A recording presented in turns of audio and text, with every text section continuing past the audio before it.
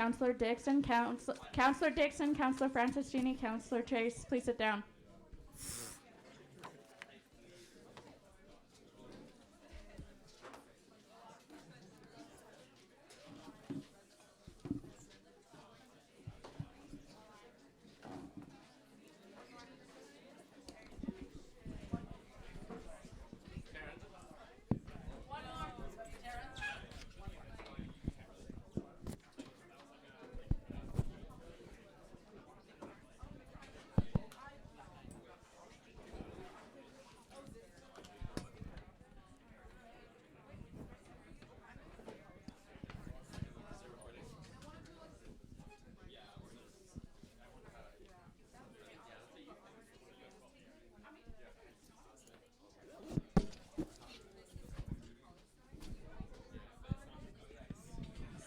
The engineering station.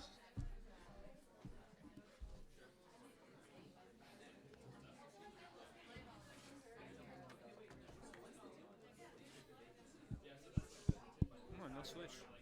Fancy. Don't talk too loud, it'll be right into the microphone. Is ours always on?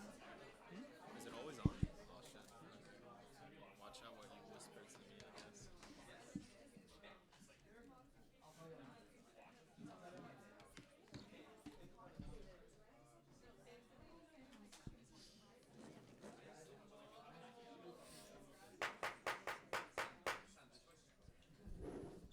Legislative Council of February 13th will come to order at 18:12. Moving on to the land acknowledgement, the SSMU acknowledges that McGill University is situated on the traditional territory of the Haudenosaunee and Anishinaabe nations, a place which has long served as a site of meeting and exchange amongst Indigenous peoples. The SSMU recognizes and respects these nations as the traditional custodians of the land and water on which it is located. Moving on to attendance. If you are serving as a proxy for tonight, when I reach the person you are here as a proxy for, please say present, and then I will ask you to spell your first and last names as well as your personal pronouns if you choose to do so.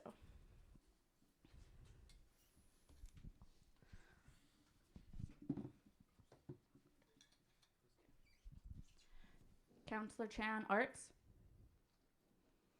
Councillor Chase, Arts. Councillor Danda Moody, Arts.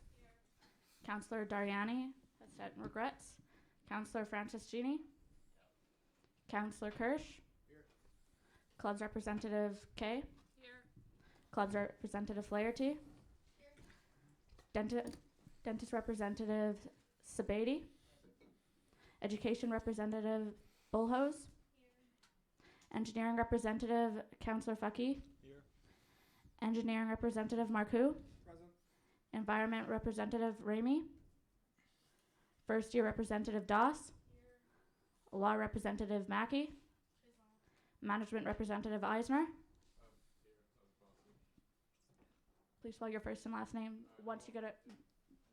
Just wait.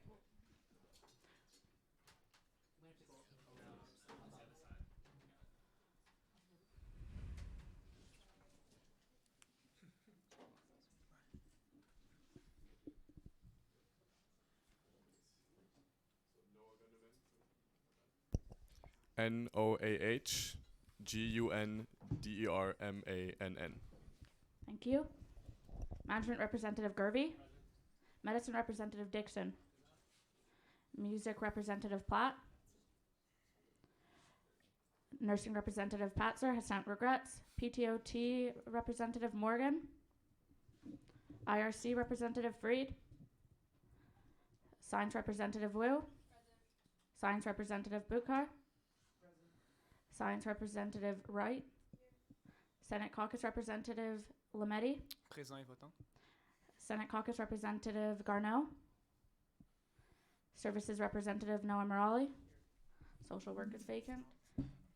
President Braga. VP University Affairs. Here. VP Student Life. Present. VP Internal. Present. VP External. Present. VP Finance.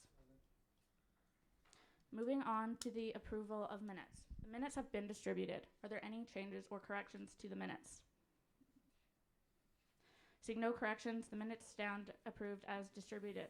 Can we have a motion to approve? Councillor Mackey, motion to second. Councillor Chase. The minutes are adopted. Moving on to adoption of the agenda. Are there any changes or additions to the agenda councillors are wishing to be made at this time? Councillor Dandamudi. Motion to suspend the rules to allow for the late motion as mandated by the AOS Ledge Council last night. Okay, seeing as that is a that will require a suspension of the rules, and as such will require a 3/4 voting quorum. So everyone in favor of putting forward the late motion. Oh, sorry. Can we have a second, please? VP External. Okay. As such, we require a 3/4 voting quorum. Everyone in favor of approving the late motion. Everyone against? Yeah. Noting 2 against, the motion will be approved and will be added at this time. Are there any further changes or additions to the agenda at this time? VP University Affairs. Motion to move the report of the Equity Committee, which is item 14B in the agenda, to just after item 11, recess, just because the Equity Commissioner would like to be here but has to go home early, excuse me. Can I have a second? VP Finance. All those in favor? The motion stands approved. Are there any further changes or additions to the agenda at this time? Senate Caucus Representative Lametti. Merci. Je propose d'inverser les points 7 et 8. Yep. Okay. Although looking for a second. Yes. Yeah. That's okay. Can we have a second? Yeah. Councillor Faki. All those in favor?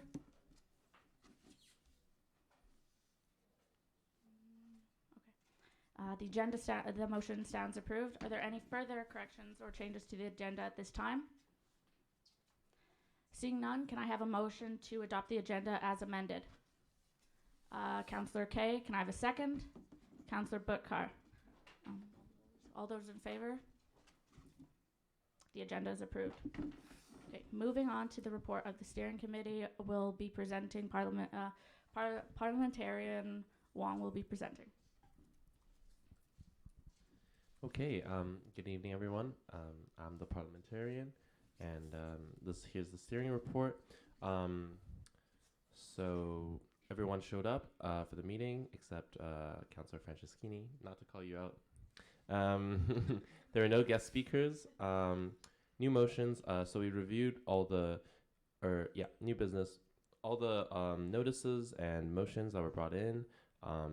We reviewed them, and thank you to Senator Lametti for pointing out an error. Business arising. We also reviewed the notices from last council and brought them over as full motions for tonight. And just a little announcement. Security is present for the duration of the UNI's meeting and will assist the dais in maintaining the order of the meeting at the direction of the speaker. There was no confidential session, and that's it. Thanks. Are there any questions? Are there any? Okay. Are there any questions on the report of the steering committee? Okay, moving on. Item number 7, guest speakers. We have Presenter Jamal to present the review of the Comprehensive Governance Review Committee. For those unfamiliar with the decorum regarding presentations, all computers must be turned off and either off your desk or turned off. Yes. Sorry. Yeah. What? VP External.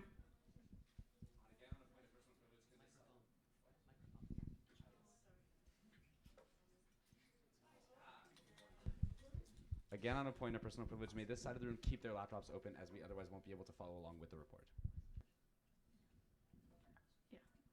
Yeah, that's very much in order. Thank you, VP External.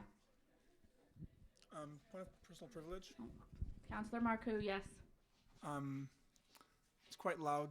And kind of like go mad by the end of the meeting, could I switch sides? It's just that the speaker behind me is like loud. That's it. There's no one there. Yes, you can take the seat between take Councillor Pastor's seat.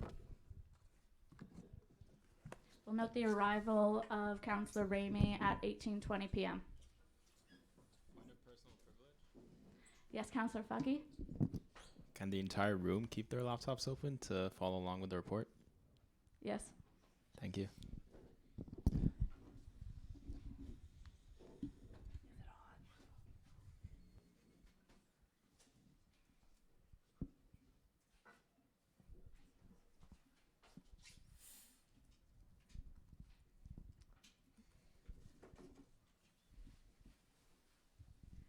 Councillor Kay?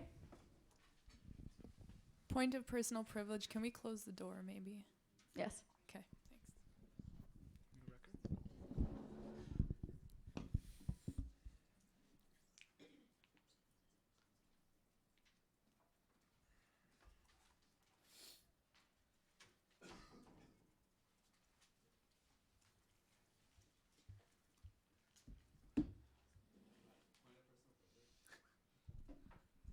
VP External.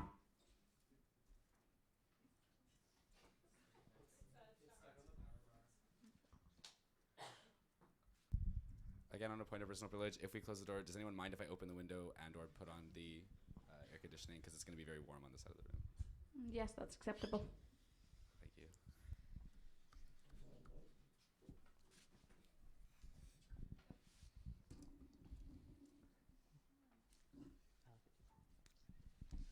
Ok, merci beaucoup. Bonsoir à tous. Pour ceux qui ne me connaissaient pas, je m'appelle Hussein Jamal et je suis le rechercheur de documents de gouvernance pour l'association de l'Université McGill. Avant toute chose, je voudrais adresser mes félicitations le plus sincères à Madame la Présidente, Lauren Hill, pour sa nomination à ce poste. Je vous souhaite la meilleure chance. Et maintenant le rapport. Le comité d'examen de la gouvernance complète se réunit avec diligence ce semestre et je suis heureux de vous présenter notre troisième rapport. There are many changes proposed as part of our report and our ongoing consultation work that the CGRC has been doing. Our original mandate stems from the fall of 2018 Legislative Council when the Comprehensive Governance Review Committee was mandated to undertake the work to review all aspects of the Society's governance, including structure and composition of its governing bodies as well as governing documentation. So I'm happy to present a high-level overview, but I think it might be most productive if I keep it relatively brief and then entertain questions.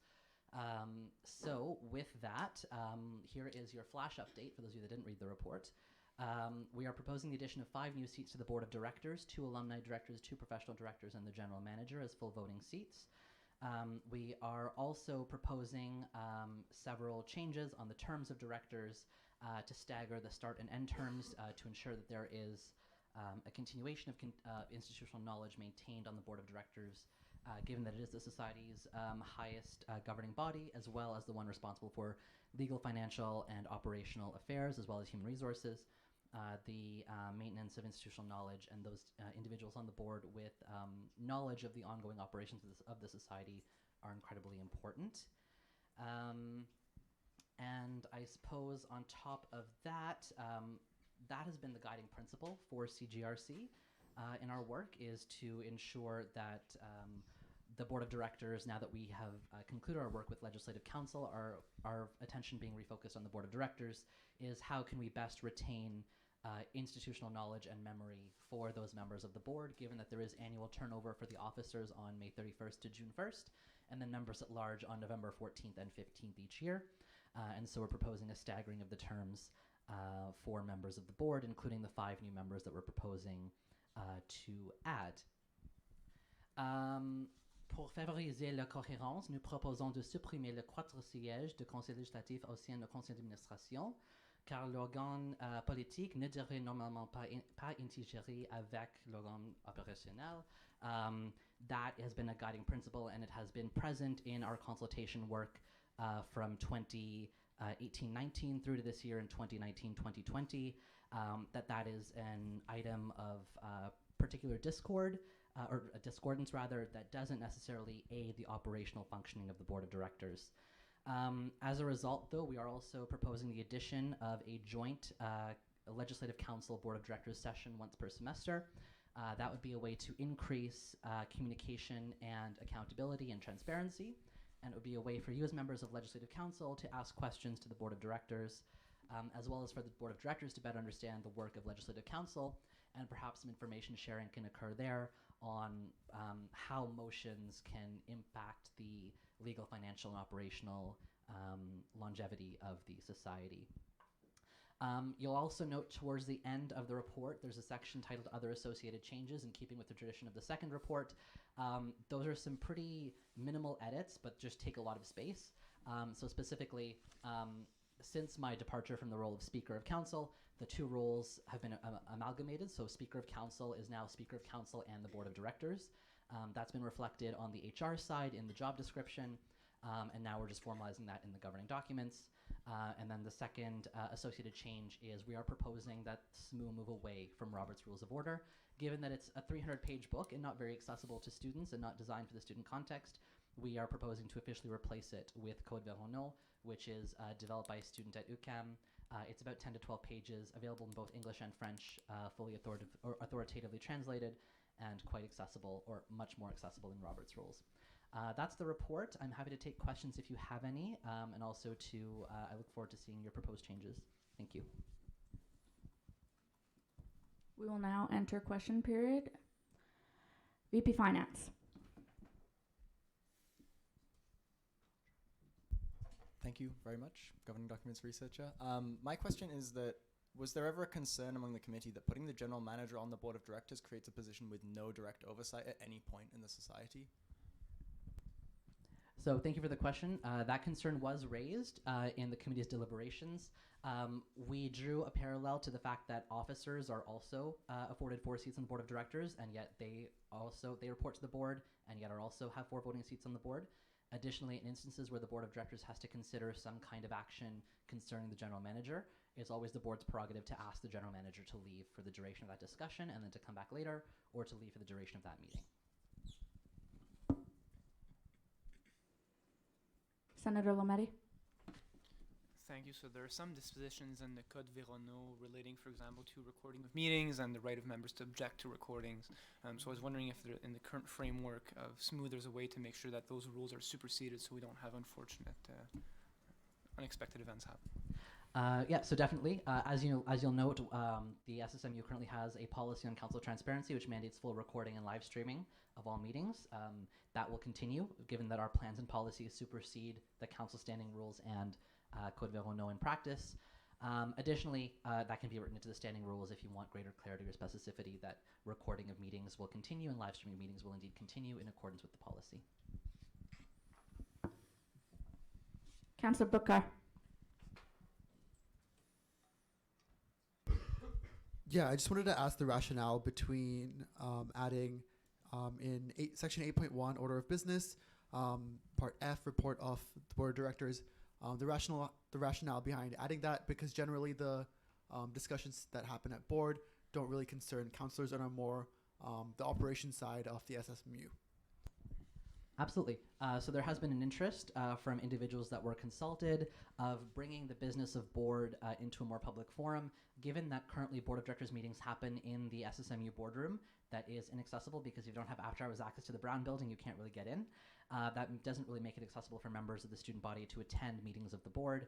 And so the best way to resolve that current situation, given that SSMU doesn't have a building at the moment, is to regularize the process of board reports to council. That way there's an opportunity for them to at least be brought to a public forum for members of the gallery and members of council to ask questions about public session business of the board. And so that was the rationale for that. Of course, we acknowledge, or I acknowledge, and the committee acknowledges, that a lot of board's business is done in confidential session. That would not be reported publicly. Councillor Flaherty.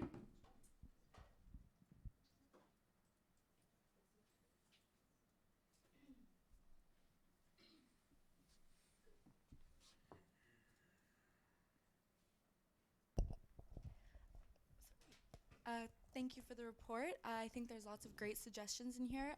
I was wondering what the rationale behind making the alumni directors voting seats was, and if you could just explain a bit of that thought process, please. Sure. So the rationale is, I think, in my opinion, quite comprehensively written in the report. But to briefly summarize it, the greatest guiding principle for CGRC in the practice of board of directors reform was how can we best position the board of directors to always have a ongoing presence of institutional knowledge. And one of the concerns that came up was, right, so you have these individuals on the board of directors that are no longer McGill students, or they indeed the alumni directors can be McGill students still, but they were just involved in a previous iteration of the board of directors. But then why do you afford them a vote? And there are a couple of reasons for that. First and foremost is the committee, as part of its consultations and its deliberations, felt that it was most appropriate to afford those individuals a vote because it would incentivize their ongoing attendance and participation. There has been a historical trend where non-voting members of the board of directors have a lesser incentive to attend or participate in meetings.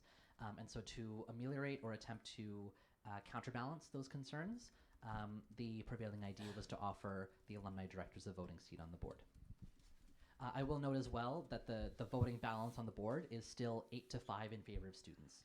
So the current registered students at McGill University will continue to have the prevailing majority on the board of directors. VP Internal. Thank you.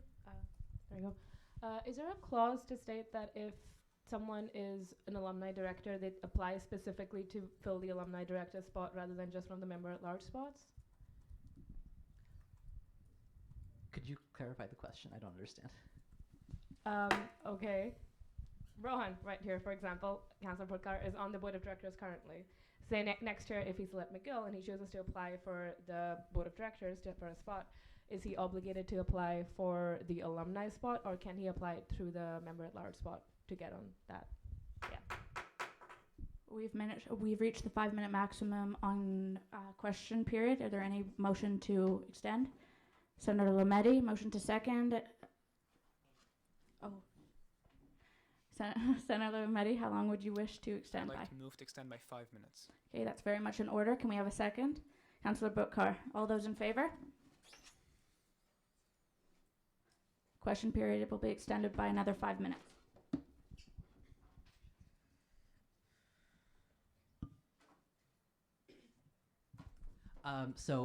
VP Internal, to respond to your question, which I will just briefly recap to ensure I understand. In the case of, for example, Director Putkar, who is currently a council representative to the board of directors, in the 2020-2021 academic year, when Director Putkar is no longer a councillor, would he be obliged to apply through the member at large stream or the alumni director stream? So there would be no obligation. And I assume that nominating committee would sort the application into the most appropriate stream in an effort to, because they do have an equity obligation on nominating committee as well as an equity commissioner representing. There would be an obligation on the part of nominating committee to ensure that there is a balance of diverse experiences and backgrounds on the board of directors. Senator Lametti. Thank you. If I'm not mistaken, in a previous working document of this report, I think there was the idea that maybe the alumni directors will not be eligible in their first or second year immediately after their term as directors. However, this changed in the current report. So I was wondering what was the rationale for that change? You are very much indeed correct, Senator Lametti. The original proposal of the CGRC, not of the CGRC. My original proposal in my professional capacity as governing documents researcher was that alumni directors would have the same time stipulation as professional directors, where if they have been at McGill, they must have either, there must have been a 1-year gap since their last term on the board, or they would have to have either, or have left the university. The committee felt in their deliberations that it was most appropriate in the interest of retaining institutional knowledge to allow individuals who may have just completed 1 term on the board to return as an alumni director for the sake of year-over-year continuity. Any further questions? VP Finance. So I know having not-for-profits with professional directors, so people who volunteer their time as professionals to the boards of nonprofits is something fairly common across the world. But the difference between those not-for-profits and the SSMU is that these boards of directors meet maybe once every 6 months, once every 8 months, once every year. Whereas the nature of the business that the SSMU board of directors handles is once every 2 weeks, which is a much more significant time commitment, especially if you're a professional in a field like law, finance, management, something like that. Was that a consideration of the committee? That was a consideration of the committee. In consultation with the parliamentarian, who is a non-voting member of CGRC, it was raised that in past iterations over the past 3 years, non-SMU members, individuals not connected to the McGill community at all, have applied to the member-at-large stream on the board of directors. And those individuals were aware at the time of application of the time commitment of the board of directors, given that it's part of the job posting. So that was a consideration. That's not to say the committee is oblivious to the fact that it will be quite difficult to recruit and retain these professional director seats. The hope is, and if the SMU president were here, I would defer to him on this regard, but as part of the ongoing plan, that there was a plan elaborated earlier in this academic year to provide compensation not only to directors but also to members of Legislative Council. And the hope is that that will continue to be part of the long-term plan and long-term vision. It would be a nominal amount, obviously, but nevertheless, we feel that the minimal number of seats and also the past demonstrated interest would be mitigating factors and hopefully allow us to have a fully functioning board of directors with a suite of professionals that can assist the SSMU. Any further questions? VP External.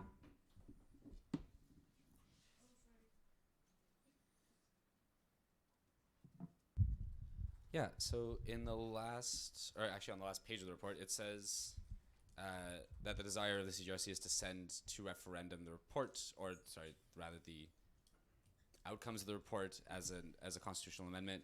Is this to say that the CGRC is formally ending its work on the Constitution and moving to other governing documents insofar as this concerns bringing things to referendum? Thank you very much for the question, and thank you for asking it. Absolutely not. There is still planned to be at least 2 more meetings before the referendum period starts of CGRC, and there's still 1 more council meeting before we get there. The plan is, I'm planning to, as soon as I'm done here, to go Senator when to meet for the next CGRC meeting. And at that meeting, we'll handle varia. So anything else related to constitutional amendments that might need to be pushed through before the referendum period starts. The goal is to get those addressed and then have one single document with the comprehensive changes from report number 2, report number 3, and then forthcoming report number 4. Seniors question period is just about to exhaust. Can we have is there a motion to extend? Councillor Fucky, by how long? 7 minutes. We have a motion to extend discussion by 7 minutes. Is there any Second. willing to second?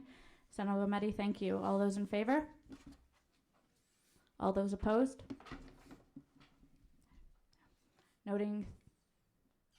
Noting 4 opposed, the motion will stand. Any further questions?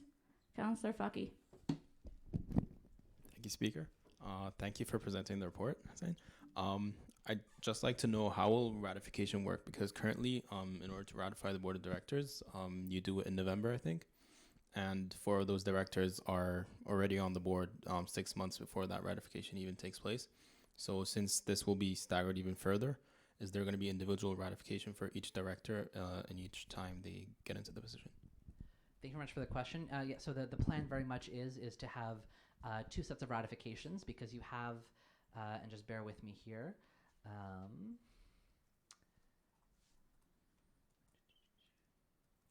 So you have the member-at-large directors who will join on the 15th of November, along with the professional directors. Then you have the alumni directors joining on the 1st of June, along with the new suite of officers.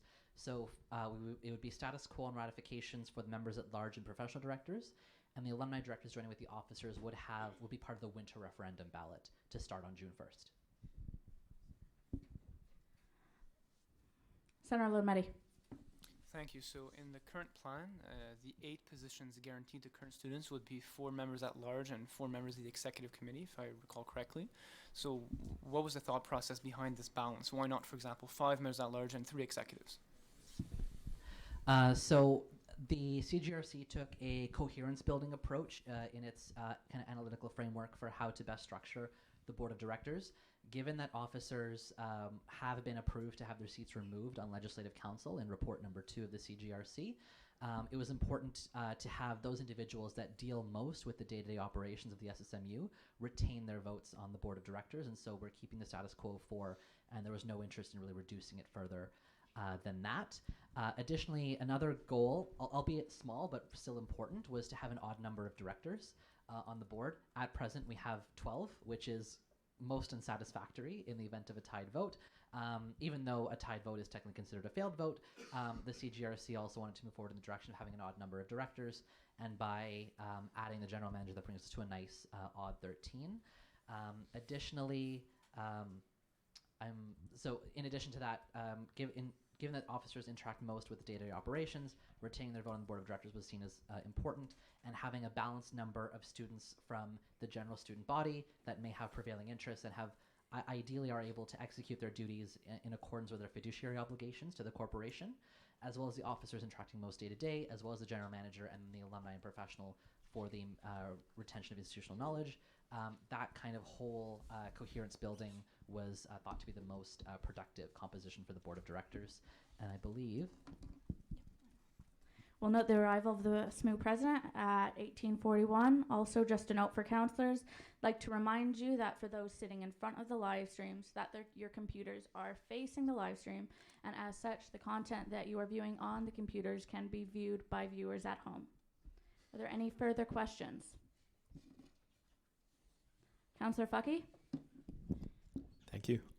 So there are 4 seats for officers on the board of directors. 3 of them are already specified for individual positions. What's the rationale between having 3 chosen ones and 1 voted on rather than changing it up? Absolutely. So you'll note that for the 3 Med-A positions, President, VP Finance, and we're replacing Operations and Sustainability with Student Life. The rationale for those 3 positions, so President I think is quite obvious.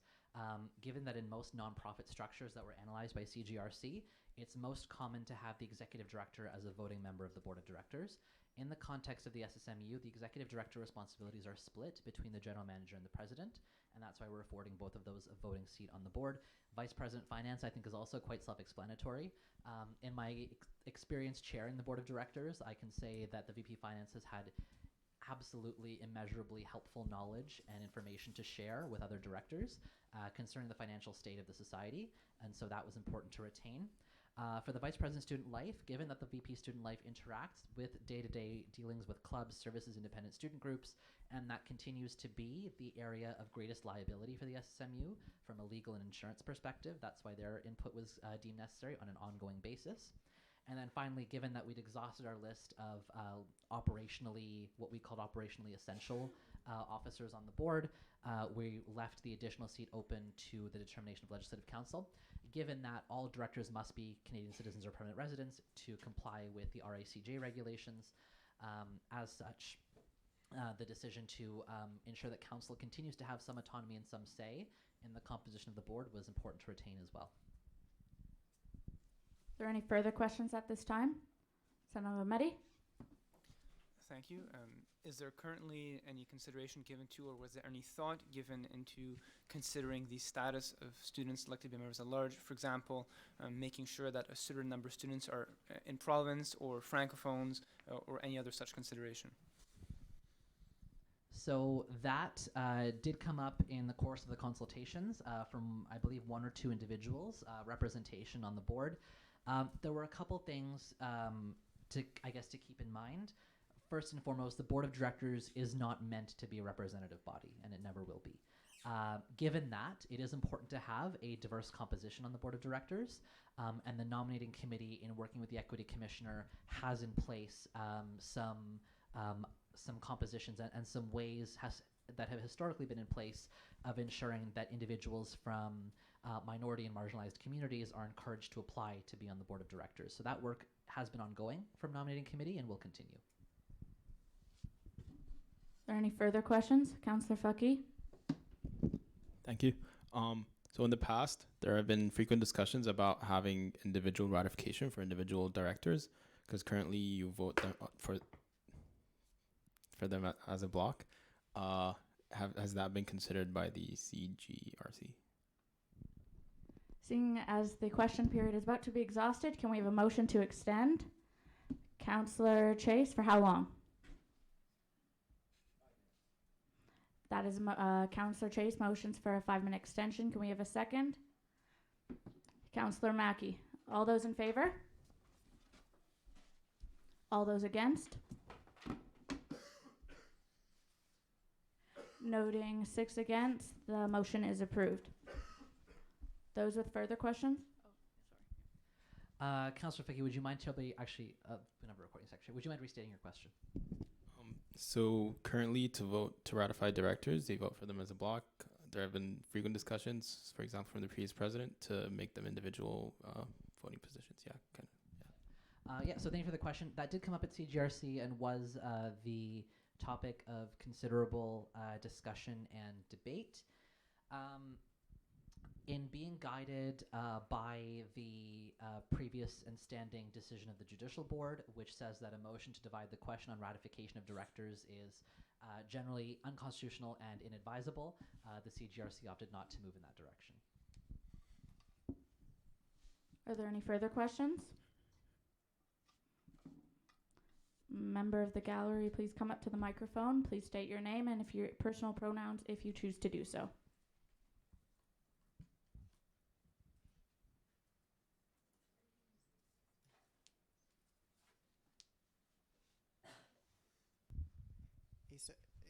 Asa Cohn, A-S-A-K-O-H-N, masculine pronouns. If I understood that answer correctly, the committee didn't consider allowing individual ratifications of directors in the Constitution because it's against the Constitution as it is now. I don't understand. You are correct.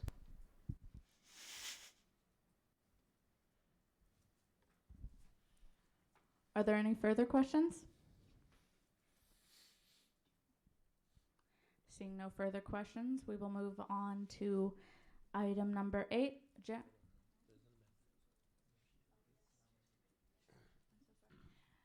We will now move into debate. VP University Affairs.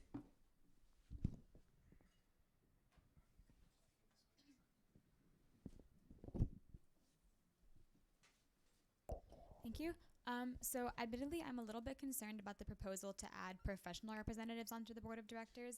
I understand the rationale. I also understand that the board of directors is not a representative body, but I admit that my concern stems from the existence of the constitution of the McGill Board of Governors, because that body is also comprised, 12 of their 25 voting members are professionals, and that poses a problem when they're making decisions on behalf of a community they represent. Oftentimes they have the best interests of a industry in mind or the best interests of their personal business in mind and not necessarily the best interests of the society in mind, the McGill community in that case. So I understand why it was added, but I do admit that I'm quite concerned about their accountability towards the society and their potential interference in what really should fundamentally be student affairs. So at this point, I won't amend, but I may eventually, just because that is quite concerning to me personally. But I do also understand why it was added. Senator Lametti? I'd like to move the amendment I sent to the parliamentarian.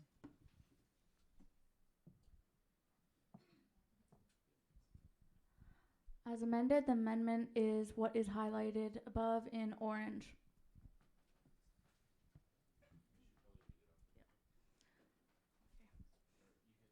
Okay. So the amendment reads as follows. 2 alumni directors who shall be persons that were formerly on the board of directors either as an officer, member of the Legislative Council, or member at large, but are no longer enrolled as an undergraduate student in the university for the duration of their term in office.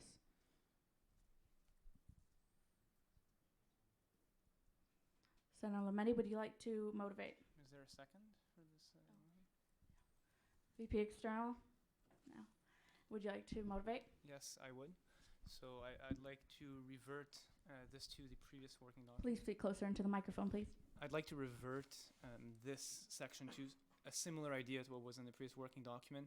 The reason for this is that I fear there might be some sort of a revolving door effect where outgoing members of the board, outgoing officers of society might immediately re-enter the board of directors. So while this would help for continuity, I don't think it would be in the best interest for some sort of distance and bringing even institutional memory from even further back. if we make sure that these students are no longer part of the constituent group of SMU, they would bring back expertise from previous years, and people who have just left the board would not be able to immediately reapply.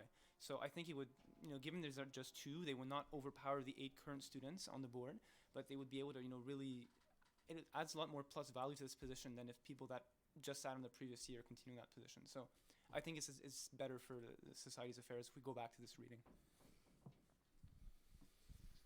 We'll note the arrival of Councillor Chan at 1850.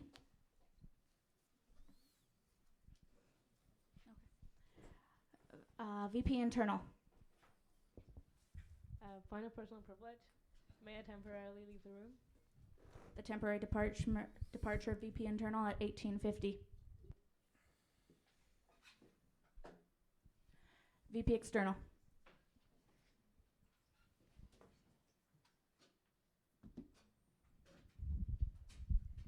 Thank you, Madam Speaker. I'd like to yield my speaking time to Governing Documents Researcher Hussein Jamal. Thank you very much, VP External. I'll just briefly say that not speaking on behalf of the CGRC, but in my capacity as Governing Documents Researcher, I thank Senator Lametti for the amendment, and I think it's a good idea.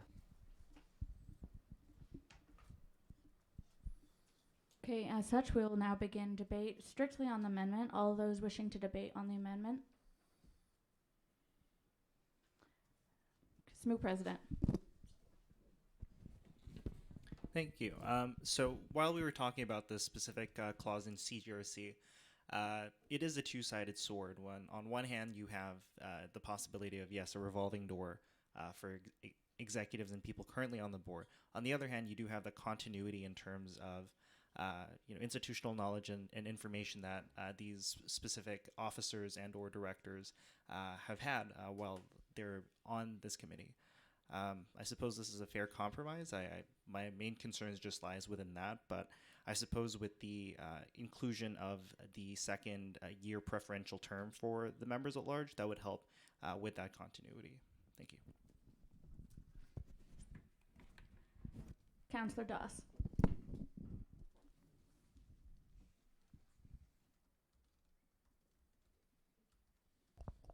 Am I allowed to ask a question? Or is this just debate? You may ask a question, however, there is no guarantee that it will be answered. Okay. For the CGRC Officers and Elections White Paper number 1, I'm still a little confused for this one, where it's like the 3 different... Sorry, this is a current debate just solely on the amendment, so as such, all questions or inquiries shall be strictly related to the amendment as highlighted in orange. Okay, sorry. Is there any further debate on the amendment? Senator Lametti. So again, I think that there is a sufficient number of directors who will be likely to continue in their position, members at large, the professional directors, the general manager, and as such, it would be better for the alumni positions to be a bit further removed from the previous year so as to guarantee a more extended period of institutional memory. I think this is better on all aspects for preservation of knowledge and good functioning of society. Councillor Chase.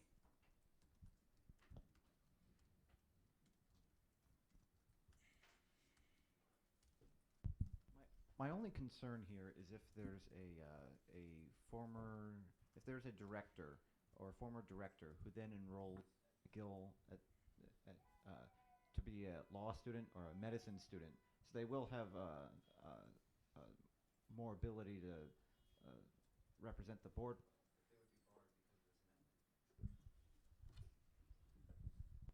Senator Lametti. So thank you. I'd like to say that it's possible that that might be the case, but they might also enroll as a graduate student. So in that case, they would be able to do so. And furthermore, if they are in law or medicine, they're members of SMU, and they would be able to apply as members at large. VP External.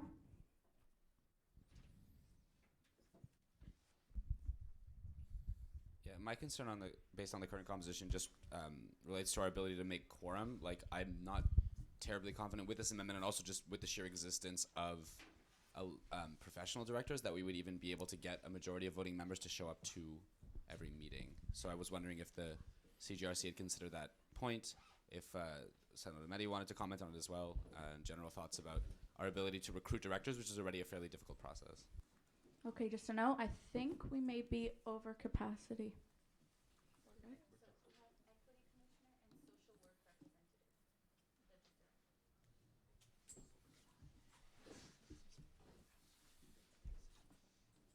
Okay, as such, we're open over capacity by one, and as such, we will be asking for one person to leave at this time. And this one person cannot be someone sitting on legislative council.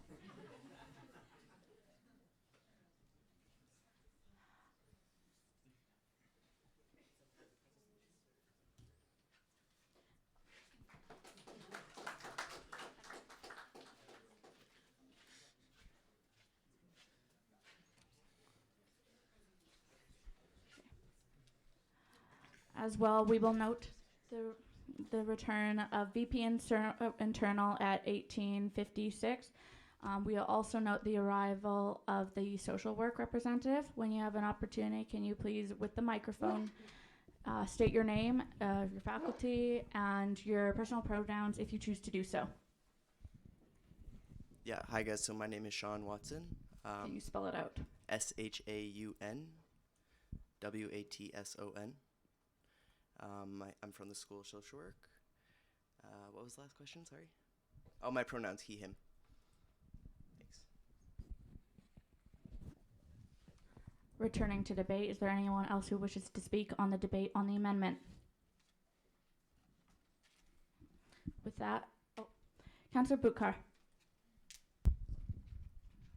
Yeah, I'd like to echo the sentiments made by the VP External in terms of trying to get people to show up to board of directors meetings who aren't currently like members of the McGill sort of society as we sit right now. As we've seen over the past, even last summer, it was very hard to reach quorum for the board of directors, given that a lot of their members had like graduated and no longer were interested in being part of the board. And as such, I would caution against adding so many people who are not sort of on campus 24/7 like we are. With that, we've debate has finished. Is there a motion to extend debate?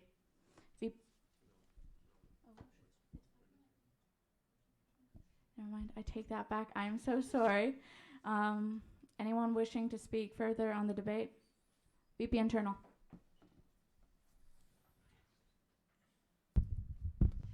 Just to echo their points as well, if you look at the attendance records of the board meetings over the summer, the ones that definitely did not show up or had the hardest time showing up are members who were members of the McGill community but have graduated.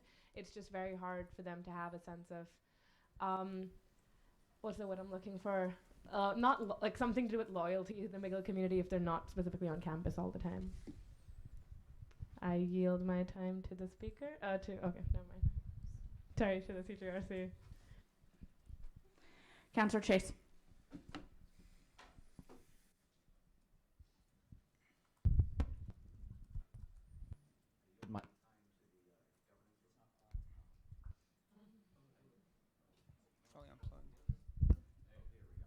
I yield my time to the governance reform manager.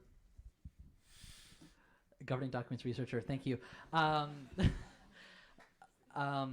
So I appreciate individuals willing to yield their time to me. I just want to, at the outset, say I'm okay waiting my turn to be called on by the speaker, but I do appreciate it. The point I wanted to make is I don't think we should conflate the ability of now graduated students to attend meetings of the board with those who specifically applied for an alumni seat. They acknowledge they're no longer part of the McGill community. They acknowledge their obligation to attend meetings. And the board of directors does have a mechanism, should they deem it necessary, to ensure that its composition remains in such a way that can continue to meet in a regular fashion in the way that it needs to. VP University Affairs.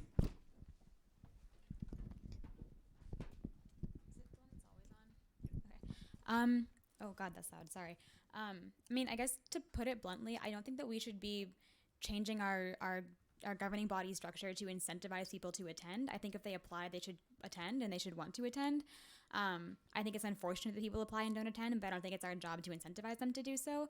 I personally do disagree with G and H as amendments in their entirety, but I prefer this version of G over the original version of G because I agree that the dangers of having this revolving door effect are really great, and I agree with Senator Lametti that there are other avenues for people who are graduate students who are in other ways eligible to become members at large to apply for those if they are still here. I think that having people wait a year is worth the lack of 1 year institutional knowledge, and you gain a lot more reliability and lack of that revolving door effect. All right, at this time, we would strongly encourage everyone to move to a vote if there is no further debate, seeing as... Request for information. Yes, Councillor Fucky? There are 2 sections in the report that clarify this this change to the Constitution. Will this amendment also affect the other part? I will yield my time to Governing Documents Researcher Jamal. Thank you. So I don't believe it should. The part that appears on, let me just make sure I have the pages right in the PDF because it changes. The composition changes that happen on pages 4 and 5 are separate and distinct from the composition changes that happen on pages 8 and 9, and so that shouldn't be a problem.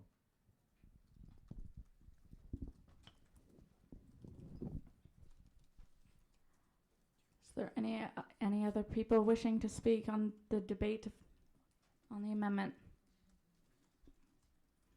Seeing none, we will move to a vote. All those in favor of the amendment? Yes.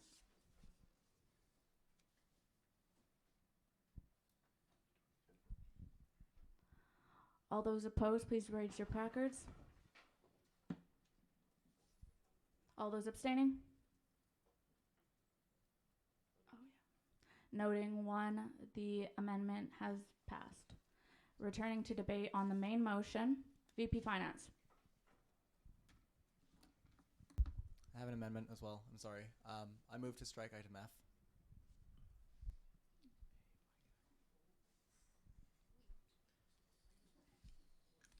Is there any, do we have a second?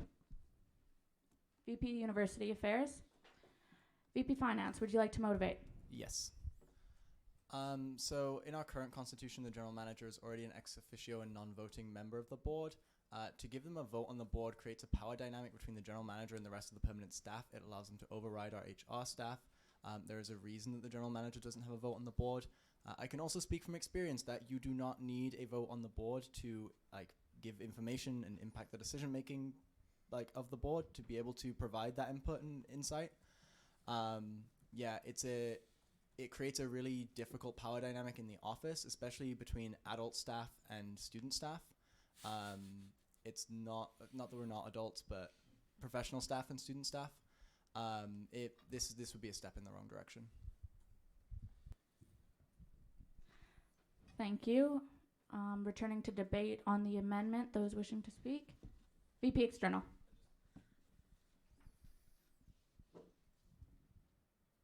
I was wondering if someone had seconded the motion.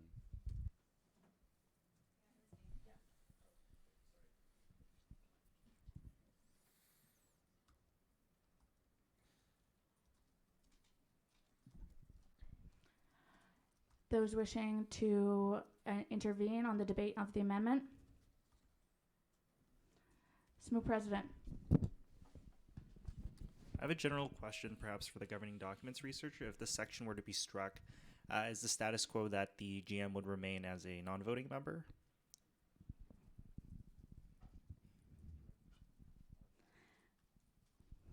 VP Finance. Yeah, I yield my time. It's in the Constitution right now, so. So to answer the question, Mr. President, yes, status quo would remain ex officio non-voting seat if clause F was struck.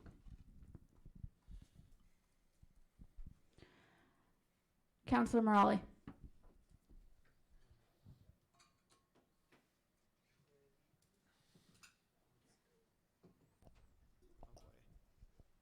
just lean over, I guess.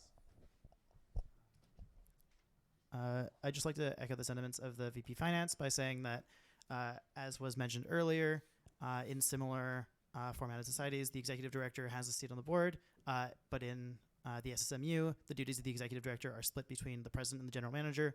And so if the amendment were to be struck down and item F would be carried, then the executive director would essentially have 2 votes on the board of directors. And so I think that a good compromise is the president being a voting member and the general manager being non-voting.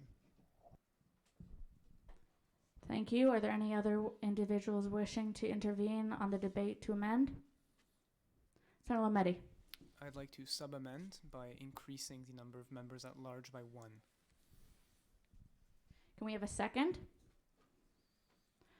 VP Student Life. Senator Lametti, would you like to motivate? The only reason for this is if this amendment were to pass, I would like to maintain an odd number of people on the board. It's to increase the number of members at large by 1. Those wishing to intervene on the debate of the amendment to the amendment? VP External. I'm going to start by wondering whether this is in order. This isn't a point of order. I just wonder if this is in order because I think we're going to have like 2 debates kind of bouncing around, one about the general manager, one about this. About this in particular, this isn't the most democratic amendment.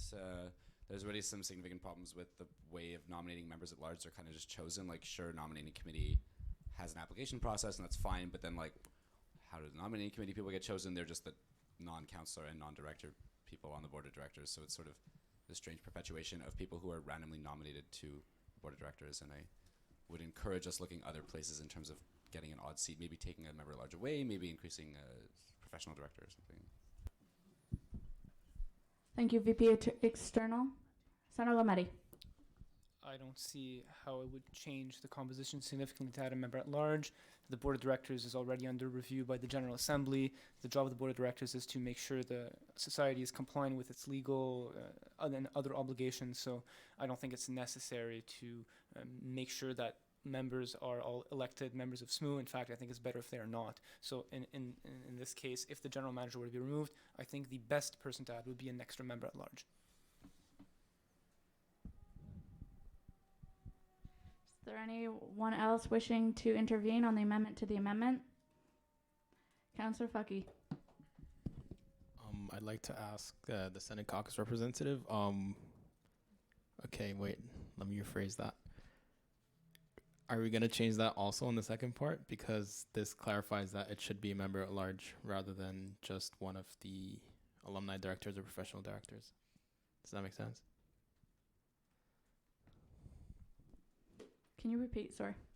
Okay, so there's another section in the report that clarifies the change of numbers. That section clarifies the number of members at large. So I think we should amend that in that part, not this part. Or both. Does the parliamentarian understand what I'm saying? Because you're the one who's editing it. For the sake of the minutes, I'll assume that was a request for information. Yes. Okay. Even though I can't make that assumption or make that determination. So yeah, Senator Lametti's amendment does amend the second instance on page 8 and 9 to 5 members at large instead of 4. SMU President. Point of order, I don't believe this sub-amendment was seconded. I apologize then. Point of order is not well taken. Those wishing to intervene on the debate to the amendment to the amendment.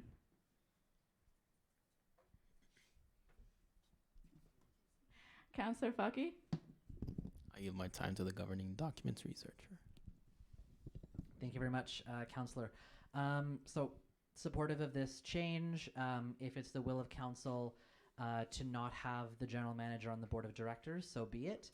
I believe that an adequate compromise is to increase the number of member at large seats from 4 to 5. Supportive of this change. Thank you, Senator Lametti, for proposing it. Are there any further interventions? We ask all councillors to please be mindful of their side conversations.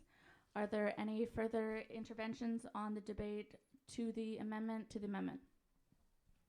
SMU President. I wonder if it makes more sense just to have the general manager be the tiebreaker in the case that the board is split, considering they have the most operational knowledge of the ongoings of the society. And if the board is split, say 6-6, it makes sense, at least to me, that they would have a deciding vote in that sense. Thank you.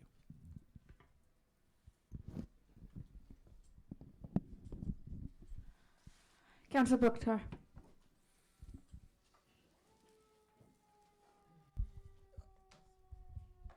Yeah, just in general, I think having having the general manager as a voting seat, even if it is just to like break ties, isn't really like, it just brings up the same issues that we were talking about earlier in terms of having a different power dynamic in the board as well as just over all of SMU. I think what was previously suggested in terms of adding another seat of a member at large and striking the general manager from a voting seat makes a lot more sense in terms of keeping the board of directors kind of focused on external issues in terms of the constituents and operations rather than on like office dynamics. Thank you. I think we have reached the point in which no one's mind will be made up. So can we have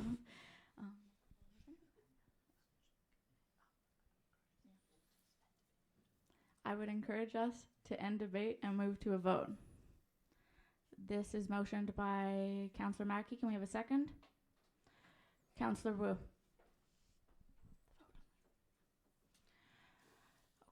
So we will be voting on the amendment to the...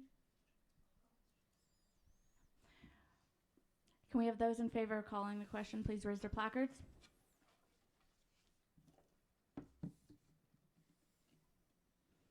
Opposed? Noting for or against? Abstaining?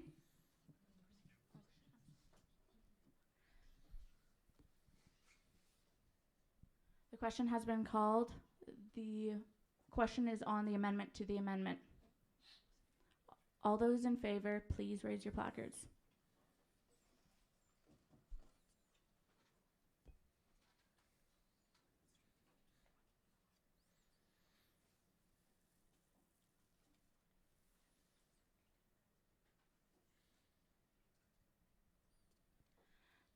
Noting 29 in favor. All those opposed? Noting none. All those abstaining? Noting 2, the amendment to the amendment is approved. Returning to the debate on the amendment, those wishing to intervene. VP Finance. Move the previous question. Can we have a second? Councillor Raleigh. All those in favor of moving the previous question, please raise your placard.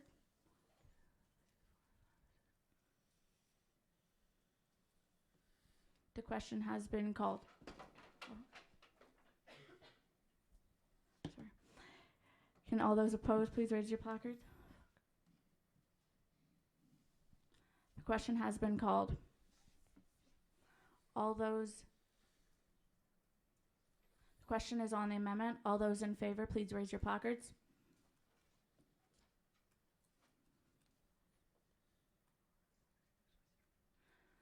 All those against? Yeah. Noting 3. Noting 3 against.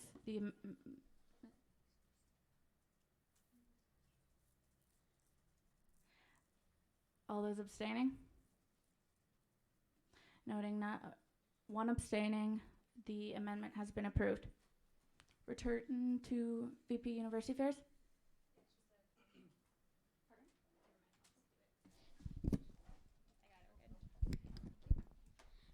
I'd like to motion to strike Articles F and G, the alumni directors and professional directors, from the part on the screen where we are, and that would be -4, so it's fine. If people are interested afterwards in amending the amendment to add other members at large or members from council to compensate, I'd be interested. May I motivate? We require a second. Is there anyone willing to second? VP External?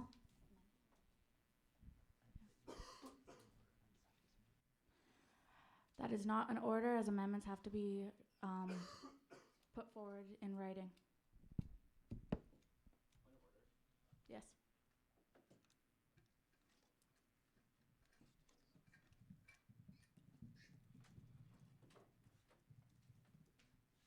So I suppose it's 2 points of order. One, we just had a strike sorry, not a strike vote. We had an amendment to strike voted without it being submitted prior in writing, and I'm not too clear on how you would submit a strike in writing rather than just other than just putting a strike through motion on. Point is well taken. Senator Lametti?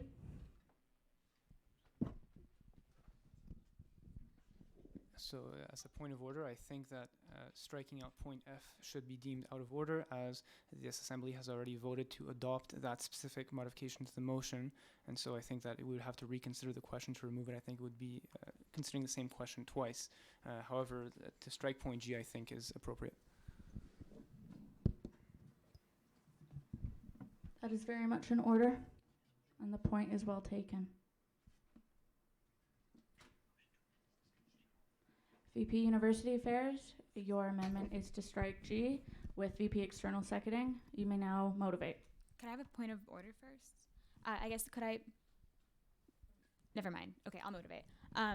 Yeah, so I would just return to the point that I made earlier. I think it's really dangerous to have professional directors on the board of directors of a student association. I am drawing my experience from observing meetings of the McGill Board of Governors, in which there are professionals acting in their professional capacities.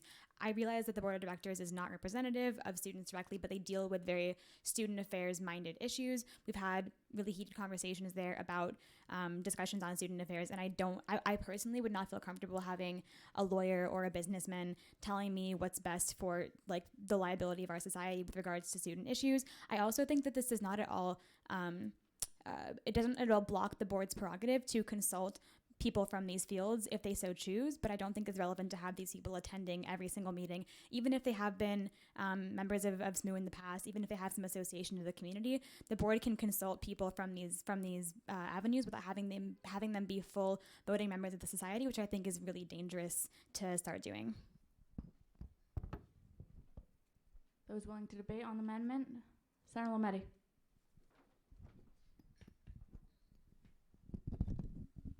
So I disagree with this amendment for several reasons. The first is best practice in other societies. There are many student societies who have external directors.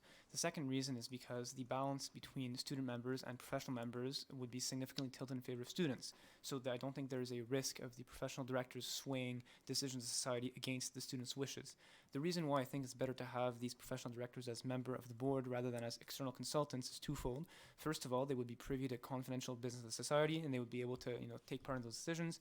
And second of all, they would acquire a lot of knowledge about how the society functions, and as such would be able to give better legal or business advice to the corporation. So I think that it is good to have these two directors. I think it's the right number. I think it would add a lot to the quality of board decisions.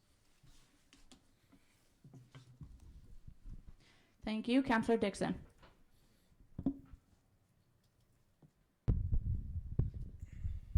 Thank you, Speaker. Drawing on the points that was specified by Andre Lametti, Senator Lametti, speaking about experience on the PGSS Board of Directors, there was professional and external members of the board, and their input was crucial to a lot of affairs relating to the PGSS's business affairs. So I would highly speak in favor of having professional capacities on the board for their input, making sure that students still have the dominant vote.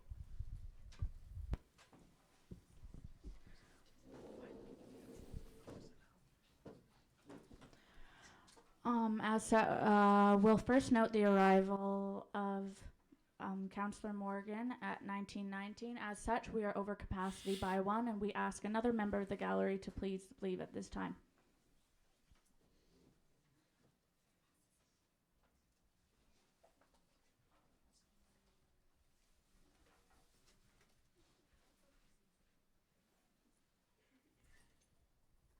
Returning to the debate on the amendment, VP Finance. We'll note the temporary departure of VP Finance at 1919. Those on the debate, VP University Affairs. Thank you. To respond, I guess, directly to Senator Lameti's points, I hear you, but I think a good example as to why the number breakdown may not be indicative of the ability to sway. On the McGill Board of Governors, 12 out of the 25 members are members at large, and that's not a majority, but they often do sway these decisions because their expertise comes with a large weight, and that can really influence student votes on that body. I think that when you have people with expertise in these issues, it's very helpful, but that's also a position of power that they have over students insofar as they obtain knowledge over these issues that students may not have. So even if you only have two, having one person say one thing when they are very well respected in their field and very competent, it may not be the right decision for the society, and it may contravene student affairs and the student well-being, but it may carry more weight because it's coming from an expert in that field, and I think that's a bit dangerous. So I hear your point, but I do disagree. Thank you, VP University Affairs. VP External. Two things. Beat you to it. Two things. One, not so much on the amendment, but as not an official point of order, but just a statement on order. I think that there's a sort of tendency that's going towards shutting down debate, so I want to kind of like caution against that from various parties. Just something to be mindful of. That could be ruled out of order. Sorry. That's ruled out of order. Fine.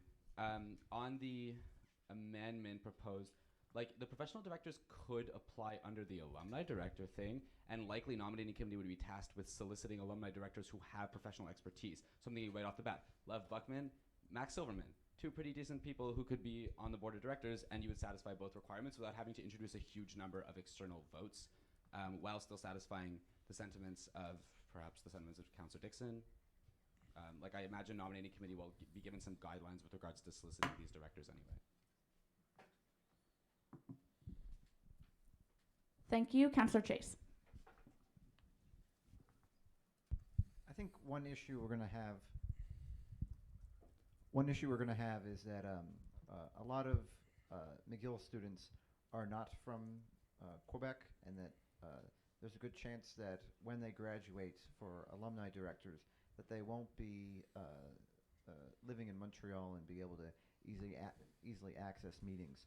So I think it's important to be able to have these professional directors, to be able to get people who went to other schools, and so that we can have an easier time finding professionals. Another thing I do think it is important to keep in mind is that we're going to be hearing from them anyway, because for legal liabilities, the board of directors obviously has to do consultations with lawyers, and I think that this is a better way of doing this instead of racking up legal fees, to instead do it in such a way that keeps it internal to the society. Thank you, Councillor Chase. VP Internal.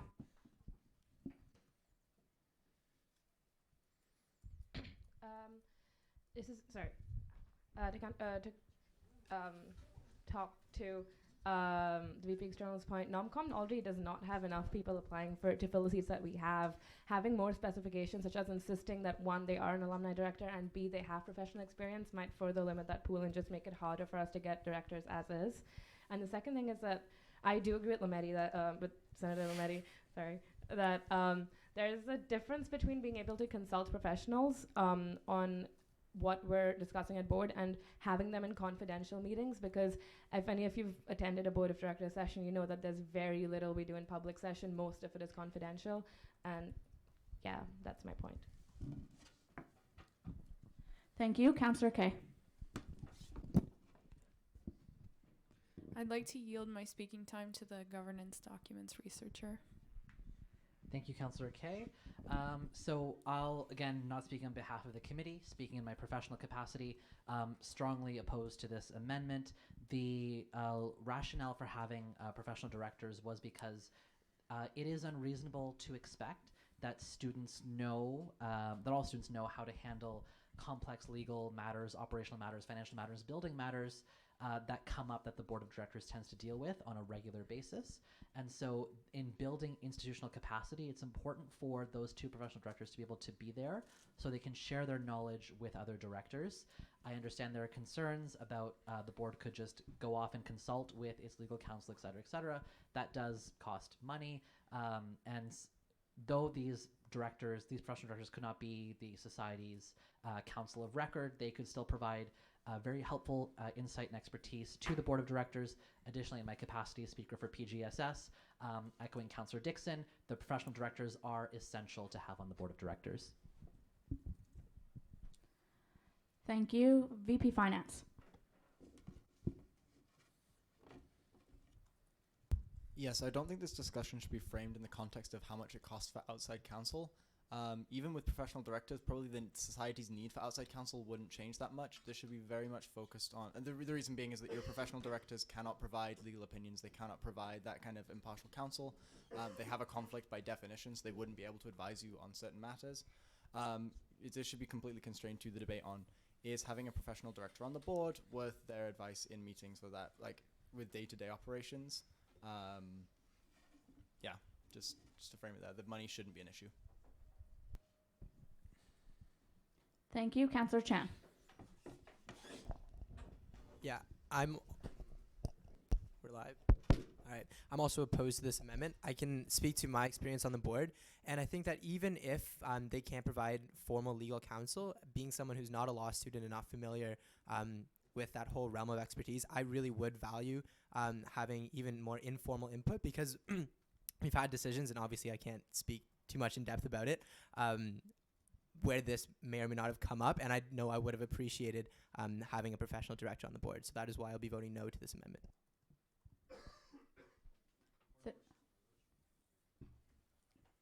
We'll note the temporary departure of Councillor Kirsch at 1926. Returning to the debate on the amendment, Councillor Mackey.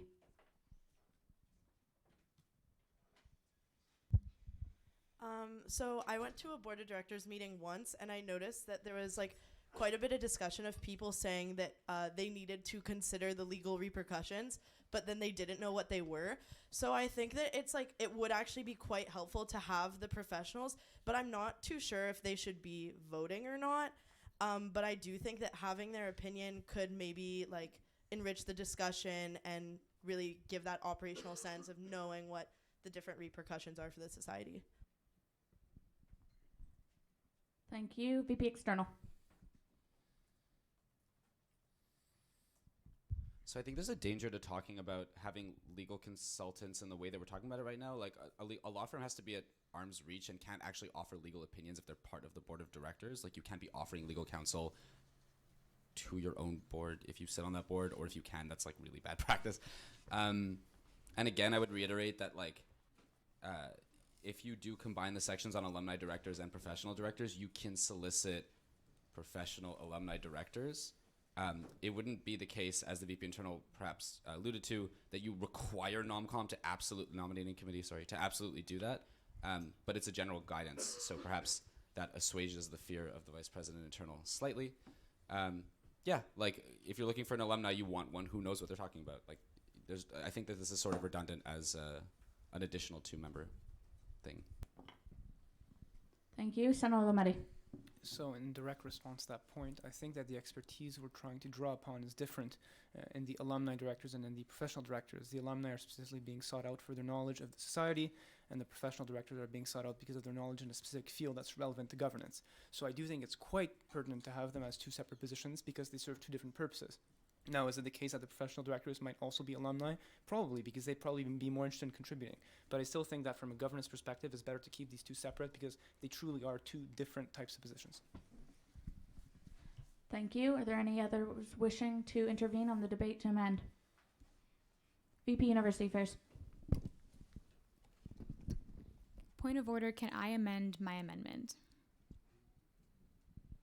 Or resubmit as a different amendment? Yes, you can if you choose to do so. Well, all I'm trying to do is I would like to remove the strike through, but add non-voting to professional directors, as Councillor Mackey suggested. Is there anyone wishing to second? Councillor Kay.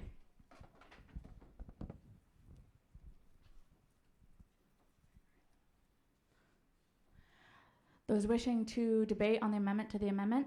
Senator Lametti. So first, a point of order. I don't think this is a sub-amendment. I think the amendment's been retracted and resubmitted as a new amendment. Is that the case, or is it a sub-amendment? VP University Affairs, can you re-clarify your intentions? I guess it would make more sense as a new amendment, like a retraction and a new amendment, because it is fundamentally changing what I'm trying to do with the same spirit. Thank you, Senator Meddy. There any other interventions on the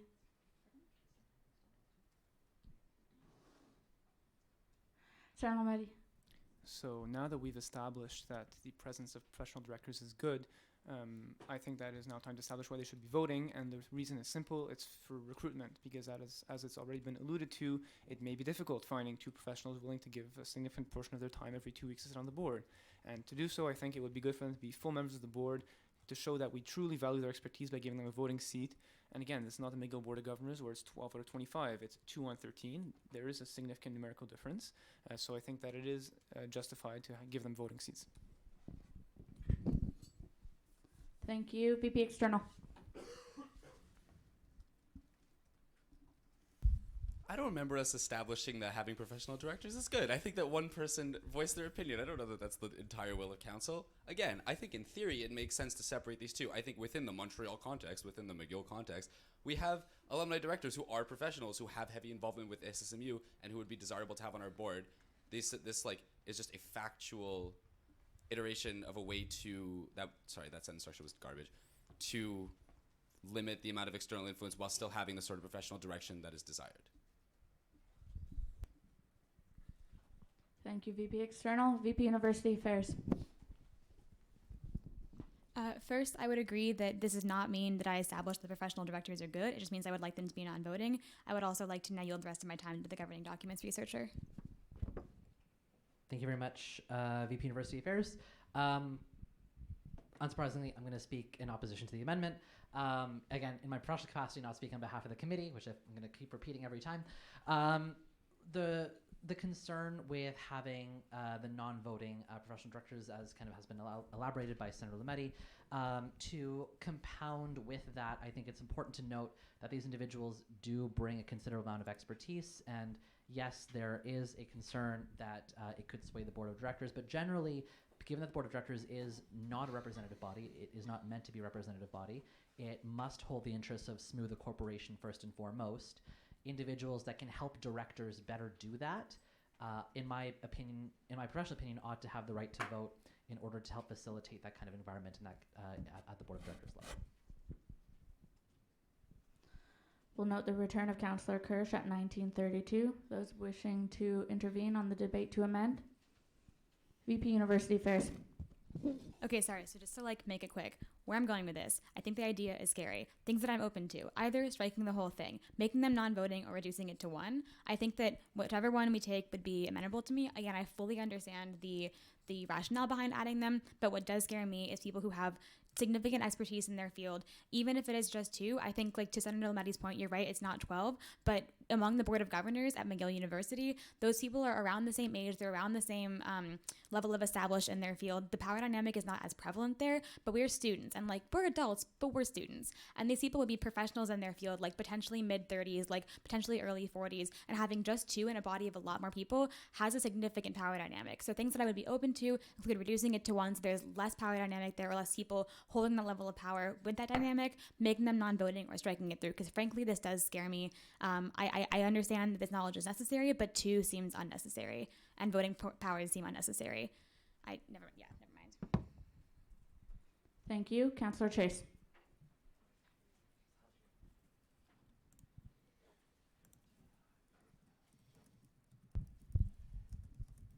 I disagree, and that's on the basis that I think that if there's 2 professional directors, there could be many instances in which they have those 2 professional directors have a disagreement, and that it would be able to provide the students with alternatives. That it would almost be that the 2 of them are checking themselves. I guess an analogy is what the U.S. Constitution sets up with the House of Representatives and the Senate.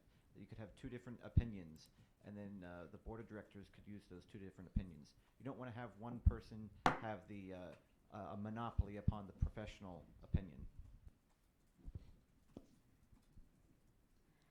Thank you, Councillor Chase. At this time, I would strongly encourage you to move to a vote. Seeing no further debate, we will move to a vote. The vote is on the amendment regarding G as highlighted in orange. VP External. To clarify, if this vote fails, are we returning to debate on whether to strike the clause? Because this is a vote on the amendment to the amendment, question mark? No, the amendment was submitted, then retracted. We would just be returning to we'd be returning to debate on the main motion. Yes. Is it the case that once an amendment becomes property of the floor, you can't just retract it, like it has to be voted down?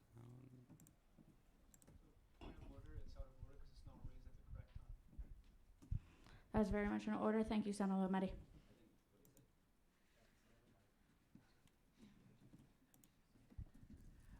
Senator Lametti said that Senator Lametti raised a point of order indicating that your point of order, VP External, was not raised at the correct junction, and the Speaker will rule on that now.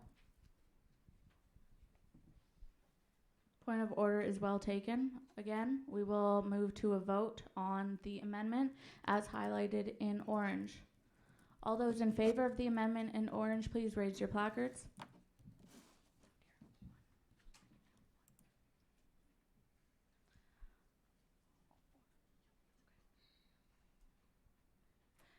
Noting 4 in favor. All those opposed?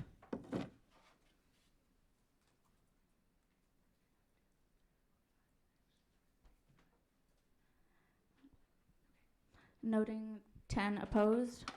All those abstaining?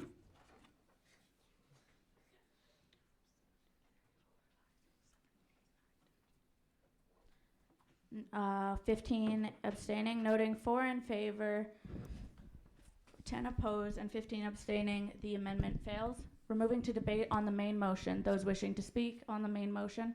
Councillor Fucky. I'd like to move the amendment sent.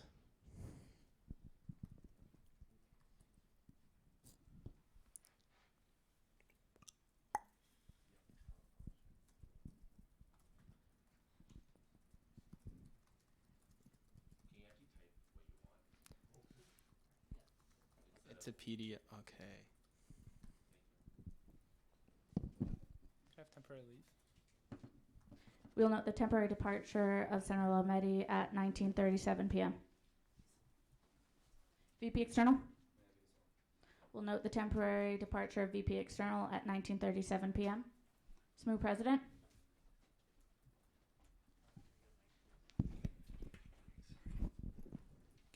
Could we lay this report on the table, just considering there are people here that are here to speak on specific issues, and I don't want them to wait longer than they need to.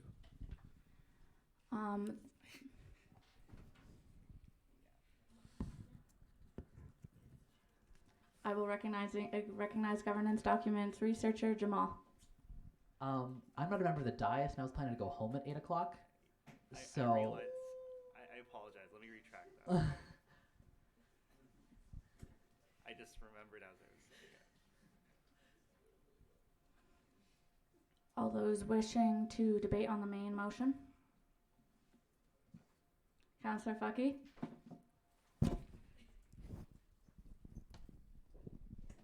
Okay.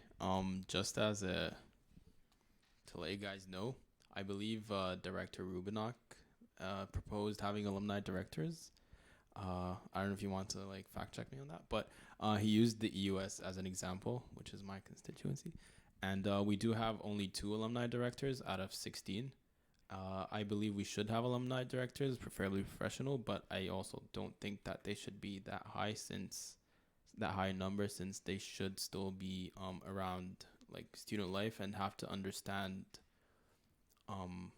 what's in need at that time. I understand they do have fiduciary duties to represent the society and the best of its needs, but it's also giving them the proper context of what they're actually doing and who they're what society they're actually serving. You know, it's not Microsoft, it's an actual student body.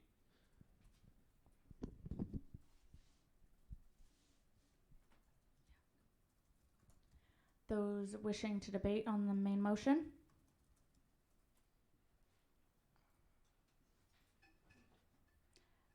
SMU President? I'm just going to speak for a little bit because I think we have recess in 20. Anyways, I just want to talk about the report in general and the importance and the work that's been done in order to facilitate this. There have been numerous consultations done by both the governing documents researcher as well as several members of CGRC with specific constituencies to be able to get this report to where it is today. I'm really happy to see it in the form that it is. I also really appreciate all of the robust debate that's been going on with regards to this. Generally, I'm in favor of everything that's on here, and I invite all others to take specific note if they have any questions or concerns regarding this. Thank you.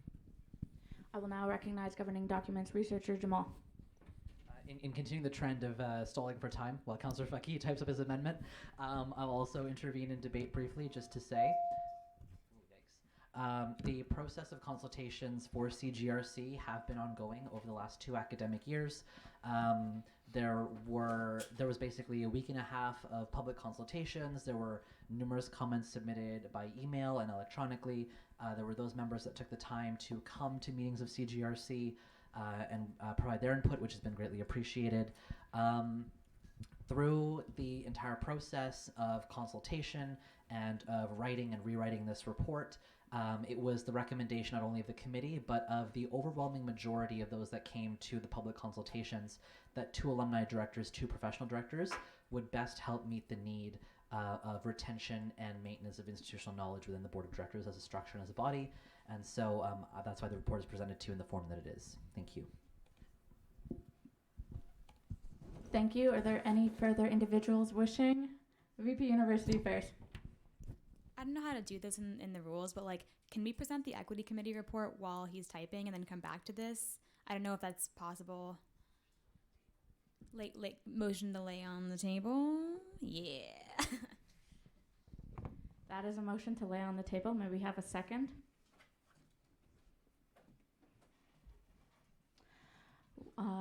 Councillor Morali will second. A vote to lay on the table. All those in favor, please raise your placards.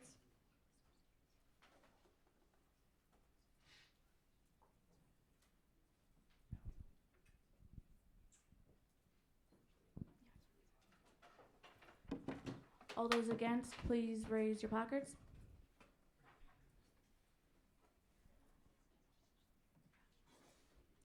Yeah. With 29 in favor, the motion is granted. And the report is henceforth laid on the table.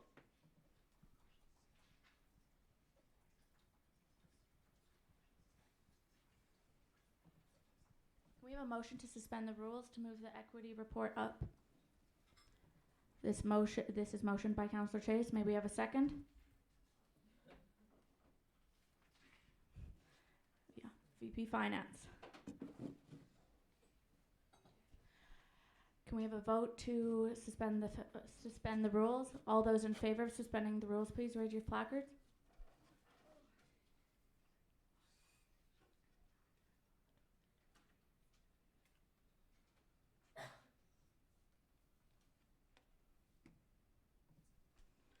(28) in favor.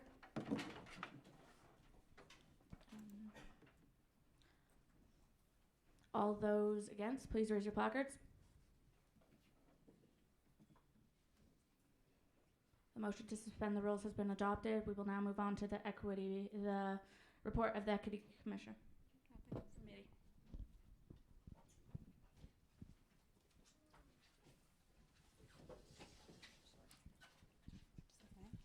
Okay, thank you guys. It's been a very long day, so I appreciate that.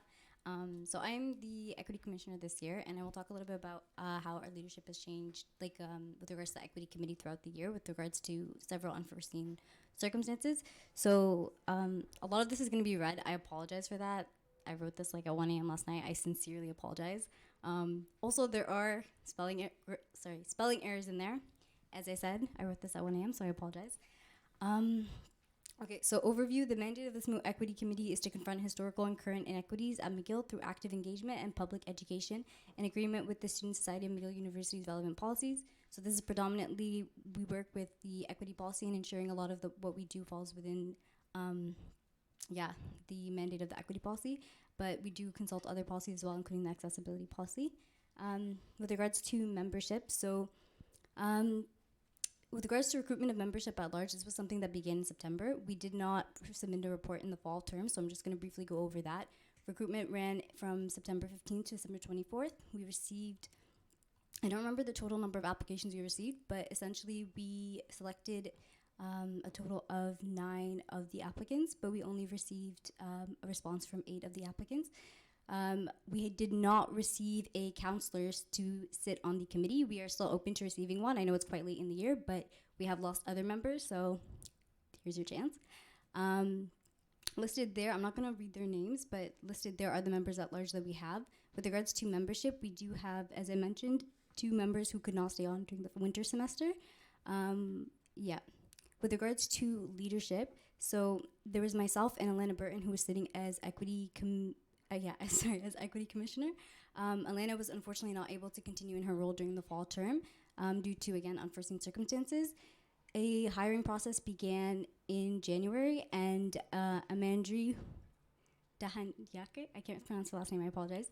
Amandri was chosen to fulfill the role for the for the winter term. She began as of February 5th, 2020. You can go down, actually. Yeah, no worries.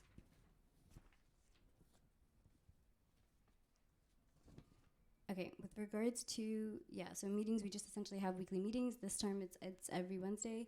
The focus for the committee for this year has really been on popular education to increase awareness of equity concepts and increase awareness of inequity on campus. We wanted to conduct a review of the equity policy. Unfortunately, again, due to the changing in the leadership, this was not something that we will have the time to do, but we were able to identify just certain aspects of the policy that should have more thorough review done in the future. For instance, the complaint process needs a lot more precision. There's a lot of aspects of the process that are quite confusing, and even us as equity commissioners found it quite difficult to navigate at the start. So that's something for future committees to keep in mind. We also wanted to execute, can you go back up a bit? Sorry, who has it? Okay. We wanted to conduct a series of community building events, as well as engage in advocacy on campus and promote events, initiatives, and projects of other equity-based groups on campus.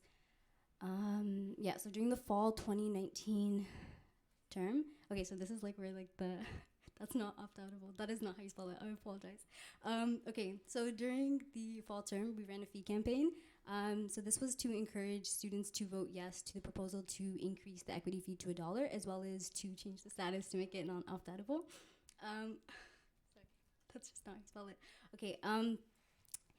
So the increase did pass. However, the changing the status did not pass. We ran we've been doing a online equity campaign that has been going on.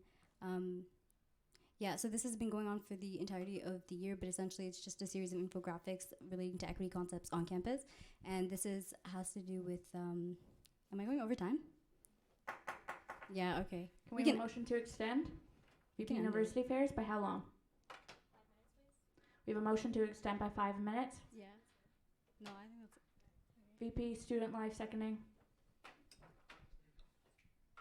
All those in favor of extending, please raise your placards.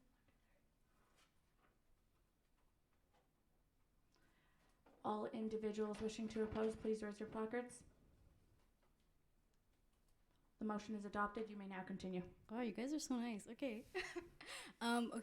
So that's just basically the process for that is just essentially just a research process and a peer editing process. And then we'll post the infographics on the Facebook page.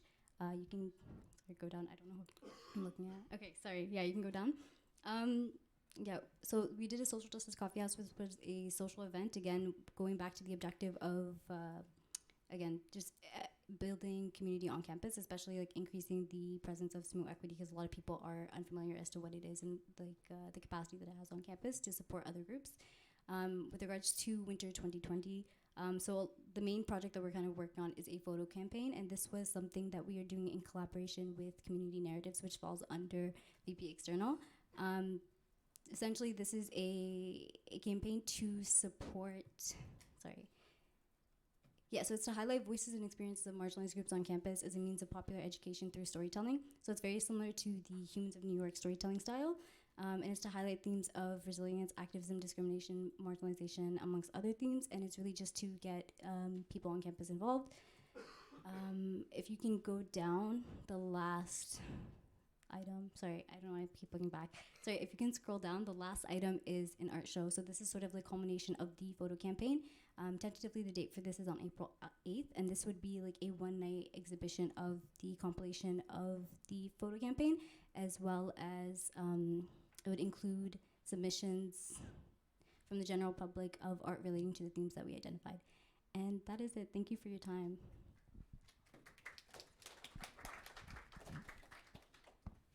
Thank you. We will now move into question period. All those wishing to ask a question to the Equity Commissioner. Seeing no questions, we will thank you for your time tonight. Senator Lametti. I move to take the CGRC report from the table. That is a move to take the CGRC report from the table. Can we have a second?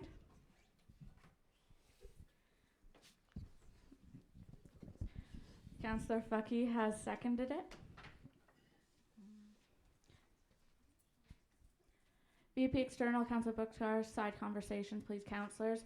All those wishing to take from the table, please raise, all those in favor, please raise your placards.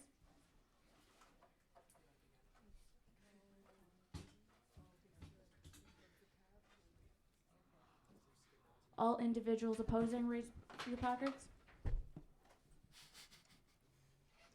Noting two opposed, the motion passes. VP Student Life. We'll note the temporary departure of VP Student Life at 1951. Returning to debate, side conversations, please, councillors. Returning to debate on the CGRC report, Councillor Fucky. I move the amendment that was sent. I don't know if that was the right vocabulary.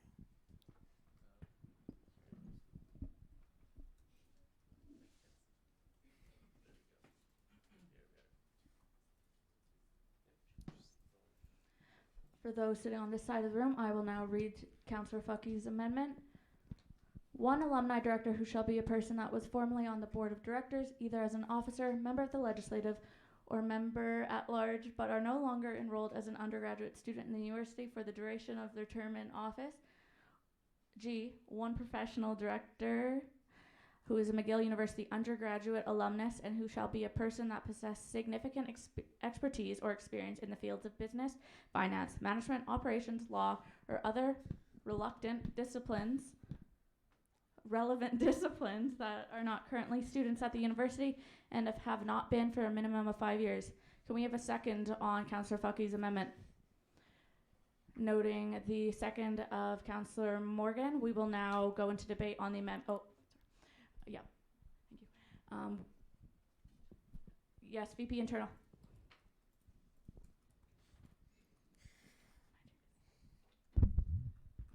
Is there a way this amendment can be put in a doc somewhere that the rest of us here can see? Because like I cannot read that from here. Or is it on emails or something?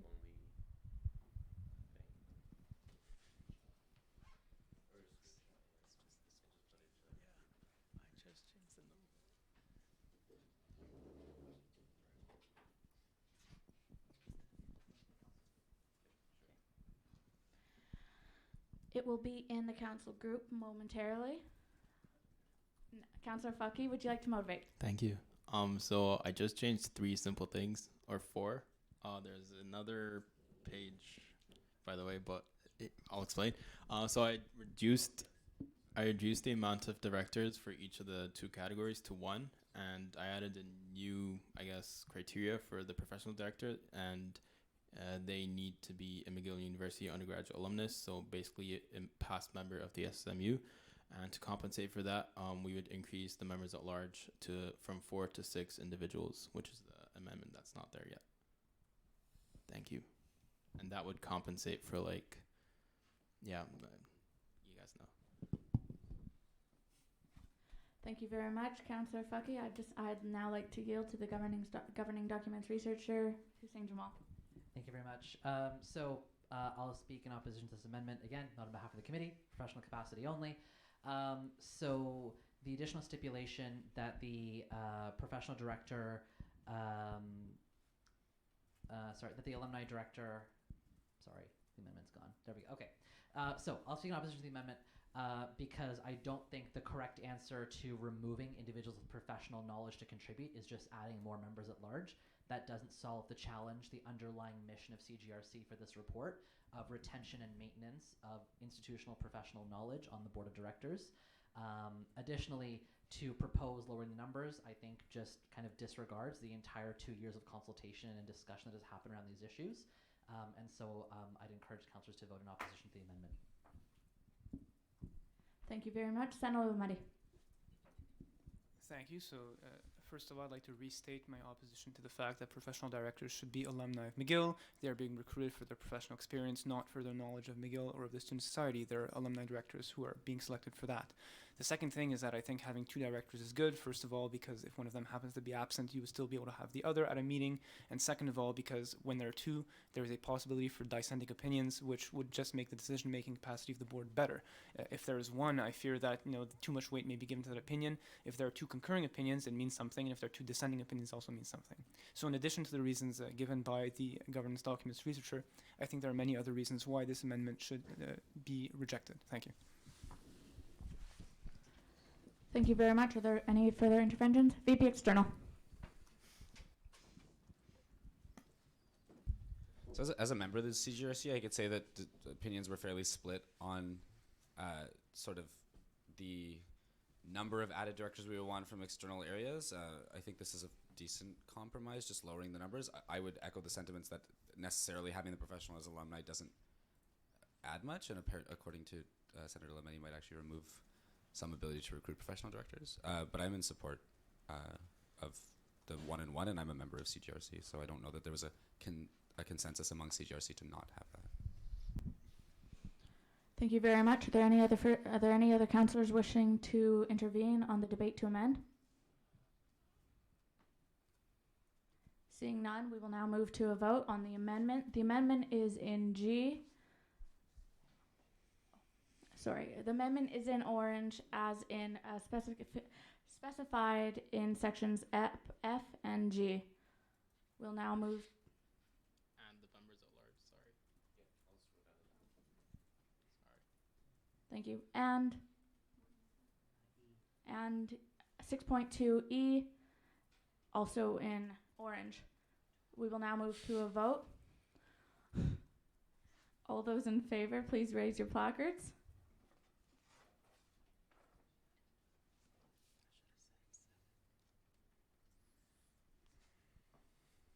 (16) in favor. All those opposed?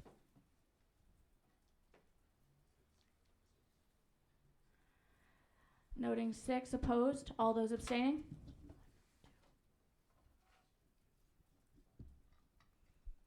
Noting 16 in favor, 6 opposed, and 5 abstaining, the motion carries. Returning to debate on the main motion. Are there any councillors wishing to debate at this time? SMU President.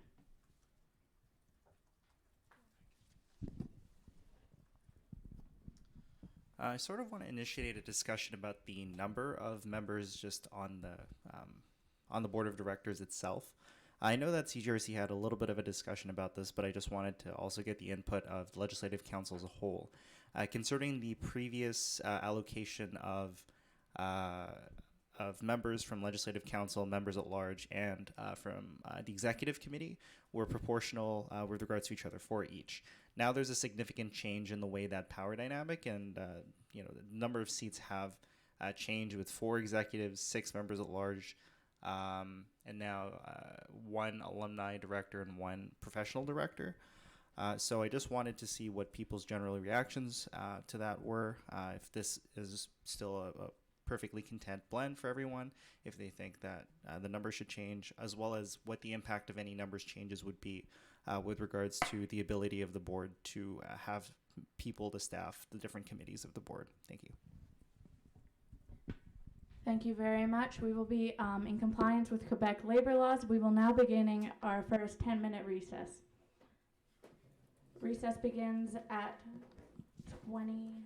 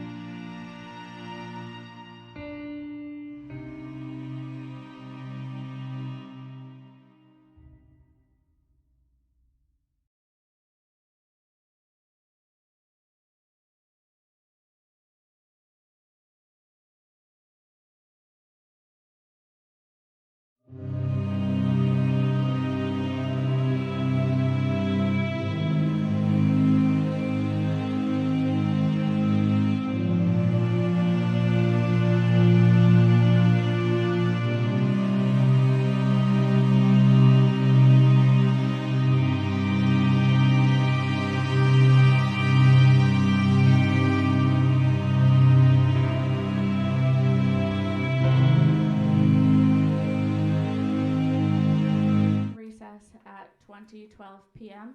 We now return to debate on the report of the Comprehensive Governance Review Committee. Those wishing to intervene? Councillor Chase. I'm very sorry, but I'm submitting an amendment. I talked to the parliamentarian.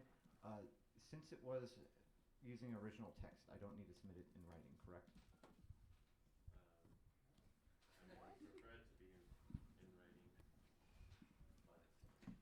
Okay. The amendment would change it back to retain the extra 2 student members, but have 2 alumni directors and 2 professional directors. This came out of a conversation with the engineering counselor. Which section? I got it. Okay.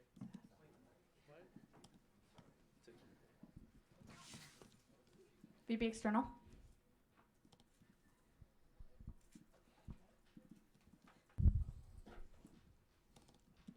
Point of parliamentary inquiry. Is this a motion to review the question of the previous vote?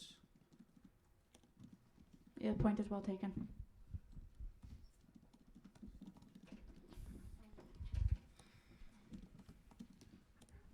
Yes, it was.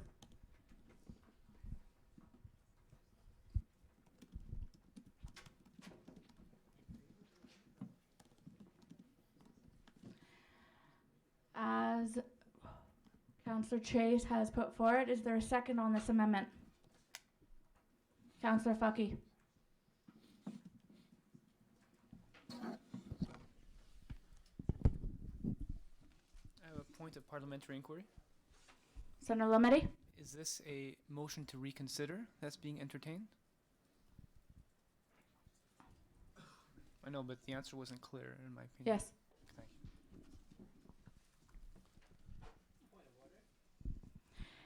you. Councillor Chan?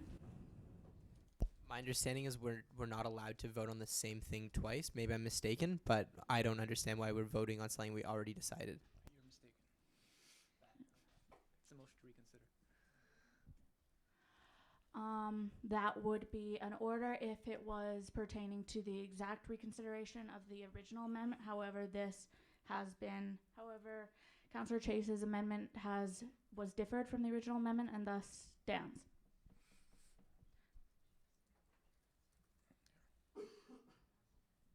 Can we have a second on the motion to reconsider? VP Internal. So is this the amendment submitted by Councillor Chase? Is it the 2 seats for alumni, 2 seats for professional directors, but also with the increased seats for member at large that we accepted earlier? Yes. Okay. Councillor Chase? Are we in point of parliamentary inquiry? Are we in debate? We are currently on the debate to the motion to reconsider. Councillor Danamudi, thank you. I have a point of parliamentary inquiry. Senator Lametti. So I asked if it was a motion to reconsider, to which the answer is yes, but there's an answer to the Vice President Internal to the effect that it is in fact an amendment. So I'm still confused as to what has been proposed. Is it a motion to reconsider the amendment of Councillor Faki, or is it a new amendment? Councillor Chase has moved a motion to reconsider, which was seconded by the VP Internal, and the motion to reconsider has been moved and seconded, and now we will enter debate. Sorry? Okay, I'm not the speaker, but the point of order is well taken. It was seconded by Councillor Faki. So on the motion to reconsider, having been moved and seconded, we'll now debate on the motion to reconsider, strictly on the merits of reconsideration. Councillor Chase. I want to clarify that I did not reconsider the previous amendment. I am instead introducing an amendment. It's very, because it's trying to retain part of the amendment before, but I'm not trying to take the amendment out in its entirety. If it's a motion to reconsider, would that take out the entire amendment? Because that's not what I'm trying to do. It is henceforth considered regarded as a motion to amend. VP University Affairs. On the same report earlier in the meeting, when I tried to do a similar thing with regards to G and H, it was decided that I couldn't proceed with that because G had already been amended, and no one offered to me that there was an option to reconsider. So I feel like in the spirit of consistency, we should not be allowed to consider this amendment because I wasn't given that opportunity during mine.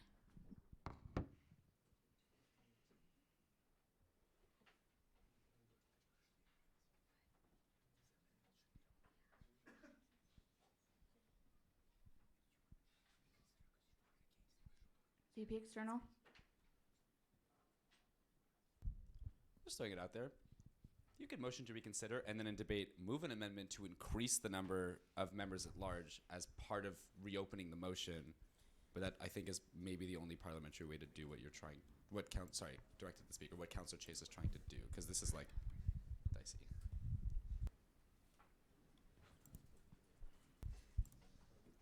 Yeah, can we just have a, the amendment needs to be emailed. Point of parliamentary inquiry. Yes. When this returns to council, if we approve this and return it to council as a constitutional amendment, can I amend that constitutional amendment to do what I want to say? Because if so, I will withdraw my motion and do it at a later point. Yes.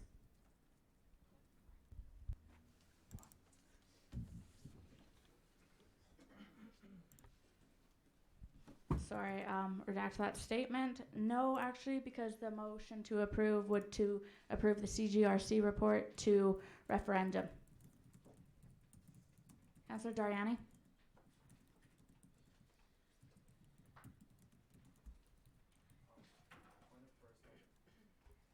Point of personal privilege, I just want to say I'm here. Thank you. That is recognized. Councillor Dariani. Councillor Dariani began council at 10 p.m. Thank you. Councillor Chase, are you wishing to submit an amendment? We now return to debate on the main motion. Those wishing to speak? Senator Lametti.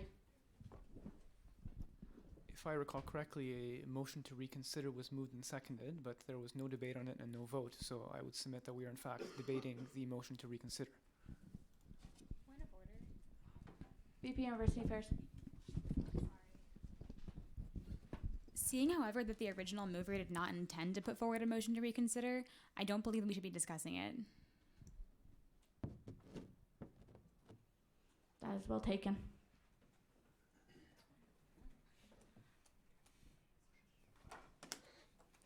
Councillor Chan. Motion to lay Councillor Chase's amendment on the table. That is very much in order. May we have a second? Point of order. Senator Lametti. The amendment can't be laid on the table, and it wasn't even moved, so I don't think it's possible to do so. And as has been just ruled by the speaker, we are in debate on the main motion.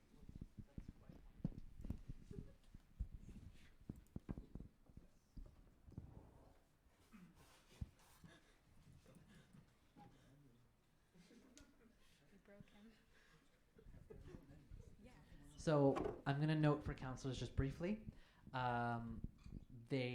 Councillor Chase submitted an amendment. It should have been submitted under a different procedural motion. Therefore, the speaker has ruled it out of order on a point of order that was well taken by the VP University Affairs. As has been ruled by the speaker, we will now return to debate on the main motion. If individuals wish to make any points or motions at this time, that would be in order. VP Internal.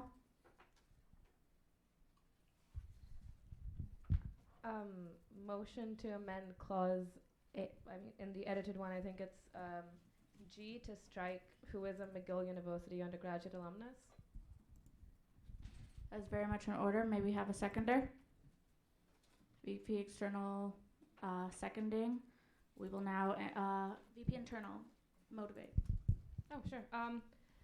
I don't necessarily think that just being a McGill University undergrad alumnus gives you a significant amount of info about the context more than being the alumnus of any other university would. And especially considering the fact that, say, if they are from Montreal, then you do have many other universities that have their own governance structures, that have their own histories and context that might add some variety to the discussion going on at board and just provide some different insights.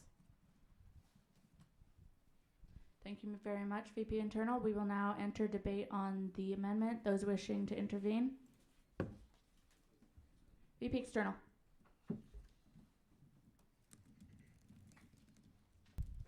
Request for information. Is this an amendment to the professional director clause or to the alumni clause to say that the alumni doesn't necessarily have to be an alumni of McGill? Because I can't see. Sorry. On the request for information, it is amending what is in the working document clause G, one professional director. We'll now return to debate on the amendment. Those wishing to intervene. Seeing no one, we will now move to a vote. Those in favor of the amendment, please raise your placards.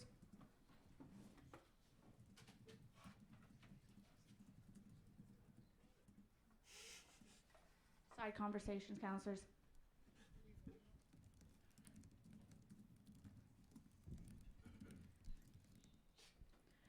Noting 15 in favor. All those opposed, please raise your placards.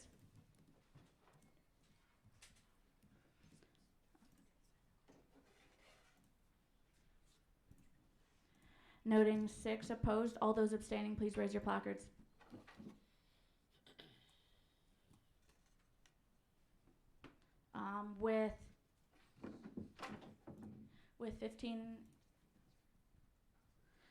With 15 in favor, 6 opposed, and 10 abstaining, the amendment passes. SMU President. I'd like to make an amendment to change Clause E from 6 members to 5 members, specifically members at large. Thank you.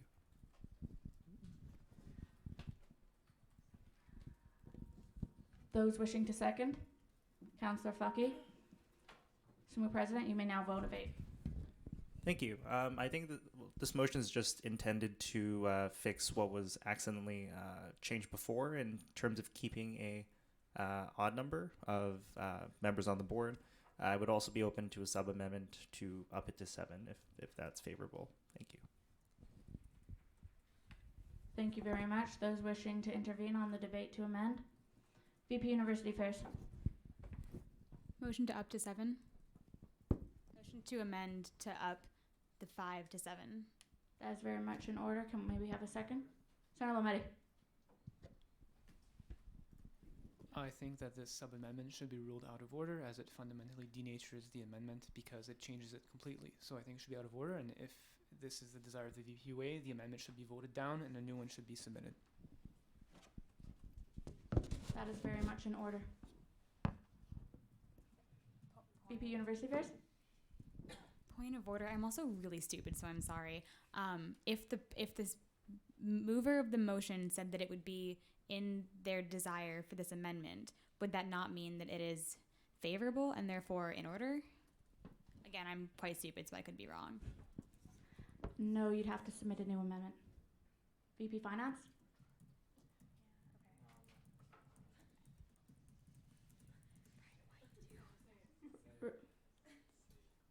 Side conversations, councillors. We'll now return to debate on the amendment. Those wishing to intervene, please raise your placards.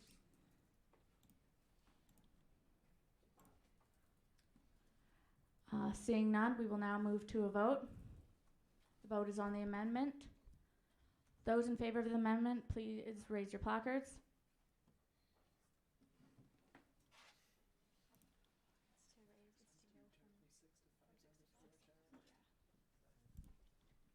Noting 9 in favor. Those opposed, please raise your placards.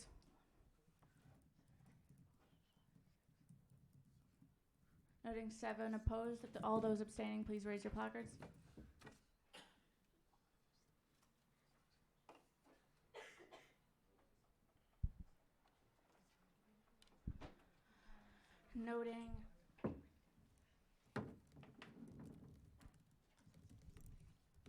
Noting 6 in favor, 7 opposed, and 9 abstaining. The motion fails.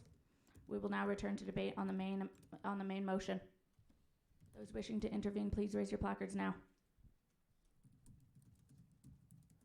SMU President. Up to 7 members. No,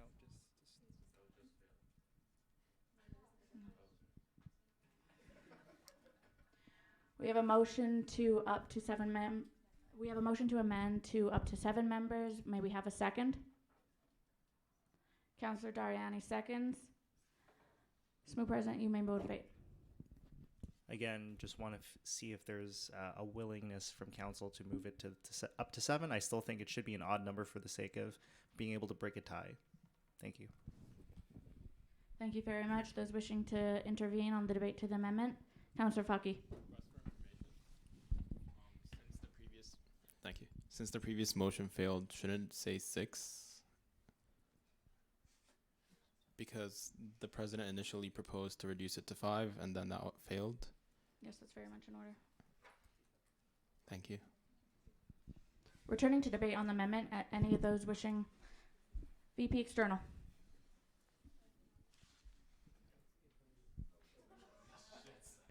It was my understanding that that vote passed earlier, down to 5. It was 9 to 7 and a bunch of abstentions. You're right. We're still very much on the motion to amend to 7, however. Those wishing to debate on the motion to amend. Point of order. Senator Lametti. So if the previous motion did in fact pass, then the amendment to change it again would be out of order. That's my understanding. So did the previous motion to decrease from 6 to 5 pass or not? It did pass. So then I submit my point of order saying that the amendment to change the thing that was just amended would be out of order. That is very much in order. Thank you very much. We will now Senator VP External. I believe that the president's echoing the sentiments of the Vice President of University Affairs, the idea was just an odd number, so this isn't necessarily a motion to reconsider, it's a continuance on amending. And we're being overly procedural. Senator Lametti. So to respond to that point of order, the Assembly here voted to decrease from 6 to 5, and the will of the Assembly should be respected. It supersedes the opinion of one member, and so this discussion should be closed, and we should accept the amendment as it passed. VP External. The council voted to change it from an even number to an odd number. I don't believe that this goes against the will of the council, respectfully.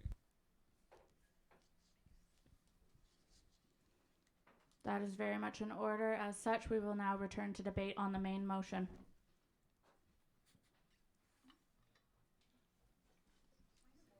VP University Affairs.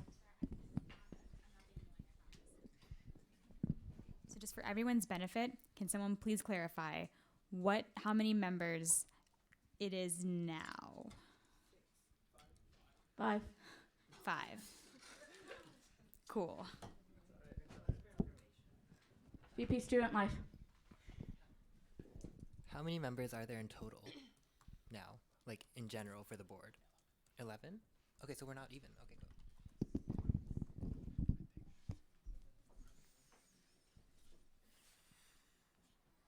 We'll now return to debate on the main motion. Those wishing to intervene. Councillor Morgan. Can we just summarize right now how much is it in total? How much is it that are not officers nor councillors, just to be clear going forward?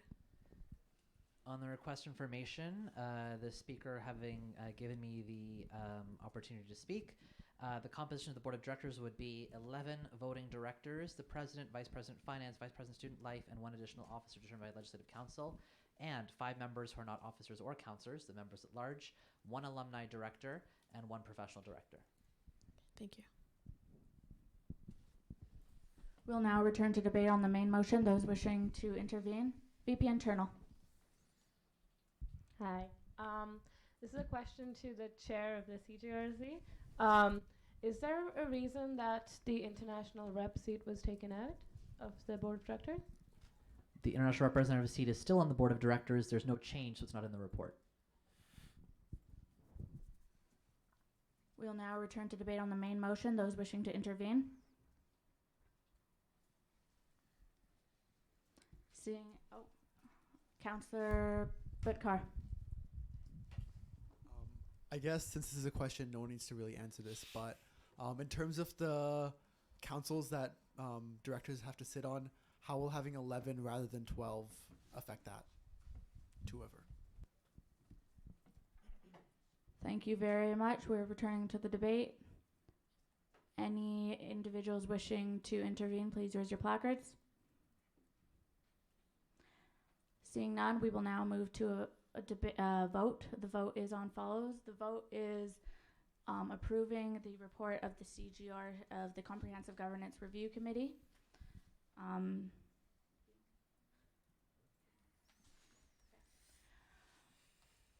All those in favor of the report, please raise your placard.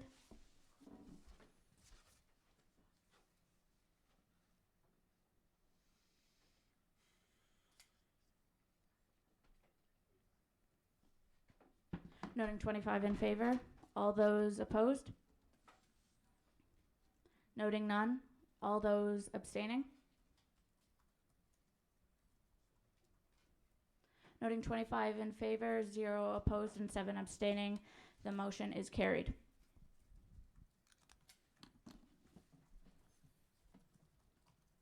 Senator Lametti.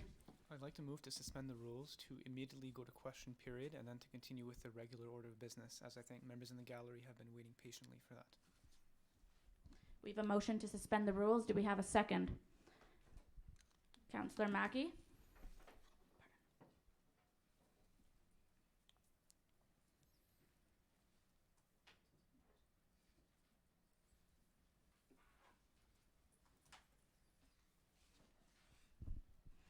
This is not debatable. All those in favor of suspending the rules, please raise your placards.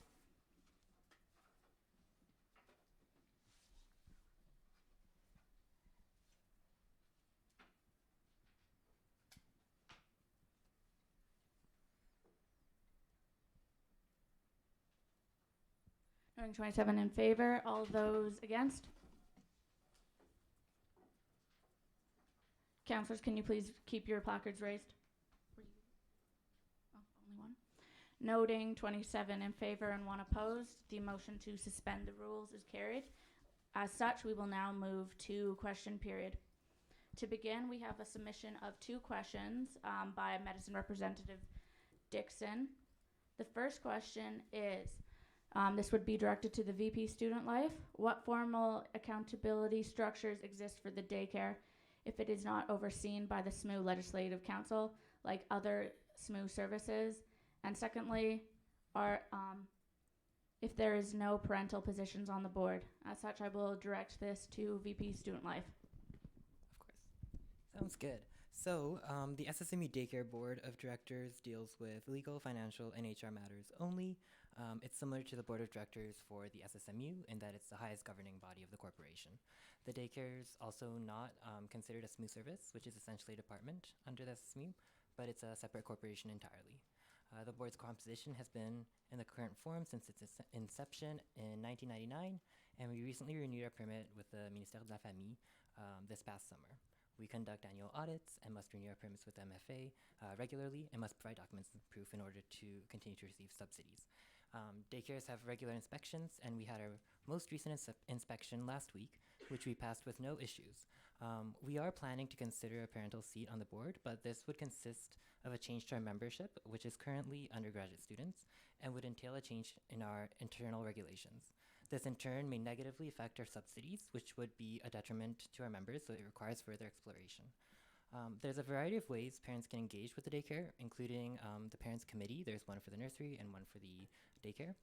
The Parents Committee is consulted on many aspects of the daycare, including educational programming, acquisition and use of educational materials, furniture, equipment, the location, and events and activities, as well as services offered. Any concerns can be brought to the Parents Committee, Human Resources, the daycare director, or to the board. All these mechanisms are outlined in the Parents Handbook, which is given to all parents when they join the daycare. Thank you very much, VP Student Life. Are there any other questions? Councillor Chan. So after reading the email from the parents, which I think we all got, I'm wondering who is responsible for the manner in which the human resources decision was made. Yeah.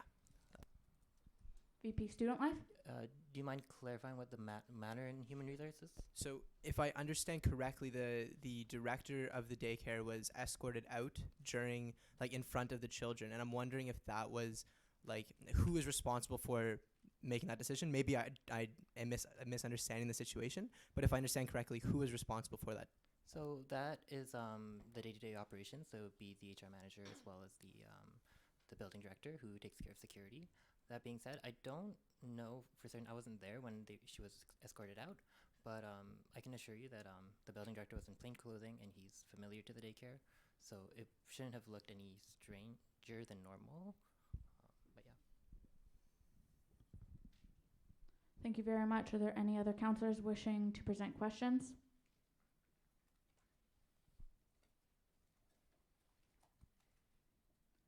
Seeing none, we will now conclude.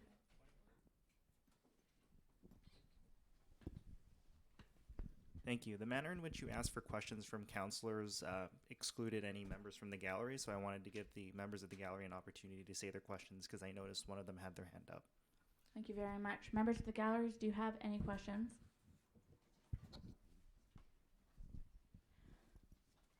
Please state your name, constituency, and pronouns if you wish to do so. Sure. My name is Michael McKenzie. It's MichaelMackenzie, he, him. I'm here in my capacity as the secretary of the Parents' Council of the daycare, the Parents' Committee.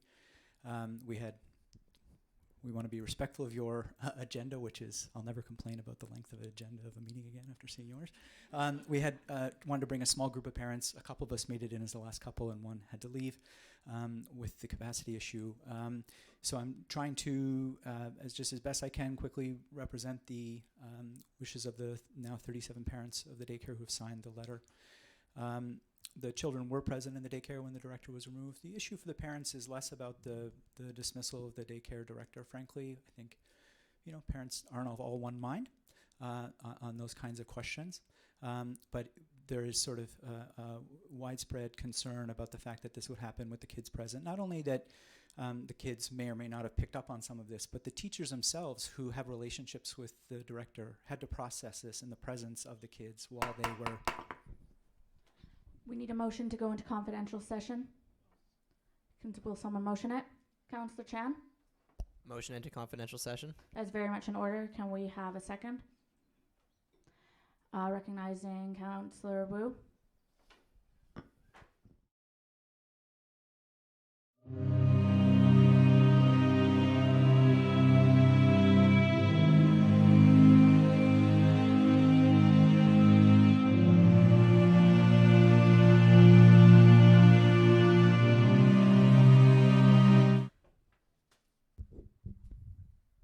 For the benefit of council in the gallery, can we know the nature of the confidential session, or is that part of the confidential information?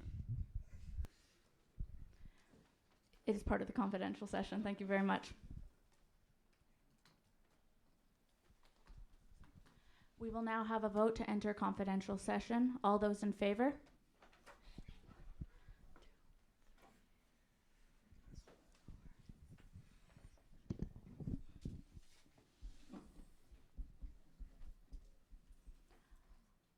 We note a majority. As such, we will now enter confidential session. As such, members of the galleries, you are now mandated to leave the room. As such, the recording device will be turned off, and all computers turned off or off your desks.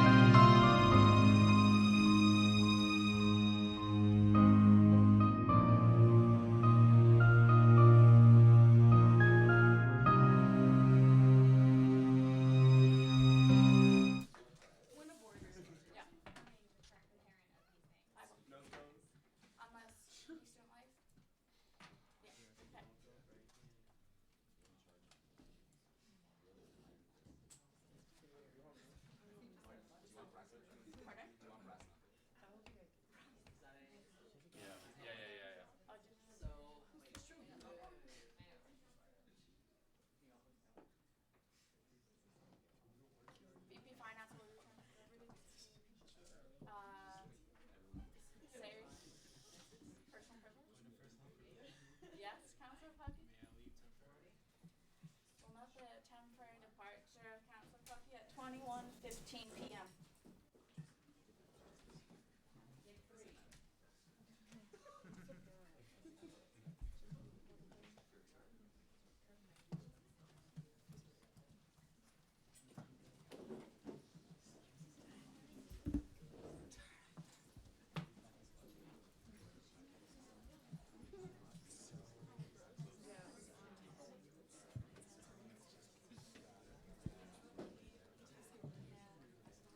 Point of parliamentary privilege. Councillor Mackey. We'll note the temporary departure of Councillor Mackey at 21:15.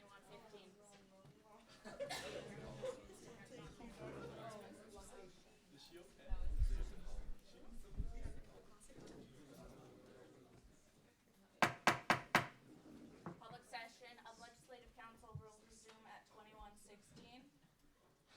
In regards to the question posed by the parent, as discussed, we recommend all questions, understanding that the daycare is a separate entity of SMU and Legislative Council does not have the prerogative to discuss concerns of the daycare. We recommend to you that all subsequent follow-up questions or queries be directed to the board of the daycare. SMU President.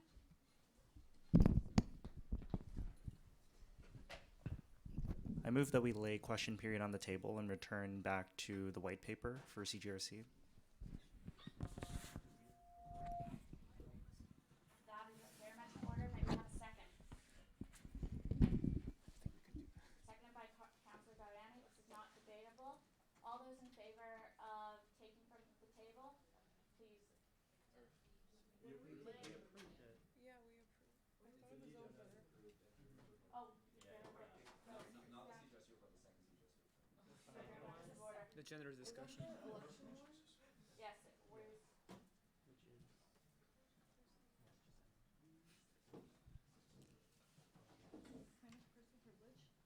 Councillor Flaherty?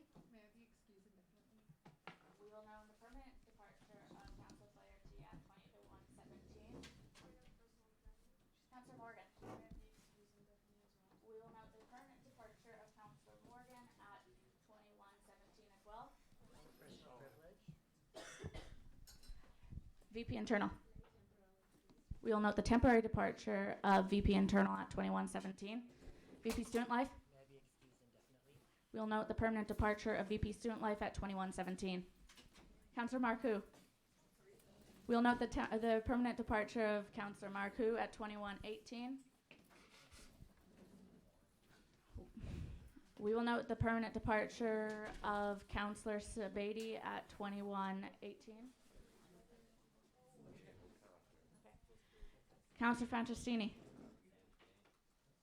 We'll note the permanent departure of Councillor Francestini at 21:18. Councillor Kirsch.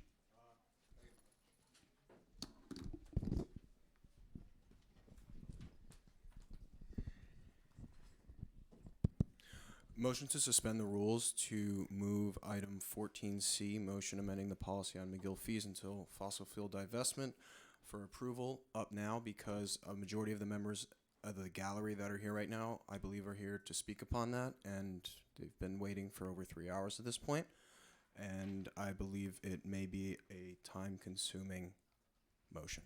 That's very much in order. May we have a second?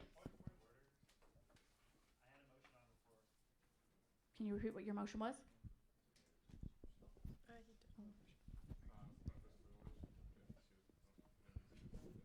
Can you wait for my Mr. President, can you just pass him the microphone, please?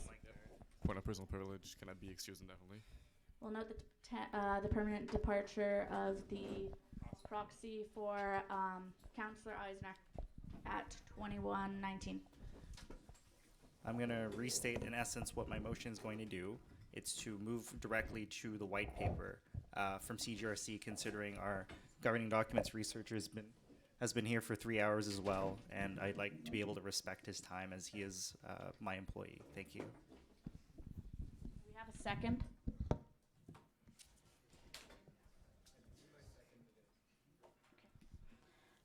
The motion is the motion is motioned and seconded. This is not debatable. As such, we will now enter voting. Senator Lametti. Isn't the general discussion / white paper already the next item on the agenda, and as such, do we need to vote to go to it? We should just continue on with the orders of the day. You are correct. Thank you for pointing that out, Senator Lametti. Councillor Budkar. I believe that the president's motion was to put question period onto the table and then move to the white paper before heading back to question period. No. Currently, we are in question period. Oh, sorry. Yeah. Currently, we are in question period. The SMU president's motion is to lay question period on the table and to resume back to the generative discussion.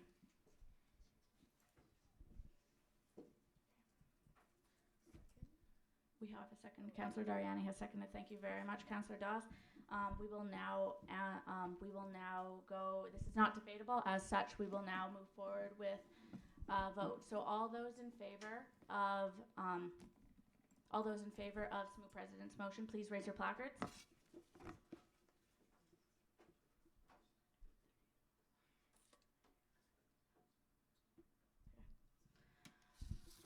The motion has been approved, and as such, we will now return to the generative discussion.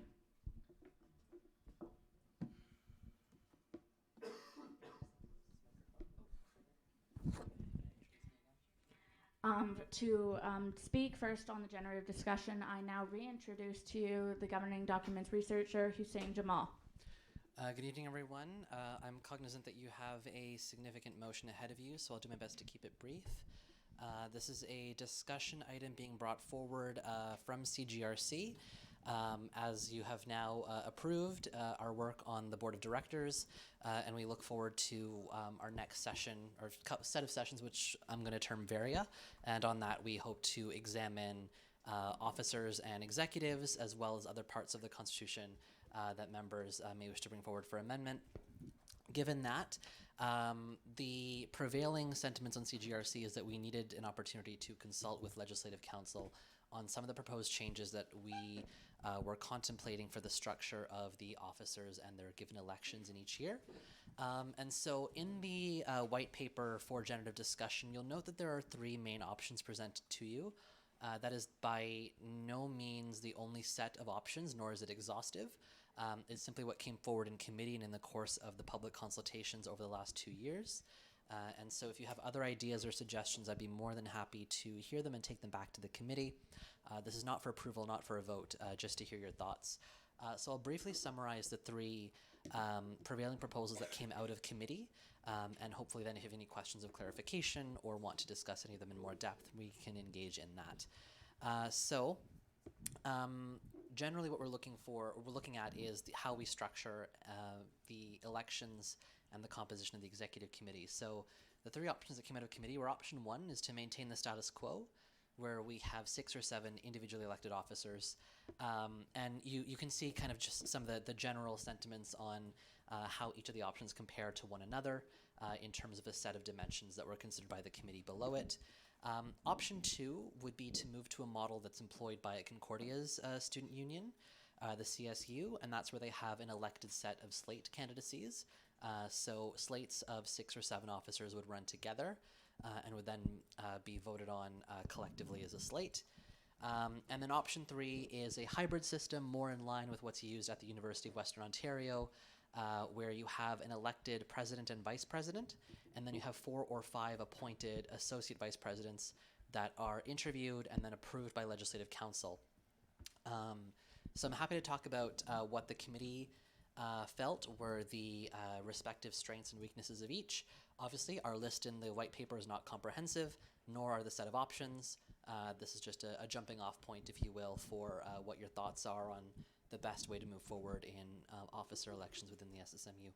So questions or other ideas I'm happy to take, and all of your comments will be sent back to CGRC. Thank you very much, Governing Documents Researcher. We'll now move on. Councillor Mackey.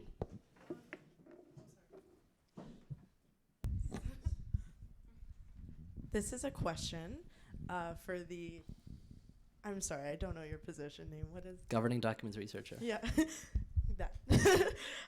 I was just wondering for number 3, the hybrid system.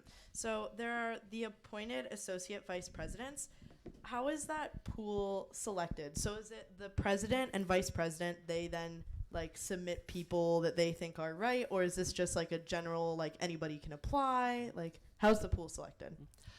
So thank you very much for the question. How it works at the University of Western Ontario, which is the model that we built option 3 around, the elected president and vice president would nominate their preferred candidates to fill the AVP, the associate vice president slots, and those people would then come before legislative council to be questioned and then approved. That doesn't bar the option of having a fully open application process and going through an HR-style rubric selection for each one. We simply modeled the case study example we wanted to bring forward around the UWO example, which is specifically 4 or 5 appointed AVPs based on the preferences of the 2 elected officers, who are then questioned and approved by Legislative Council. Councillor Doss. I have a question. So, as far as I know, SMU, this is for SMU execs, right? So, SMU execs are supposed to represent the student body. So, how are you guys gonna? I think the last 2 are a little problematic, the last 2 systems, just because you might not get like a diverse range of backgrounds. Like, for example, the whole council could be second years, the whole council could be art students, the whole council could be international students. Do you guys have any plan to control that or to bring some balance? So we acknowledge that as a concern, and that's listed in the pros and cons list, the non-exhaustive list under each option. And yes, you do have that challenge. I'm not going to answer the question of do we have a method to control that, because that's not the point of this discussion. The point of this discussion is to hear concerns from Legislative Council, but I'll definitely take the concern of underrepresentation and marginalization.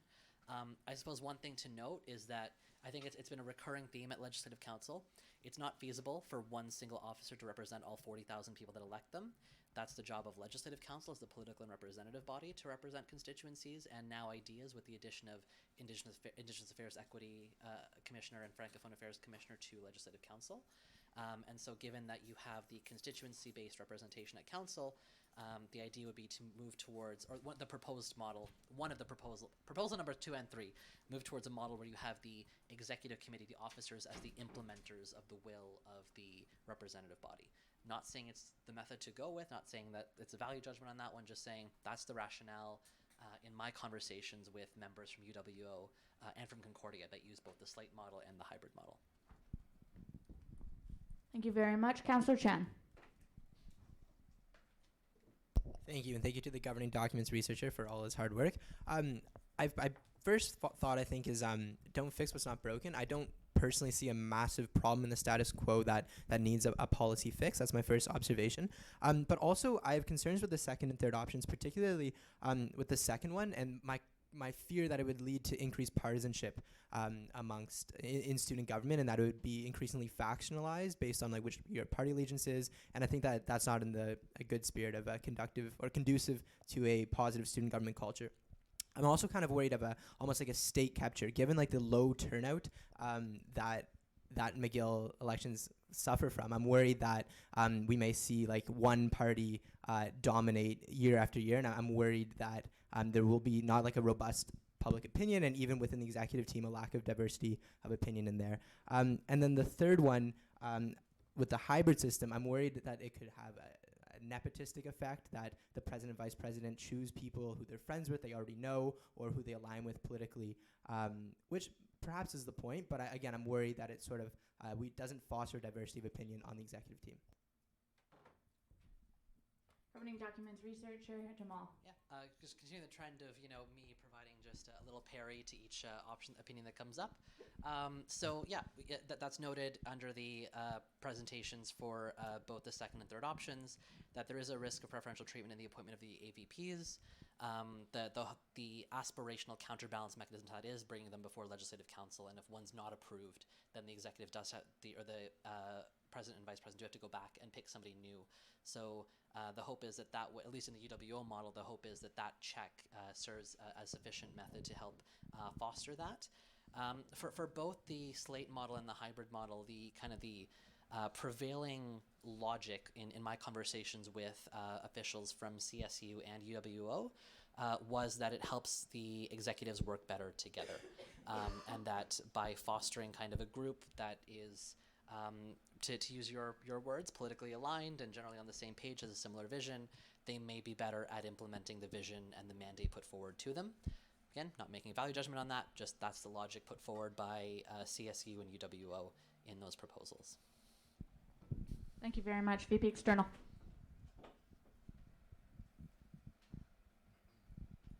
Yeah, I want to echo something that Councillor Chan said, just about factionalistic things. Like something that does happen at CSU is you sort of omnibus candidates in, so you get like 2 or 3 quite strong candidates, and the other people will just be like, oh yeah, like I'm on this slate that like happens to be popular, and then they don't end up doing all that much work.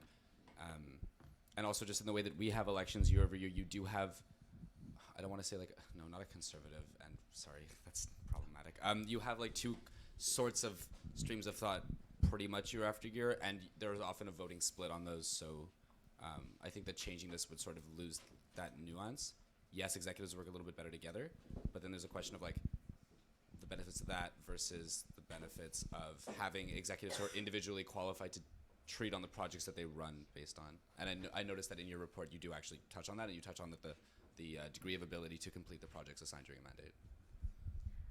We'll note for the purpose of the minute the return of VP Internal at 2131. Councillor Fucky?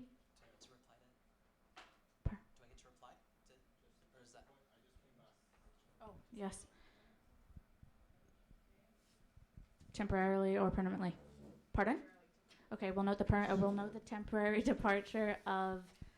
We'll note the temporary departure of Councillor Wu at 2132. Yes, Governing Documents Researcher Jamal, you may reply. I think Councillor Ramey also wanted to leave temporarily. Yes, Councillor Ramey, note the temporary departure of Councillor Ramey at 2132. Sorry. Yeah, in reply to the VP External, absolutely agree. Yeah, both Model 2 and 3 have issues in terms of limiting the capacity and the ability of individual officers to carry out mandates and to manage and implement new programs or initiatives they might be passionate about. Absolutely agree. If I could just briefly circle back to something brought forward by Councillor Chan, if it ain't broke, don't fix it. That's the whole mission of CGRC. Like, yes, it's not broken, but can we improve? Can we do some things that might incrementally bring us forward to a place where things work better, even if they're not broken? Not to say any of these options are the solution. They're just 3 that came out of committee and consultation. If council has a different model they'd like to propose, I'd absolutely welcome it. If council has one of these they absolutely detest, loathe, do not like, reject, denounce, then please do that as well. It's very helpful information for the committee. VP University Affairs.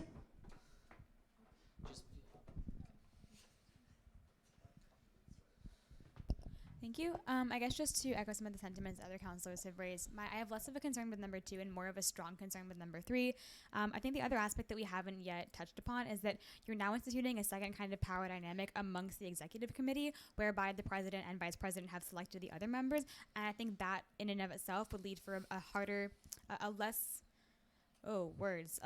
working togetherable, you know what I mean, environment than what we currently have. Like, don't get me wrong, it's not a secret that like the executives might not always get along, but I think that there's a beauty in that, and that like, yeah, sometimes it's hard like certain days to get things passed, but it is representative of the constituency, and that sometimes people share like my opinions or someone else's opinions who might disagree with me, and I think there's a beauty in that. Like, it makes my life living hell sometimes, but it's good. I think it's fundamentally good. Governing Documents Researcher Jamal. Thanks so much, VP University Affairs. Yep, totally agree. There is that whole issue of the power dynamic, and at UWO, this is not included in the discussion paper, but at UWO, the president and the VP can do quote-unquote cabinet shuffles whenever they want, and they can shuffle out their chosen AVPs and shuffle in new people. Yeah, that's not great. Obviously, that's not something that CGRC would ever endorse doing for our context. And so in terms of the proposal as it's presented to you in option 3, that would not be a component of the system that we're proposing. There is that aspect of the power dynamic, absolutely. Just briefly on, if I may, on the issue of executives working well versus not well together. I don't think it's also, I also don't think it's a secret that, you know, being a SMU executive is a lot of emotional labor on a lot of people a lot of the time. And so the one of the potential advantages of options 2 or 3 is greater cohesion, which might help officer mental health because everybody comes together on the same slate or platform or general idea or vision.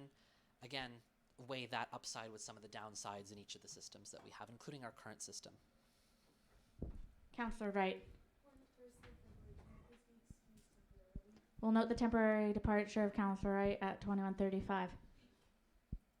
We'll note the temporary departure of VP External at 21:36. Councillor Kay. I'd just like to ask if in the other cases, like the case studies, meaning Concordia and Western, the executives of the student government are full-time employees like you guys, because I think that does affect some of this, like in terms of what you just said about reshuffling, and like it just seems like a lot of stuff that could go wrong. To the best of my knowledge, oh, sorry. We'll note the re-arrival of VP Finance at 21:36.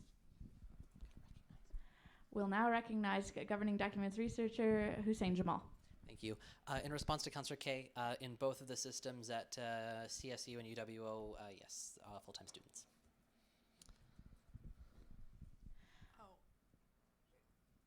Member of the gallery, please come up to a microphone, state your name, your constituency, and personal pronouns if you choose to do so.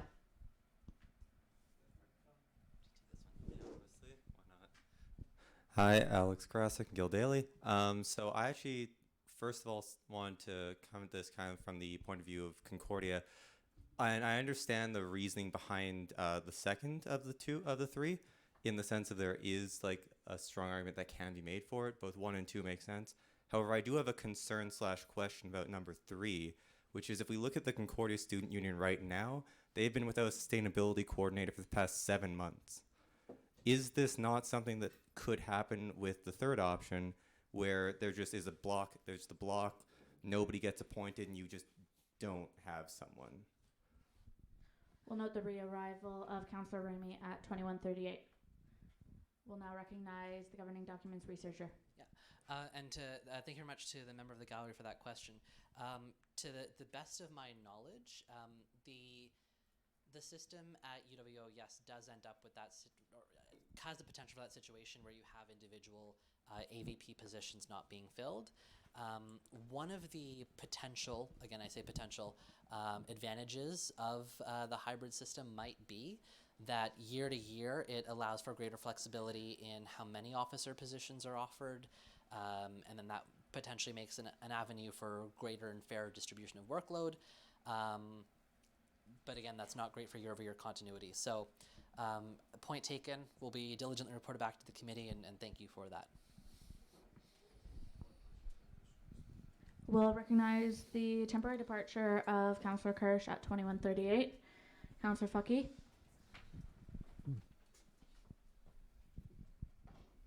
Thank you. For the option number 2 for elected slates, would people still have the option of running by themselves, or just restricted to slates? So to the best of my knowledge, it would be a slate-only policy, because if you have a slate of 6 to fill 6 executive positions and somebody runs by themselves and you elected the slate, like there wouldn't be much of a logic to how that would happen. And so to the best of my knowledge and understanding of the CSU system, it's slates and only slates. Councillor Doss.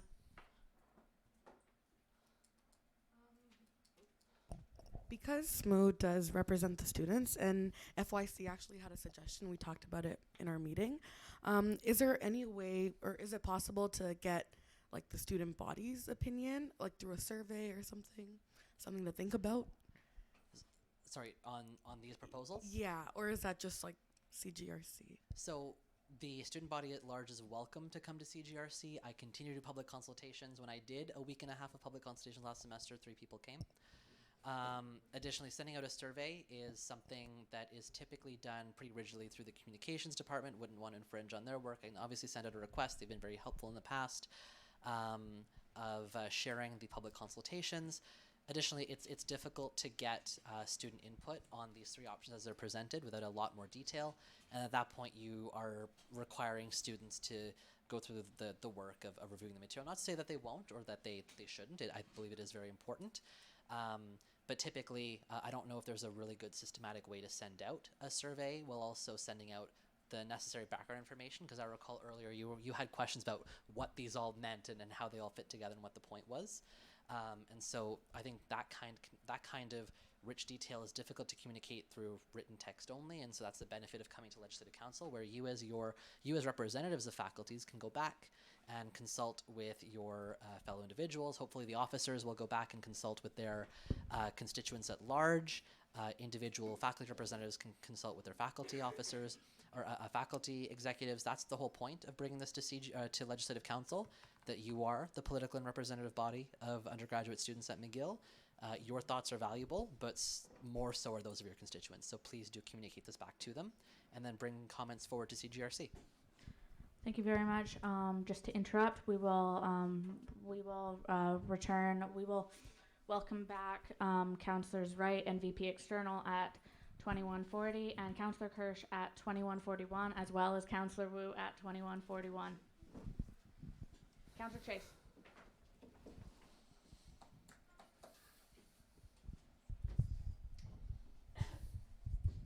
To my knowledge, one thing that's happening right now that is a problem for SMU is making sure that there are people running for executive positions. I know that in years past there's been a lot of people running unopposed, and so I think that option number 3 would be the best, because I know that last year for AUS we had an appointment for VP services, and in an election where no one has applied to run now, we had, I think, around 10 people to apply to be heard by Legislative Council. So I think that the idea of people being able to be heard in his executive for application to an executive by Legislative Council is a lot more accessible and welcoming than to run your own campaign on your own. Governing Documents Researcher Jamal. Thank you. Yeah, and I think this circles back quite nicely to the point made by Councillor Chan. If it ain't broke, don't fix it. The current system does have its challenges, right? So you have the issue of students must, if they want to run for any officer position, must go get 100 signatures. They must be willing to put themselves out there, ideally participate in the public debate. There are a lot of students that just might not feel comfortable putting in the emotional labor or opening themselves up to that level of public criticism or scrutiny. And so, there are things to balance in each of the proposals. So not to say the current system is broken and we need to fix it, but just is there room for improvement? But thank you very much, Councillor Chase. Will be reported back to the committee. VP Internal.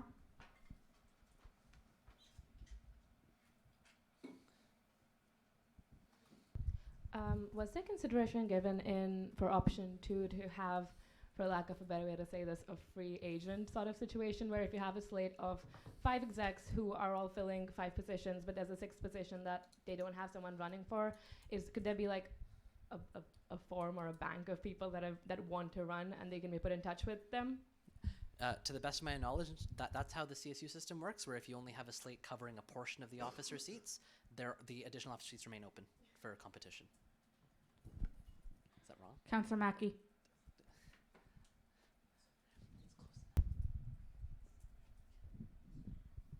Just my opinion on the slates. While I find it interesting coming from the perspective of the law faculty, there have been actually a lot of people interested in SMU exec positions as of recently.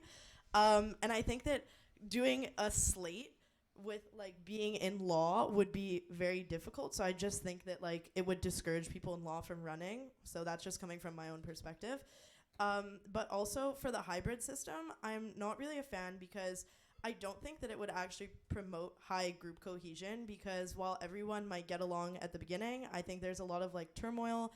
And even if you just think about group projects with your friends, it doesn't work out all the time. And also, I don't really think that there should be a low bar of entry, because these are paid positions and they do a lot for the students. And while I get that some people don't want to like go under the scrutiny of running and like being in the public eye like that, well, like that's kind of like what the position ends up being anyways. So I don't think that the low barrier is necessarily a good thing. Governing documents researcher Jamal. Thanks so much. Yeah, so just in response to that, again, I'll do my best to parry each of the comments that are raised, whether they're in favor or against any of the proposals. On that, I don't want to ever mean to discredit or demean the work of the Vice Presidents of Finance and Student Life. Those positions don't require a high degree of technical knowledge. They need to be good implementers, not necessarily good politicians. And so if you're looking for strong implementing skills where the goal is low friction for clubs, services, and student groups, low friction for those that depend on SSMU to be functionally operational and that might suffer from political disagreements within the officers, then you continue to have challenges with the present system as well. Councillor Dixon. We'll note the permanent departure of Councillor Dixon at 21:46. Member of the gallery.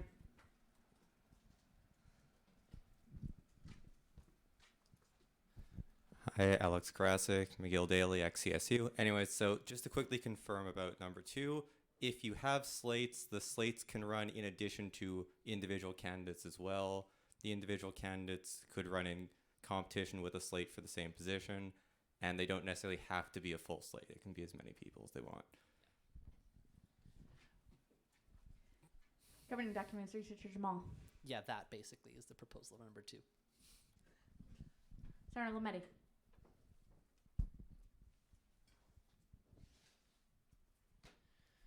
Thank you. So I wanted to bring up a point that hasn't been brought up yet. All the executive positions have a great degree of latitude in their decisions. Furthermore, lots of decisions they take are political in nature, and this includes the positions of VP Finance and Student Life. The decisions they take are also political in nature, and so I think it's very important for them to have democratic legitimacy by being elected for that reason. Between options 1 and 2, I do think that having slates might give an undue advantage to insider candidates, people with a lot of contacts. I think it's important for democratic life at SSMU to allow people from, outsiders, people who don't necessarily have many connections, to also run. And so I think that system number 1, which with individually elected officer positions, is the best. Governing documents researcher Jamal. I appreciate the input of the senator on those points. I, in my professional capacity, would disagree on perhaps the acute political exposure of certain members of the executive. Professionals may disagree, and so we do. Comments will be diligently reported back to CGRC. I will just note I do have to leave in 2 minutes, and it might be helpful, and I'm wary of doing this, but if council be amenable to doing a short, informal, non-binding straw poll, that would be greatly appreciated. VP External.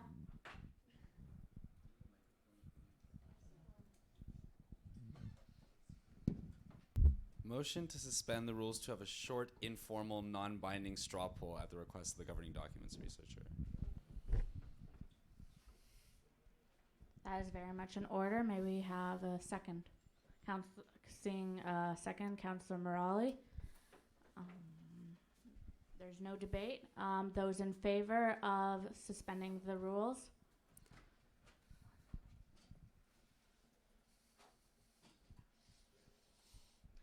The rules are hereby suspended. Thank you. So if it's amenable, acceptable to council, I'd like to just get a brief straw poll of opinions on how you feel, yay or nay, on options 1, 2, and 3, as well as we'll add in a 4th option of I don't like any of these. I will email you my comments later. I swear I will, I promise. And vote as many times as you like, just like we do for committee nominations, if that's okay. Option 1, status quo, individually elected officers. Placards up, please. 1, 2, 3, 4, 1, 2, 3, 4, 5, 6, 7, 8, 9, 10, 11, 12, 13, 14, 15, 16, 17, 18, 19, 20, 21, 22. Okay, perfect, thank you. Option 2, elected slates, a la CSU. All right, I see 1. Option 3, hybrid system, 2 elections and 4 to 5 nominated and confirmed AVPs.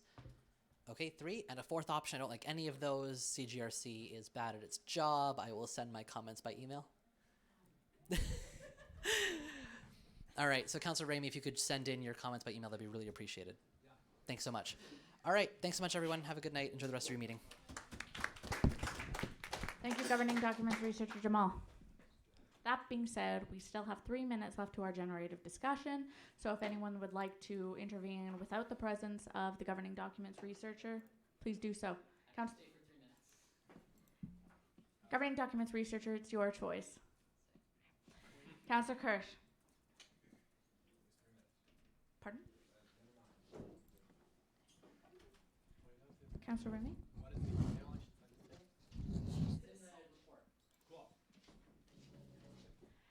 VP External. Yeah, well, one other point I'd like to mention against changing the way in which you do it, so that is against the direct accountability to the student body that votes one in.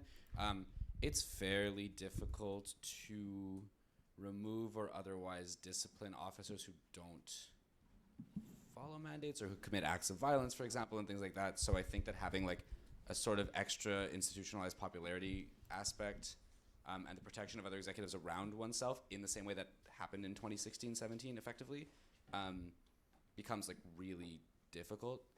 So that's just from more of like an operational perspective. But I'm not saying that that's like necessarily evil, and there's probably gaps against that. It's just something to keep in mind. Are there any other individuals wishing to participate? Councillor Fucky.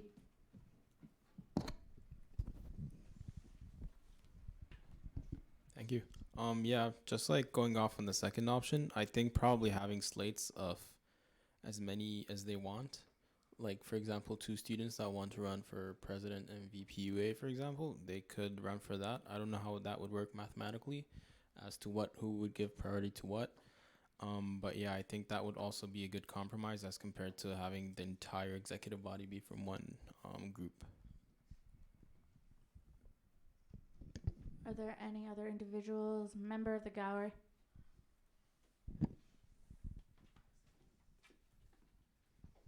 Sorry, just to quickly again answer this. There's no maximum or minimum for a slate. It can be as small as 2 people or as many as everyone, and you can have as many slates or individuals running who aren't in a slate either. So this is just, again, I'm coming here from CSU in the past, so this is just what I know about how CSU functions. Sorry.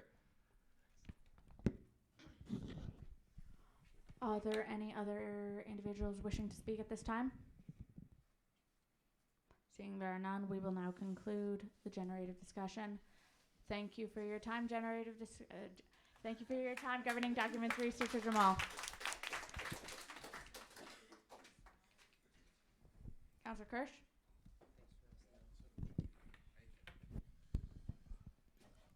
Motion to suspend the rules to move item 14C to now. We have a motion to suspend the rules to bring 14C up to following. Do we have a second?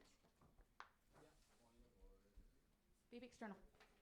We about to go to recess. We have 7 minutes until we go to recess. Yes. Okay, so we are looking for a seconder to suspend the rules. Second by Councillor Chase. This is not debatable. All those in favor. Sorry, SMU President. No. Councillor Chan. It's you call me Councillor Chase. It's Councillor Chen. Sorry, That's all. my apologies. Okay, so the motion has been, this is not debatable. All those in favor of suspending the rules and to bring the motion regarding 14C to directly following. All those in favor, please raise your placards.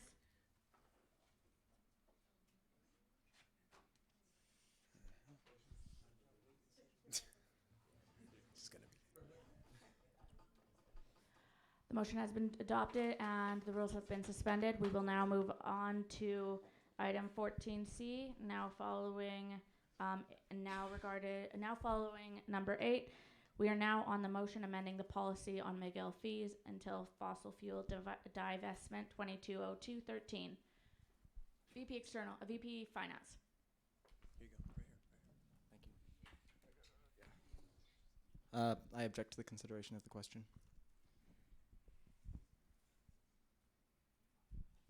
That is very much in order. This does not require a second. We will now move to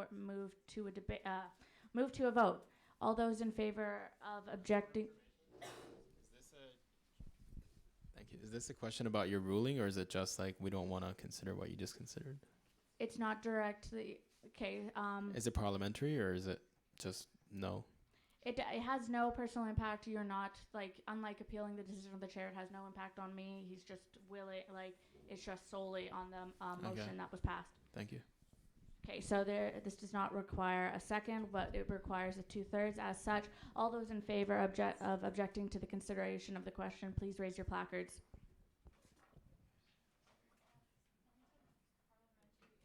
Councillor Kay. Maybe it would help to just state back that or Sorry, point of order. We weren't voting proceedings. Can we vote? No, out of order. Okay. Yeah, we will be returning to a vote. All those in favor of a. Wait, point of information. Was I allowed to motivate? No, we No? are in a Okay. we are in a separate vote right now. All in favor of objecting to the consideration of the question, please raise your placards at this time. The objection to the consideration of the question fails. As such, we will revert back to the motion. Councillor Kirsch, you may now motivate. I have a lot to say right now. I know I only have a certain amount of time. I hope most of you saw the amendment to this motion.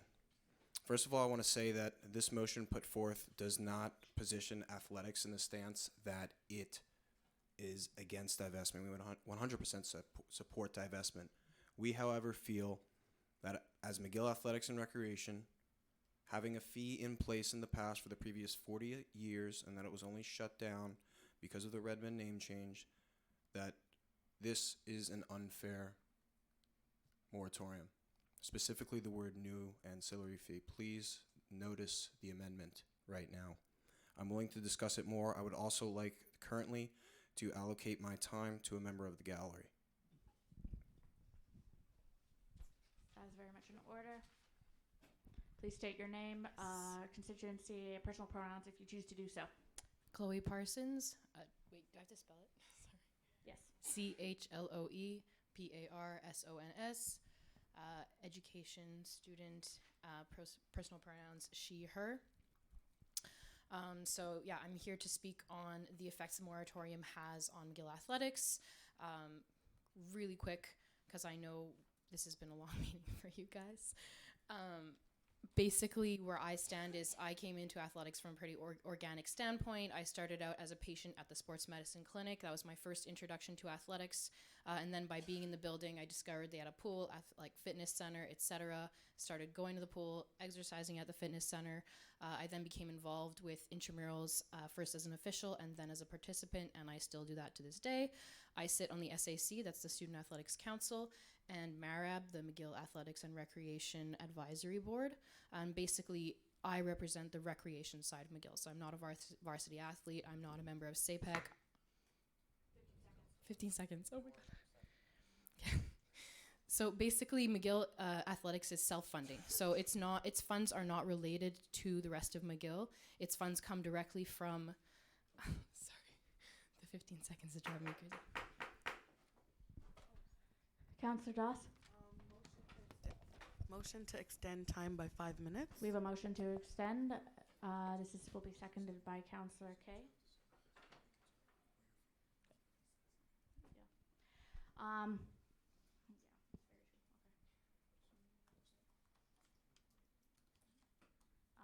Okay, so we are now entering a vote. Before we go into recess, we'll now enter a vote to return to the member of the gallery, and the motion is to extend the speaking time. All those in favor, please raise your placards.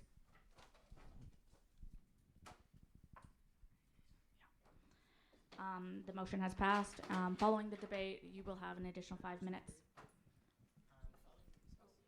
Following the recess, yes. Would the recess not be in 10 minutes, given that that's 2 hours since we started the last session?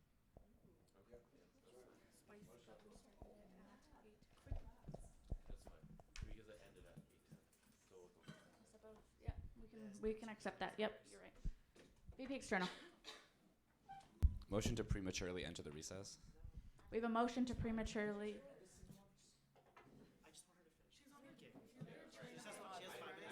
Okay, overruled. Overruled. You may continue. So basically, as I was saying, athletics is self-funding, so our funds come directly from student fees and monies accrued through the services we offer to McGillians and Montrealers, things like facility rentals and fitness classes. Excuse me. And the facility improvement fee, what that does basically is that's an ancillary fee that's renewed every 5 years, allowing McGill Athletics to improve their facilities. So this money can't be used for things like salaries, equipment purchase. It's only for improving the facilities so that McGill Athletics can better offer services to McGillians and to Montrealers. So for decades, this fund has allowed us to do that. And while the moratorium on new ancillary fees definitely sends a message to McGill about McGill money and its investment practices, it has broader consequences on entities such as McGill Athletics that don't rely on this McGill money and aren't related to its investment practices. So to put this super bluntly, the moratorium isn't just making a statement, it's hurting athletics, and by extension, it's hurting the McGill community and the Montreal community as a whole.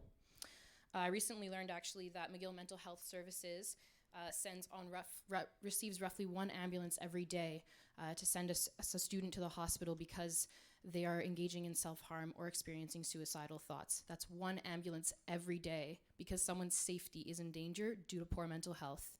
As I'm sure we can all agree, and as it's proven, exercise and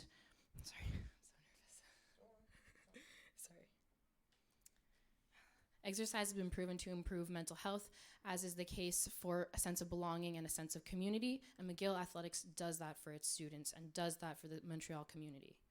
Basically, students can show up there, they can have a good time with their friends, they can work out, and they build a community by being active with their friends. So we're seeing, but what I'm trying to say here is that this benefits not just the members of varsity or members of SAPEC, it really benefits everyone to have McGill Athletics there and to be offering these these services. A prime example of this is the FAM programs. This is a program whereby OSD collaborated with McGill Athletics to offer fitness training to students who experience with disabilities to reduce their barriers to fitness. And this program was literally designed to reduce barriers, and yet the McGill Athletics building is not wheelchair accessible. And this is one of the major projects that's in the pipeline, but that currently McGill Athletics won't be able to pay for because they don't have the funding to do it.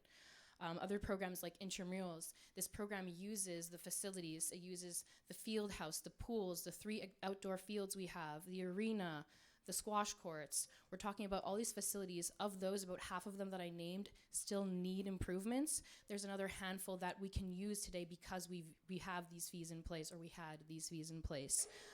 And these, yeah, it's fine. So this program benefits over 4,000 members of the McGill community, and without these improvement fees, it wouldn't be the case. We wouldn't have the facilities to do that right now. And this goes far beyond sport.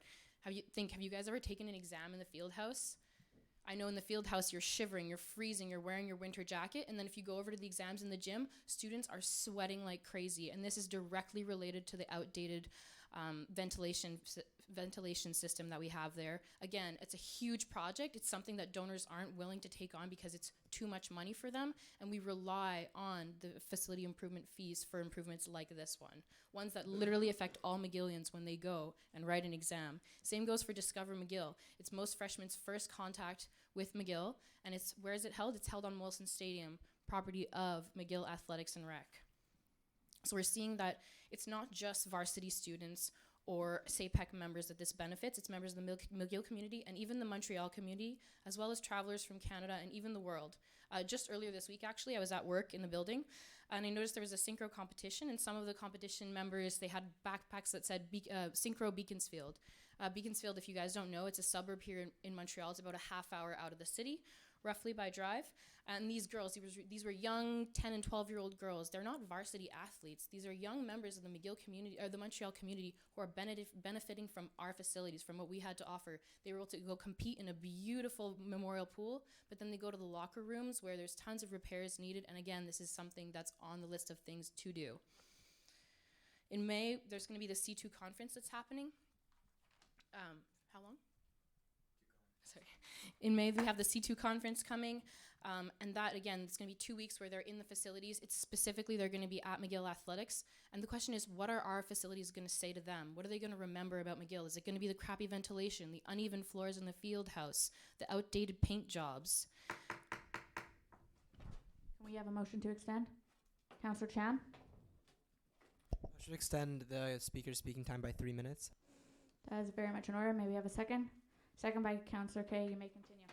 Thank you. Don't worry, guys. I'm almost done. We're not just talking about... Sorry. All right, we're going to vote to extend speaking time by 3 minutes. All those in favor of extending speaking time by 3 minutes? That is very much in order. You may now continue. And this isn't just about conferences or tournaments, synchro tournaments. We're also talking about facilities that are offering spaces to the Montreal community, and even to charities. We have charities like our events such as the Splash and Dash, which benefits the Montreal Children's Hospital, the Relay for Life for the Canadian Cancer Society, and the Special Olympics, to name a few. Just yesterday, there was a huge blood drive that happened in the field house. That wasn't to benefit the McGill community. That wasn't to benefit, McGill Athletics. That's specifically to give back to our Quebec community. It's us giving our space, giving our time, because we care about the community we're involved in. But again, the field house, major improvements needed for the ventilation, major improvements needed for the flooring. And this is all stuff that can be done and that we rely on those fees for. Really the point I want to make here today is that there seems to be this misconception that McGill Athletics is separate from the rest of McGill, but in fact, we serve the whole McGill community and we serve all of Montreal. Even if it's just because you're there for 1 week of the year writing an exam, our facilities affect you. I'm not a varsity athlete, I'm not a phys ed student, and I'm not asking for this for me. In fact, most of the improvements that happen will be done after we leave McGill, all of us here. And McGill Athletics doesn't need this fee because it's for its own self-gain. It's because it wants to, no, it needs to continue serving its community. Thanks. Thank you very much. VP External. I'd like to yield my time to the member of the gallery if they are so inclined. Okay. Yep. Soon. Yeah, we're currently just in question period. Oh, sorry. Just kidding. We have 2 minutes. We can call for an earlier recess, or we can take 2 minutes. Do it. VP External. Sorry. Senator Lametti. I'd like to move to go to recess now and question after that. Senator Lametti moves to start our 10-minute recess, 2 minutes early. Is there a second? Councillor Dariani. We will now vote on going to a recess. Please, all those in favor, please raise your placards. The motion has passed, and we will now enter our 10-minute recess.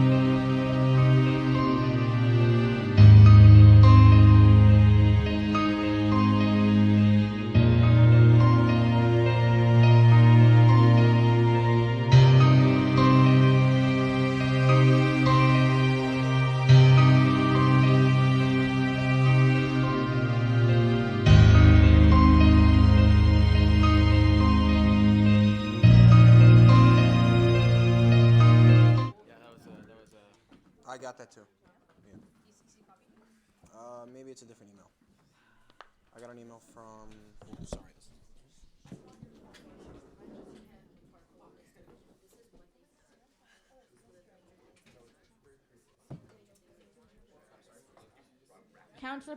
Counselor Mackey, please sit down.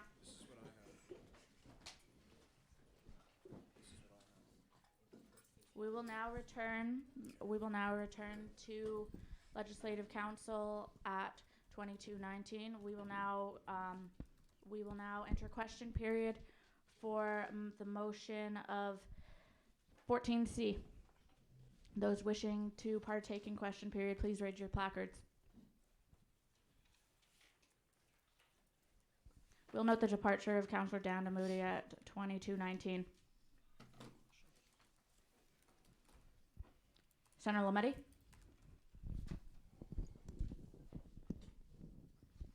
Thank you. So I'd like to know why these concerns were not brought up when this motion, at least the moratorium, was first discussed at council. Maybe they were, but I don't recall. I'd just like clarification on what the state of the discussion was then and what has changed since then. What has changed since then is the fact that the fee, the athletics improvement fee, was after it, and as soon as it came up, it was shut down. And the vote for the moratorium, I abstained from it because, like I said earlier, Miguel Athletics and Recreation isn't against divestment. I abstained from it from the fact that I recognized that this fee is so crucially important. So I couldn't vote yes from it from an athletic standpoint. And then as soon as it passed, the next statement was shut down by the president of SMU. Thank you very much. Any other individuals wishing to partake? Yeah, question. We are still in question period. We'll take a question from the member of the gallery. Please, again, you know the procedure. State your name, constituency, spell your name, and personal pronouns if you choose to do so. All right, Alex Karasik, Miguel Daly. I have a quick question about in the resolution for approval. It says, be it further resolved, the SSMU Legislative Council amend the policy of moratorium on McGill fees until Fossil divestment to exempt all McGill fees relating to McGill Athletics and Recreation. Does this have the risk of not just getting the athletics fee out, but also allowing for any future changes or new fees from athletics? Councillor Kirsch? Very good question. The answer is no. Just this fee. It's been in place for the past 40 years. This is the only. Wait, I'm sorry. Did you say just? Repeat your question to me, please. I misheard it. I'm sorry. Sorry, it's just that based on the wording, does this have the danger of opening up to further athletic fees in the future or not? Councillor Kirsch. I allocate my time to my member in the gallery. Please state your name again and personal pronouns if you choose to do so. Chloe Parsons, she, her. No, so the point of this is really specific to the facility improvement fee. And for if ever there was an issue coming up where other entities tried to use this kind of as an example of how they could get other funds passed, it wouldn't be possible because the whole point is that McGill Athletics is separately funded. This isn't some sneak attack move to get other funds put in place. It's to really be able to continue this renewable 5-year fee. Does that answer the question? Councillor Ramey? It's only question period. So just a quick point of clarification I'd like to ask. It's my understanding that the athletics fee before we imposed the moratorium was not approved for the term last year. Correct. As part of the change the name campaign and that whole separate issue to a certain extent. So if we were to approve this motion, would we then have to submit a second motion to add the fee question to the referendum to be approved, or would this automatically reinstate that athletics fee as it has operated for those counted years? Councillor Kirsch. Very good question. The answer is no. This is not automatically implemented. We would have to bring the fee back here, present it, motivate it, and of course debate upon it if you so please. VP External. Would the mover or the seconder of the motion be amenable to editing the body text to bring it in line with the amendment as proposed, because right now a lot of the issue, the background rationale, etc., frame it as an overhaul and a repeal of the policy. For example, it says, fail to provide enough pressure to induce the Board of Governors to divest, which is not really in line with what the amendment's proposing. So rather than having someone else do that in the meantime during debate, would either Councillors Chase or Kirsch be amenable to doing that during the debate period? Councillor Chase.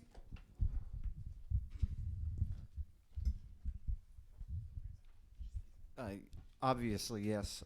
We can make those changes. I think one of the reasons why this motion occurred the way it did was because we made I consulted the speaker who was chair of steering at the time. He told me that you needed to repeal the moratorium in order to introduce a fee. But then we realized that we can just exempt the athletics fee. So that's why it's done the way it is. We have thus extended question period. Is there a motion to extend? Seeing no motion to extend, we will move into debate. If this is an amendment to a policy, doesn't it require a notice of motion? Sorry, repeat, sorry? If this is an amendment to a policy, does this not require a notice of motion such that this would have to be brought to the next meeting of Legislative Council? It could be introduced here but can't be debated on or amended here. That is correct. Point of parliamentary inquiry. Can't we just amend it now? And I allocate the rest of my time to Councillor Chase. Councillor Chase. My understanding is that the only thing that needs a notice of motion is amendments to internal regulations, if I'm not correct. No, you are incorrect. As stated in the internal regulations, include policies and plans also require a notice of motion. VP Finance. Then why is this on the agenda for tonight?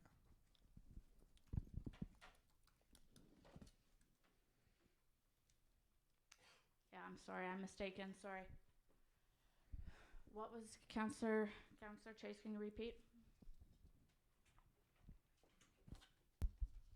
My understanding is that the only thing that needs to be amended the only thing that needs a notice of motion is amendments to the internal regulations. I was not under the impression that policies need to be a notice of motions.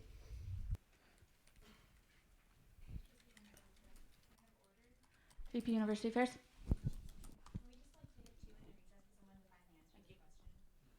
That is very much in order. Is there a second?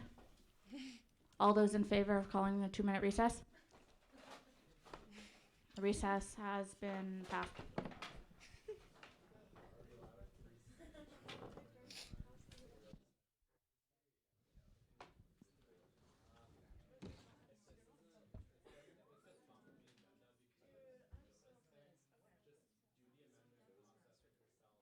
Like right now? Well, but I want to make sure everyone's happy. Is it just that one sentence you have an issue with?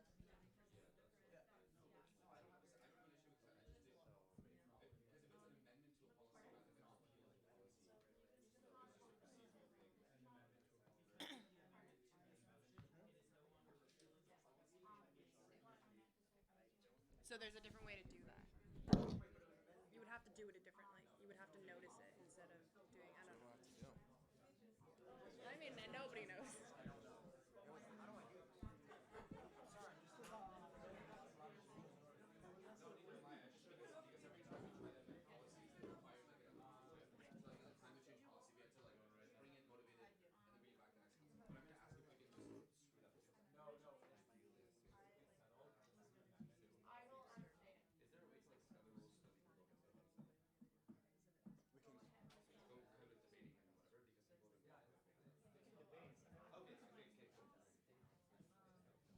One minute, councillors. Councillor Ramey, thank you. You are not the speaker. You should have applied if you want to be speaker, huh?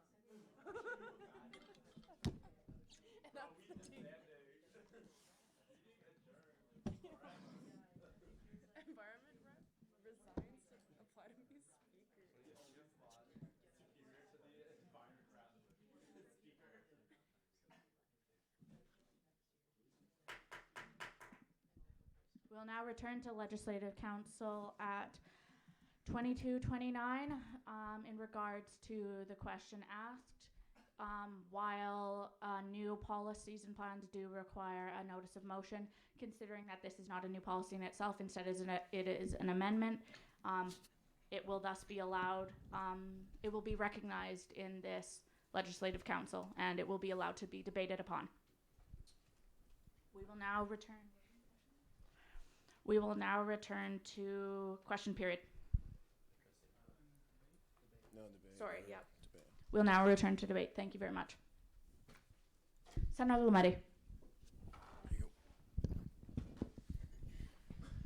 Thank you. So I just want to remind members here, again, unless I'm mistaken, I believe that ancillary fees are not SMU referendums per se.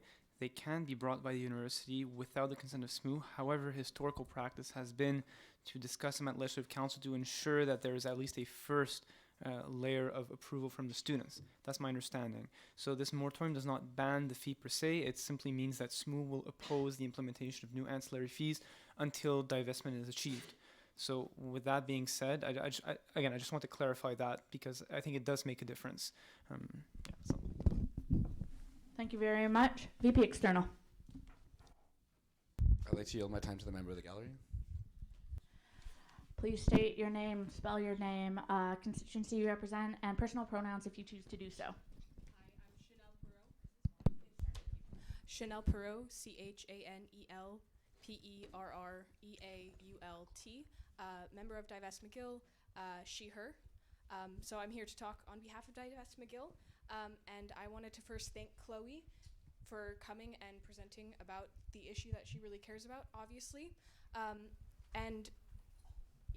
So in light of the December 5th decision of McGill to again reject divestment and instead be in favor of decarbonization, and also in light of Jared saying that, you know, McGill Athletics and Recreation 100% supports divestment, I think that, you know, we could really come together here, and you know, Divest McGill is not in opposition to working together with other groups. We are not trying to alienate you, and we do not think that it is in anyone's interest for us to turn against each other because we're a community. We're not.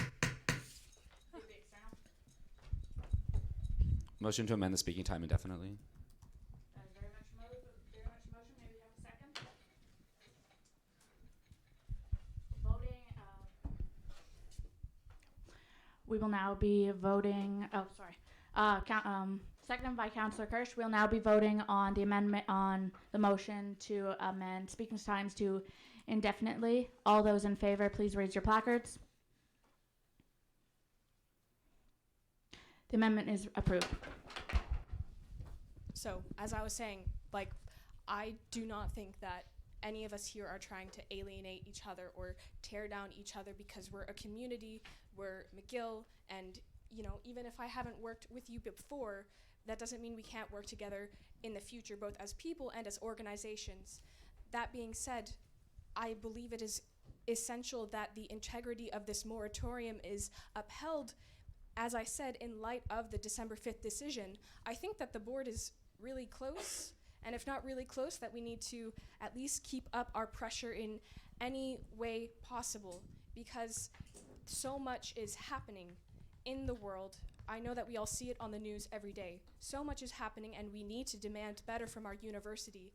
That being said, we need to take all tactics available to us, including this moratorium. And I think, you know, having the potential for one group to have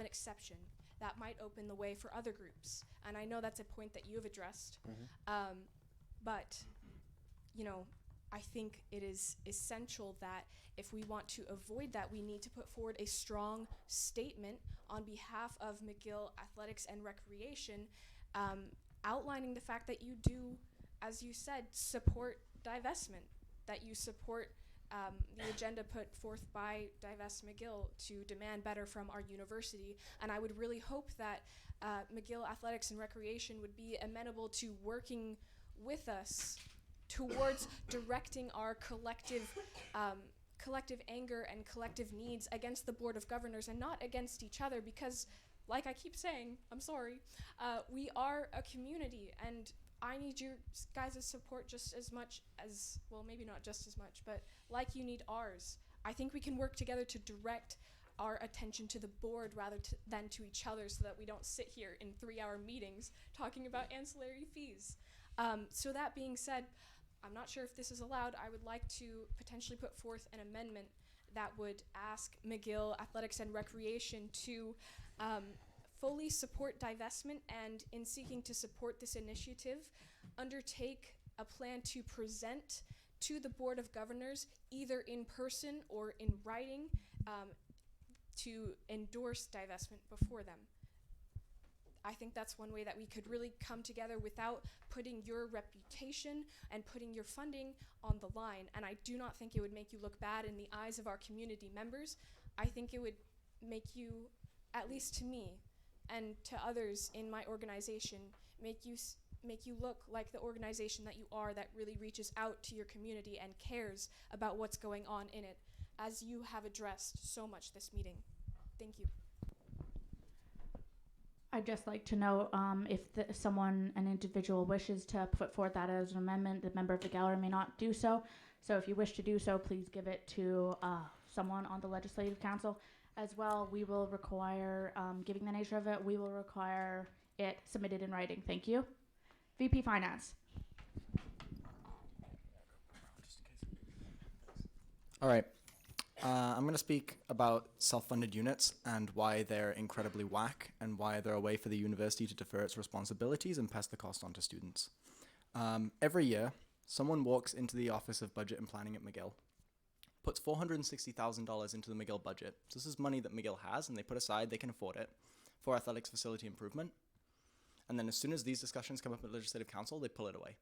And the reason is to change how we're making decisions in this room. McGill does that every single year. If that doesn't show that the university doesn't care, I don't know what does. For example, resurfacing the field house. That project costs around $100,000. McGill could do it whenever it wants. Sorry, that's not right. What's the cost? Point of order not well taken. Okay, fine. No, sorry. I was ruling against his All right. interruption. It's not $100,000. It's more than that, but that's half the fee. Right, it's $1 million. McGill could do that once every other fiscal year if they wanted to.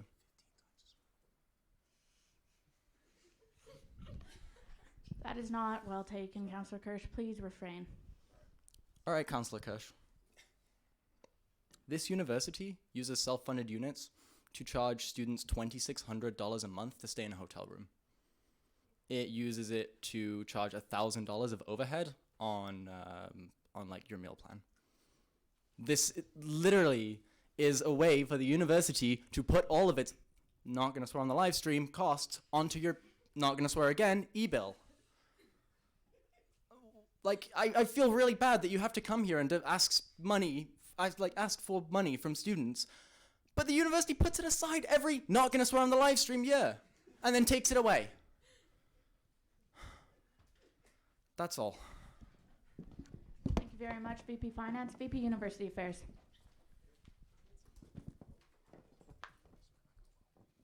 Round 2, let's go. Sorry, I am gonna swear on the live stream. Yeah, so just like as an extenuation of this, do you guys know how much the principal makes?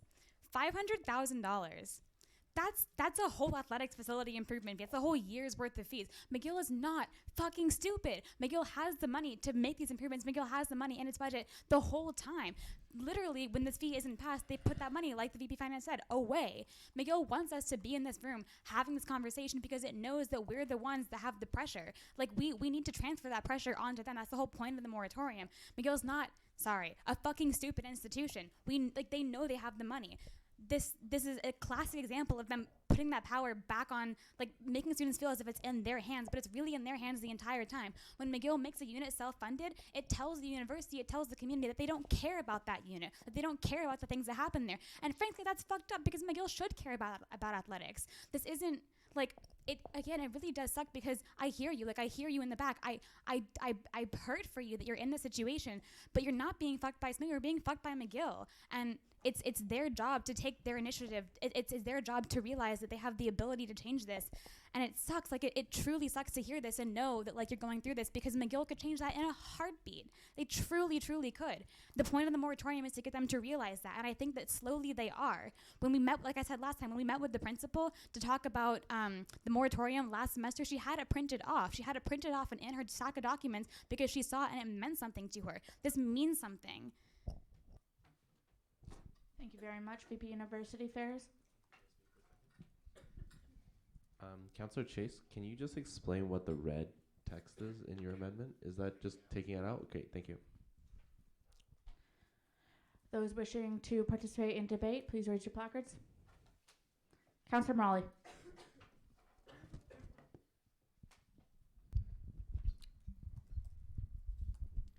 I'd just like to point out that with the athletics fee, were it to pass, were it to go to students, were students to pay it, McGill has promised to match that fee, to match the $46,000. And so that is money that McGill has allotted in their budget to pay towards the athletic improvement fee. But because they're using the excuse of students prefer our money to not be spent in fossil fuel industries, they're using that as an excuse to take away that money. That is money that has been allotted in the McGill budget to go to athletics, and they're saying, no, we're not going to do that. So to echo what VP University Affairs Wilson and VP Finance Howard were saying, McGill is making this decision, and we shouldn't be putting the onus on students to soften our stance on important issues in order to make up for where McGill lacks. Thank you very much. Councillor Dariani.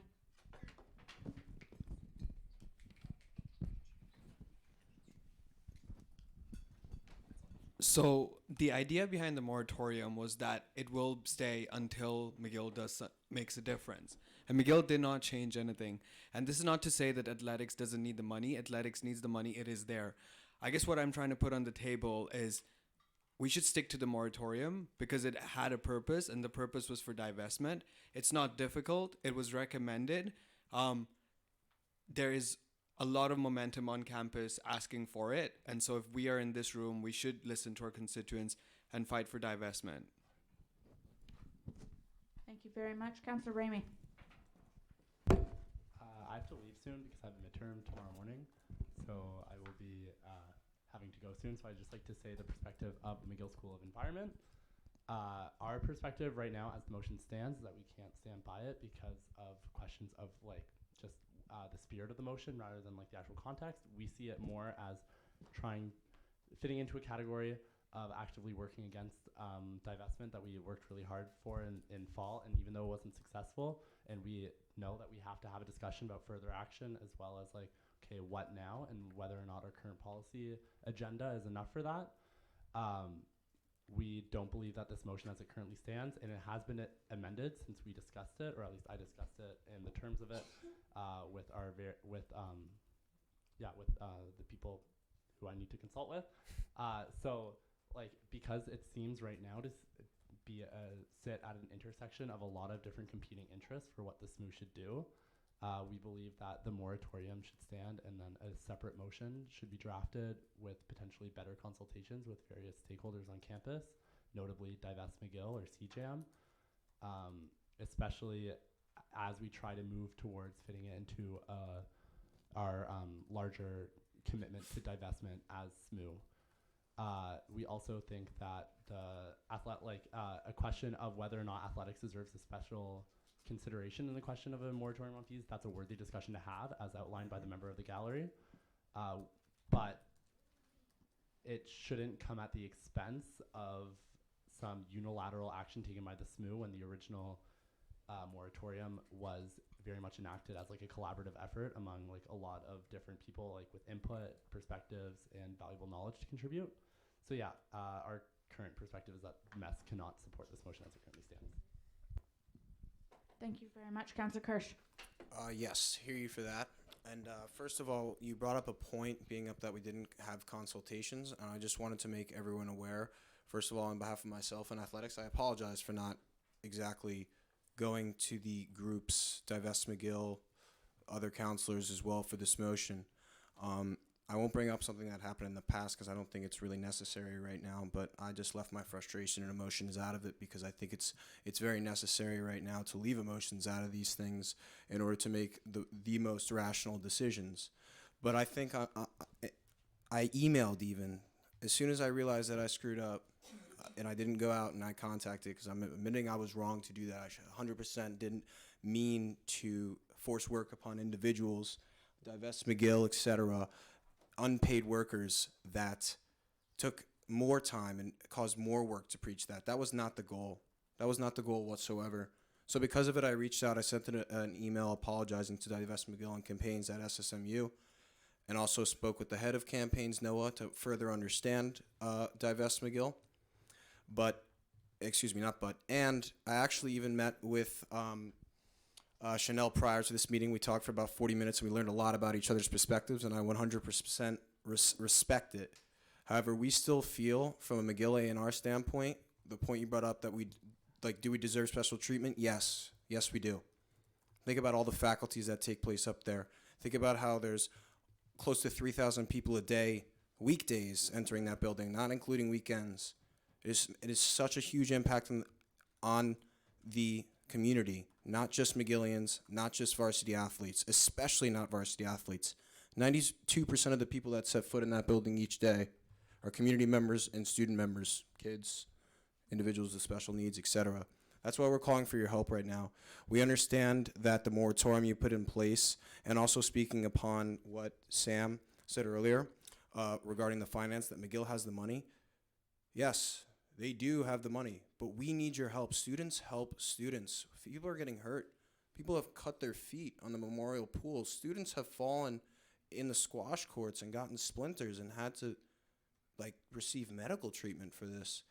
In addition to what the member of the gallery stated regarding how an ambulance a day is called, and we all know the benefits of bettering yourself, both physically and mentally, and just getting up there, getting up into that building, doing things to help yourself, putting things in the right direction.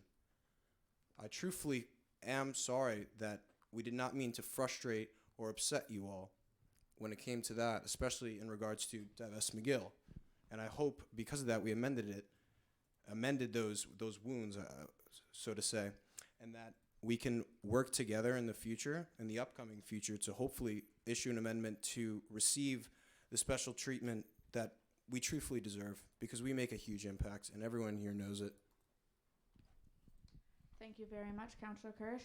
We have received the amendment by Councillor Chase, and so it is. So is what's highlighted in yellow. So firstly, we must act to help athletic students and supporting their facilities without waiting for McGill to reevaluate its investment portfolio.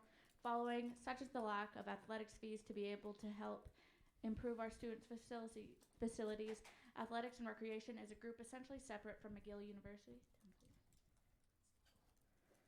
Thus, it does not make sense to impose the moratorium upon fees related to them. Is there a second? Is there someone who'd be willing to second this amendment? Councillor Kirsch, thank you. We'll now be entering debate. VP External. Yeah, so these amendments don't respond to the spirit of what was asked of the councillors. There's still statements about the moratorium and the strategy failing to provide enough pressure, about Einstein saying the definition of insanity is doing the same thing over and over. This is not what was asked, and the sort of purpose behind that was, again, requiring consultation with Divest McGill, which was then had by Councillor Kirsch, which is intensely appreciated because it wasn't done before the motion happened, to understand that it is part of a longer term strategy, and that a single fee blocked won't force McGill to divest. You gotta wait a little while. That's just not reflected in the changes, and so I think that these changes need to be a little more ambitious. Thanks. Thank you very much, VP External. VP Finance. So I'm going to keep contesting this fact that self-funded units are separate from McGill. They're not. That's like me saying Midnight Kitchen doesn't have a space during the building closure, so SMU shouldn't give a SMU shouldn't give a, will not swear on the live stream about it, and we will not provide any funding. That's not true. That's a management decision that we have to take to support Midnight Kitchen. They're one of our departments. Yes, they're separate. Yes, they're administratively separate. But we're responsible for them. We're responsible to help them. Again, I just can't get this across enough. The university does not care. Thank you very much, VP Finance. VP Internal.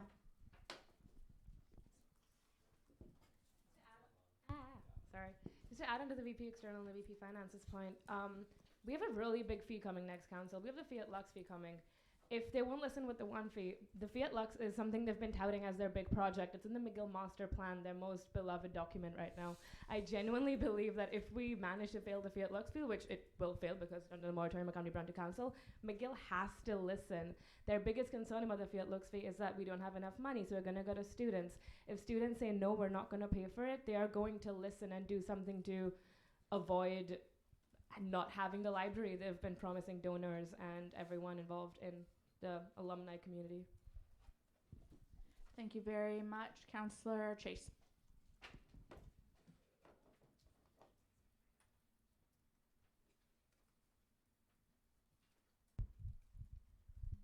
I would caution councillors from always repeating the mantra of McGill should do this, this isn't our problem. In reality, I guess this is in front of us. McGill has said that they are going to only have this be done through a student fee, and if they don't, they're not going to do it. I'm not sure if we're going to be able to get public pressure, and perhaps if we do, that would be great. But so far, we haven't been able to get public pressure for this to be funded, and so we are back at the same thing that we need to have this fee. This fee has not been in place for almost a year now. If we don't act by next meeting and get this fee done, we're going to have to wait another semester until next semester in order to get this fee done. So it's up to us to decide whether or not we want to help our students out. Thank you very much, Senator Lometi.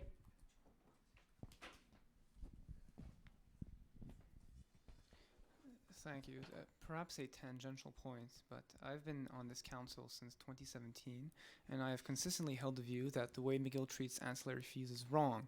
And in fact, I even think that having this sort of moratorium and this sort of discussion is also wrong, because we're establishing a sort of quid pro quo in which if McGill does what we want, we will then support increases in ancillary fees. So I just like to repeat my opposition to this very idea that we should use our acceptance of ancillary fees as a negotiation tactic. Honestly, I would be for a moratorium on ancillary fees even before the entire controversies of divest, change name campaign. Even before that, I didn't want any more ancillary fee increases. So to be perfectly honest, I don't even see the point of this. But again, it's sort of a tangential point. I realize it's not there, but I just thought it was important to express that. And I feel the frustrations of the Vice President of Finance. And I also think that it is unacceptable that there are safety issues in the McGill athletics facilities, and they would decide not to palliate them if the students were not to pay. You know, it's honestly their legal responsibility to do so, and I think that we should pressure them as much as possible to do that, including using legal measures if necessary, if they don't do it, because they can't have unsafe facilities. That's the starting point of any discussion. Thank you very much, Senator Lometi. SMU President. I'd like to call a question on the amendment. The motion has been put forward. Is there someone who would be willing to second? We'll go with Councillor Faki. All those in favor of calling the question, please raise your placard.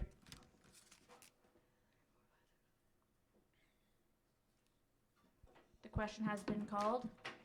We will now be moving on to the vote of the amendment, which is highlighted in yellow. All those in favor of the amendment highlighted in yellow, please raise your placard now.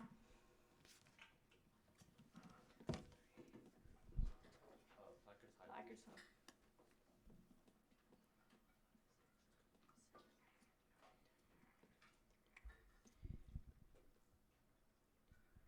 14 in favor. All those abstaining? Oh, sorry. Yeah, sorry. All those opposed?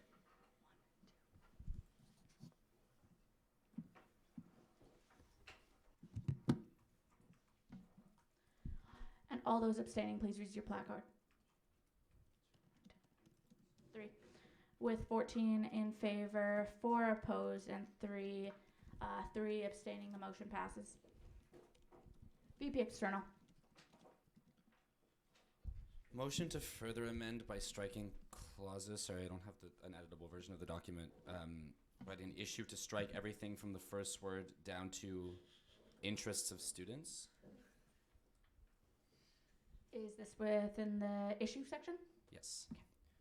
Further to strike. Sorry, can we just take a word? Absolutely. Thank you. My Thank you very much. apologies.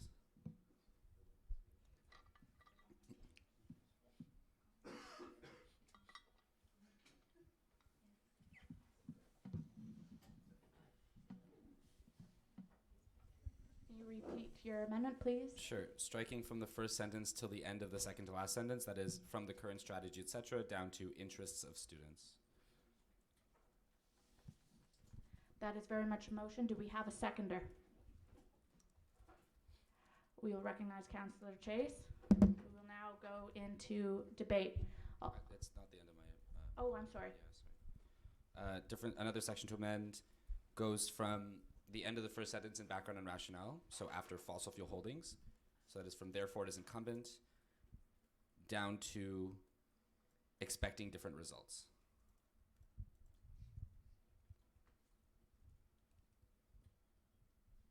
No, higher up.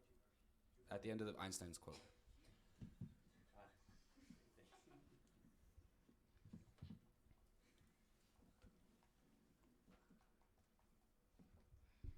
That being said, is there now, with the full consideration of the amendment, is there a willing seconder?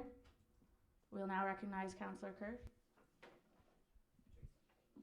Sorry. My apologies, Councillor Chase. Sorry. We will now move to debate of the amendment proposed.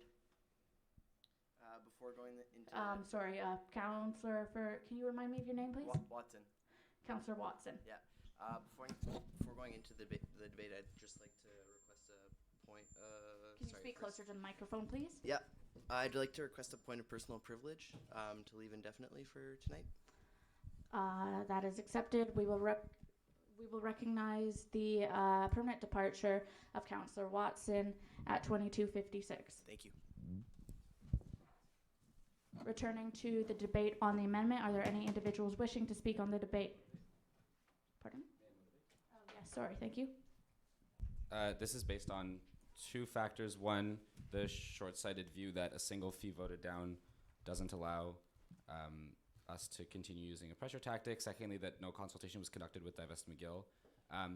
I'm still not in support of this motion. I think many members of this council as well are not still in support of this motion because there was no consultation. I just think it's sort of an insult to even be voting on something that has these clauses in them when it's being put forward by people who weren't in the Divest McGill campaign, who were making statements about the strategy of divestment without ever talking about it. I would just like to ask I guess like this is like a rhetorical question. I guess I'd like to ask a question to the member from Divest McGill. Do they want the athletics fee to pass if athletics lobbies McGill on divestment? And then I yield the rest of my time to the member of the gallery. Yes. Okay. They will get back to me in 2 minutes on that. We are now entering debate on the amendment. All those wishing to speak on the amendment, please raise your placards. Councillor Chase.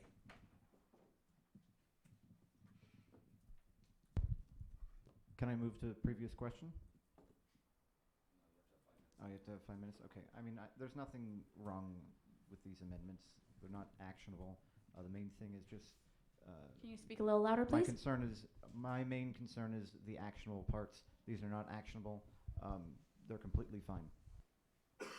Thank you very much. Are there any... VP External. I know I mentioned it in passing. I just want to again reiterate that this was done entirely without consultation of constituencies that are affected. I know that the councillor from athletics already apologized about it, and again, that's very appreciated. On a more general pattern, please consult. We talked about this at retreat at the beginning of the year. So many motions have been brought forward that are not coming from constituents or like kind of being passed on a whim. Like, don't do that. You signed up to represent people. You signed up to represent a constituency of up to 2,000 people. Do that better. Thank you.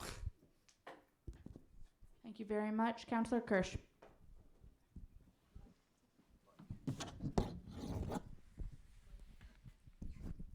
In regards to what you just said about the retreat, I couldn't go to the retreat because I had a mandatory away trip that I could not miss for this because I represent McGill on the baseball team and all of you and basically work a full-time job and pay $1,000 to do it, but I won't get into that. That's a whole nother topic that I'm clearly passionate about. But another thing I want to bring up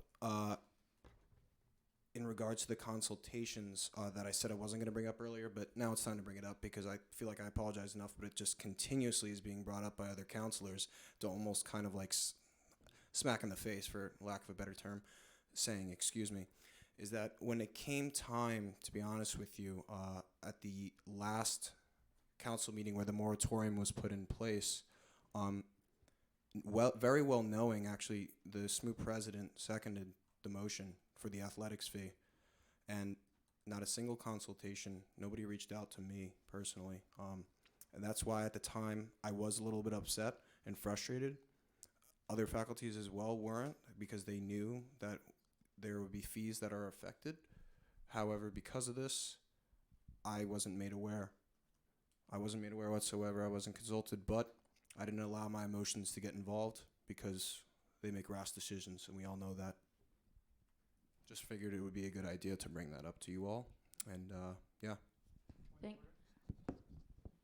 Senator Lametti. We maintain the debate on topic. We're discussing an amendment. That might have been an appropriate intervention for the main motion, but certainly not for the amendment. So I'd ask the speaker to kindly intervene so we can get debate going. That is very much in order. Further, I'd just like to remind all councillors to be respectful of your fellow councillors. This is a safe space to speak their opinions, and as such, proper decorum should be followed. Thank you. Those wishing to speak, those wishing to intervene on the debate of the amendment. Seeing none, we will move to a vote. Those in favor of the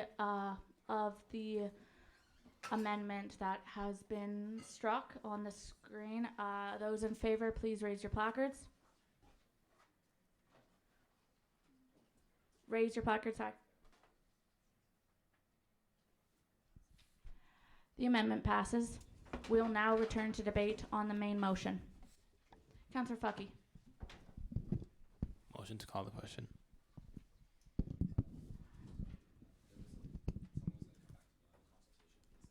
I rescind my motion. Can we ask the...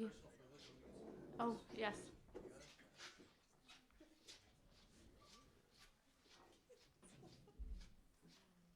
VP External.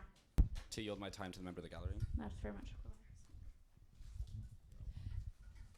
Is Jared? Yes. Sorry. Is there any way that we could get you to absolutely commit on behalf of A&R that you are willing to, at the very least, Can you speak write closer into the microphone? Thank you. Sorry. At the very least, write a letter saying exactly what you said tonight, that you 100% support divestment and that you will demand better from your university. Are you able to make that commitment? Can you just repeat your name for the minutes, please? Sorry. Chanel Perot. Thank you. Councillor Kirsch? Yes. Unfortunately, no, I'm not. I don't have the power to do that, so I cannot make that promise and commitment to you right now. I wish to, I also don't think, as we previously discussed, they weren't willing to, actually, hang on one sec. Let me think. I allocate my time to my member of the gallery. Please state your name for the minutes. Chloe Parsons. Neither Jared nor myself would have carte blanche to do that. There are higher bodies that would govern those decisions that would need to be brought to the SAC and more probably to MARAB. It's definitely something that we can petition for, that we can ask for, and that we can apply pressure for, and we can actually work with other people, other students who sit on MARAB to apply that pressure, but we don't have the authority to say yay or nay at this moment. It's above our heads. VP University Affairs. Sorry to be that person, but I've had my placard up for like 15 minutes. You can pick. Sorry, pick someone else. Never mind. I feel bad. Sorry. Pick someone else. VP. Okay, fine. I'm sorry. Wow, I'm truly wretched. VP Internal. Temporarily. We'll recognize the temporary departure of VP Internal at 23:04. VP University Affairs. Sup, I'm better now. Thanks. Okay, so I guess, yeah, sorry, just because my placard's been up for a while, I'm just going to step back like a couple of minutes just to go back to the point that I wanted to make before, which is 2 points. Sorry. On the question of, like, is athletics special, is, like, whatever special, like, it sucks to say, but, like, I think that we are entering into a point where every time a unit wants to come through and pass an ancillary fee, we're going to have a conversation, is this unit special? Like the VP Internal said, the Fiat Lux fee is coming up sometime soon. Is the library special? Obviously, I understand that, like, athletics and recreation provides wonderful spaces for wonderful communities and so much benefit to our McGill community, but so does the library, and the library desperately needs to be overhauled. That Brutalist building, frankly, looks disgusting. Like, I would love to see, I'm sorry, I hate Brutalist. I would love to see McLean and Redpath torn down and rebuilt into a library for the 21st century, but they need the money to do that, and they're going to come to students for it, and when we say no because of the moratorium, that's going to mean something. Is the library special? Yeah. Is athletics special? Yeah, but the moratorium doesn't allow for those expectations for a reason.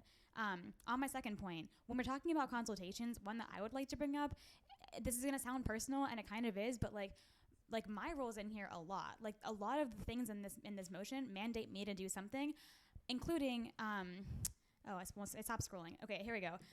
In the impact of decision and next steps, you say the Vice President of University Affairs shall inform members of the McGill University's administration of the disappointment of SMU at the lack of divestment. Bro, I do that every day. I do that so many times a day, every single day. Has it meant shit? No. If this motion passes and I keep doing it, will it mean more shit? No. I've been doing this for years. Mandating me to do it in this motion won't change a thing, and it seems like it's being put in here as like, oh, we're gonna pass a moratorium, but Madeline will do this. Like, yeah, bro, I'm gonna keep doing that regardless, but like that's not a compromise. Like, that's already happening. And like, if someone had come to talk to me about that before mandating me to do that in this motion, I wouldn't be having this conversation. So like, again, I realize that there's been lots of consultations on multiple sides, but like my name's in here a lot, and like I'm already doing these things, and like passing this policy won't make me do them less, you know? Thank you very much, SMU President.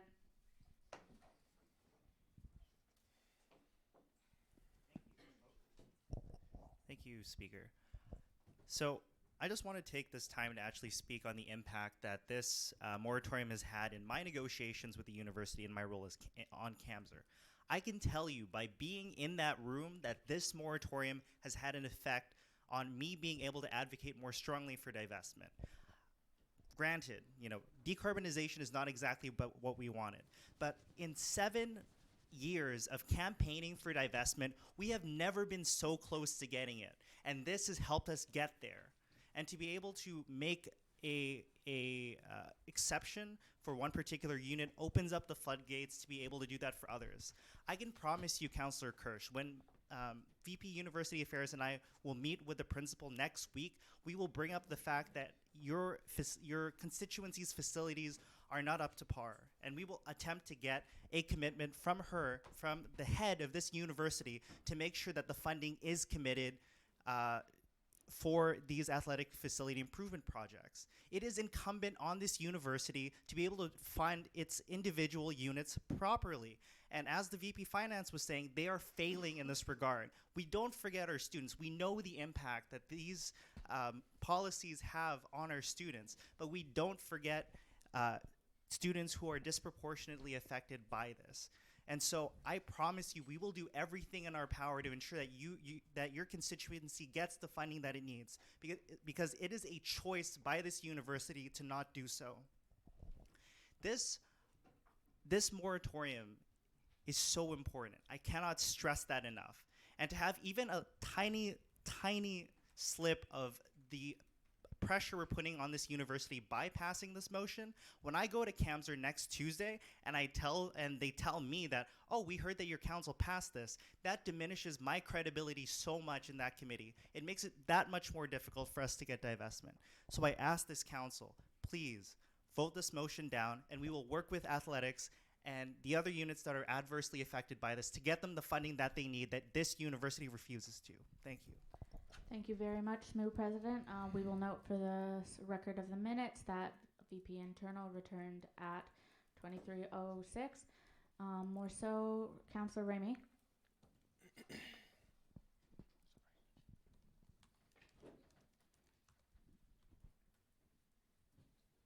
I unfortunately have to go in like a minute and a half. But that seems perfectly apt for me to make a passing comment before I go. An exit comment, just because I literally cannot stay here many more minutes longer, and it's a shame, and I really regret that, but it's just the truth. So I would just like to reiterate the McGill School of Environment's perspective on this, that this is a question of governance and appropriate avenues for action and activism within the McGill community. As the motion currently stands, and the fact that we've had to amend it and had to have discussions over what it specifically means, what it's specifically aiming for, on what grounds, whether or not people were respecting each other throughout, we just don't think this would be a good piece of good governance. So we are opposing that, and we hope that you guys can share this view, because it's truly unfortunate that these important discussions of like what ancillary fees mean, how do we like move around them politically, and how we actually like get stuff done as members of Ledge Council and as like people trying to improve campus life for everyone, not just like improve our divestment position, but improve athletics. Like, it's a shame that this is all getting wrapped up together, and we believe that this motion is just too complex as it currently stands, with a variety of interests, and those interests have not properly come to terms with the other interests. So it's just not good governance from our perspective. And with that, I'm out. We'll note the permanent departure of Councillor Ramey at 23:10. Returning to debate on the main motion. Councillor Doss.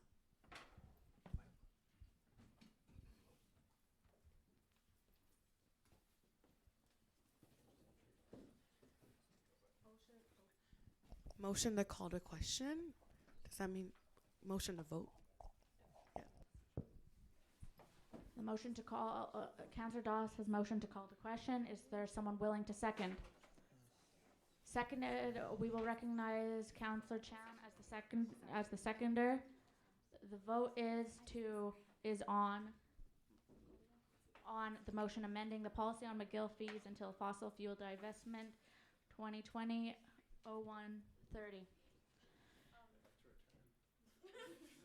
Okay. Okay. We will note for the record of the minutes the return of the return of Councillor Ramey at 23:11. Councillor Kay?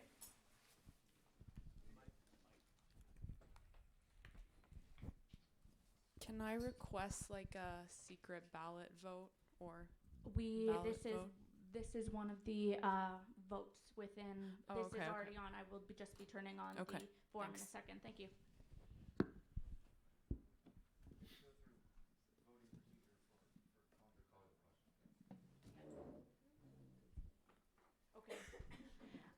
So first, all those in favor of calling the question, please raise your placards.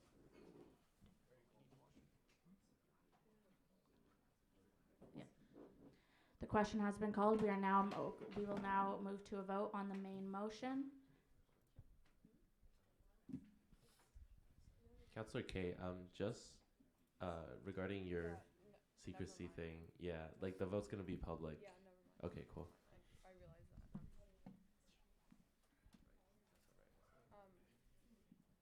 Councillor Wright? Yeah, there's no like access. Yeah. I don't have access. Yeah. Oh, it hasn't opened. I'm just about to open the form.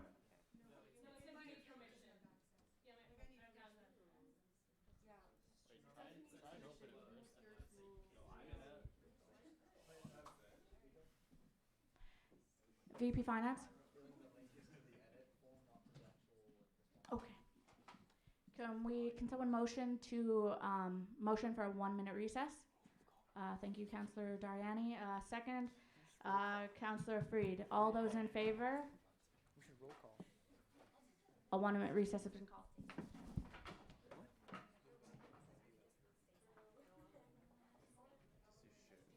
should roll call. I don't know I'm supposed to vote on this, given the Senate caucus schedule. For this one? Madeline.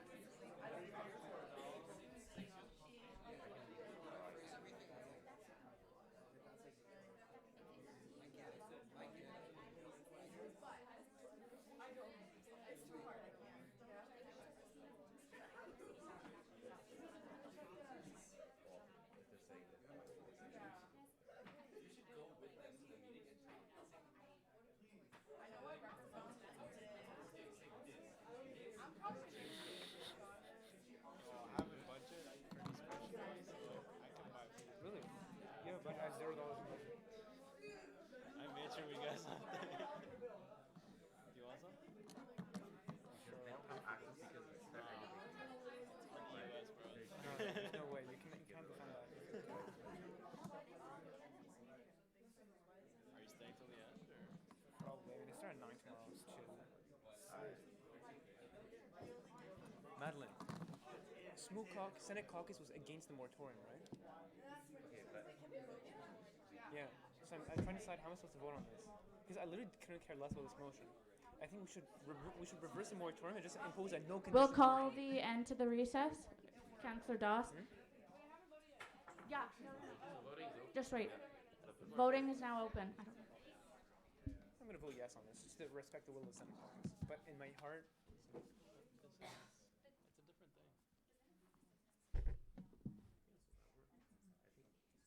I know it's tough. But I can't abstain either. We'll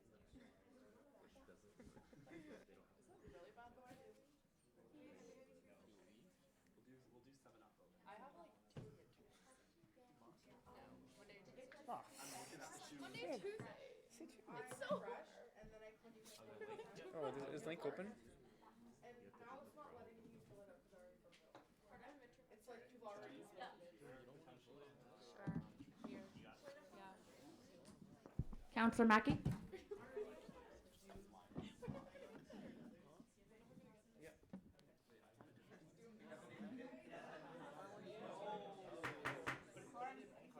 Decorum, councillors.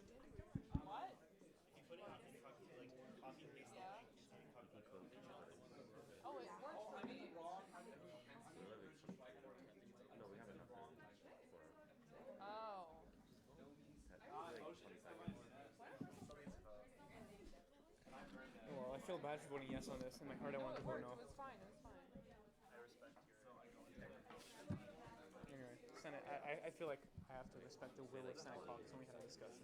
20 seconds, councillors. Yes. I voted. I always vote by opinion.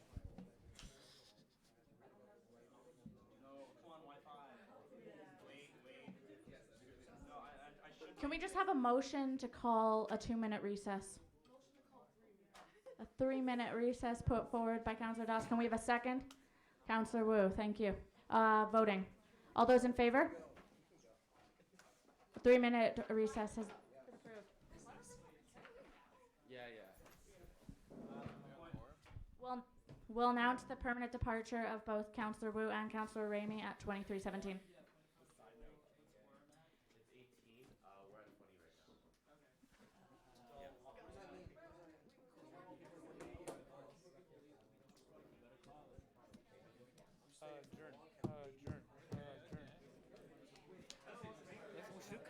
Consent items and then adjourn. There we go. Add when we go. Cheapers, creepers, bro. Well, he's already voted.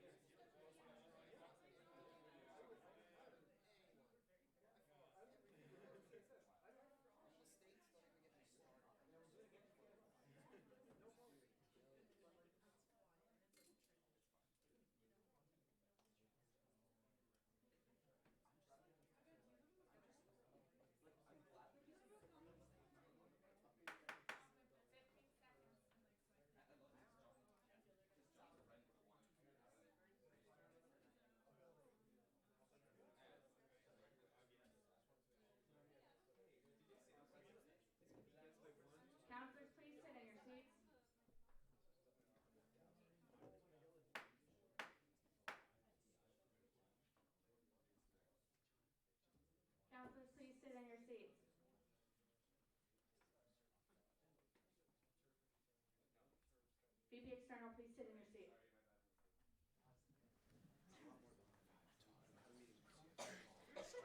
Side conversations, counselors. We have now ended voting. The results are as follow.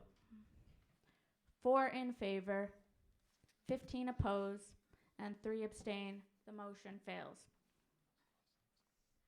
Councillor Chan. Motion to postpone motion 15C till next meeting. That's athletics and SMU. I can motivate if that's okay. Is there someone willing to second?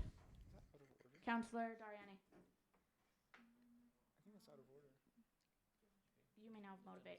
I have a midterm tomorrow. This is my motion, but like this is not time sensitive, and I really want to leave. So if we could put this to next week, that'd be great. Thank you. All right, we will now enter debate on the motion to postpone 15C to the next meeting. Just don't worry, I got you. Councillor Faki. Yes.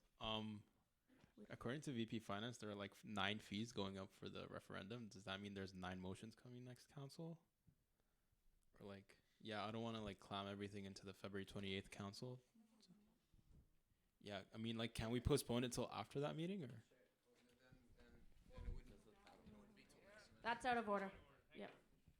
Senator. That was a point of order. Councillor Kirsch. Yeah, no, I totally understand. I just wanted to acknowledge the fact that I unfortunately can't make this next meeting, so I just would appreciate like you just explaining it to either me or my proxy who it's going to be. That's all I have to say. This is we have to first vote. We have not voted for this, so that's out of order. That was my debate. I just said like if he's going to do it, I just asked that if he does. Yeah. I know this is out of order, though. We have not entered debate, and thus you cannot. Okay, so do we have count? Is there someone willing to second? Yeah, that's what I thought. Okay. Now we will vote on the motion to postpone. All those in favor? Senator Lametti? Thank you. I think it's a better idea to move to consent items, see what passes, what doesn't, and then we'll be in a better position to make decisions on how we want to structure our motions. Thank you.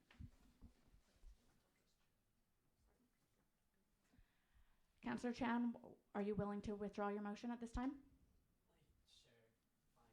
fine. Okay, so we have a motion. Is that a motion, Senator? Yes, to suspend the rules to move to consent items immediately. That's the next item. There's not announcements? Yes, there is. Just wait.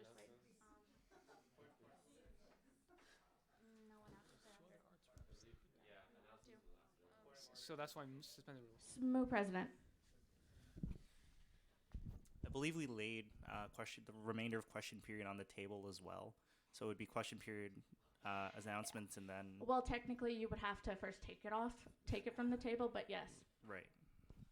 Senator Lametti? So hence I do move my motion to suspend the rules and to immediately go into consent items. Technically, we do not have to suspend the rules, considering that consent items is next on the list and question period has not. I'm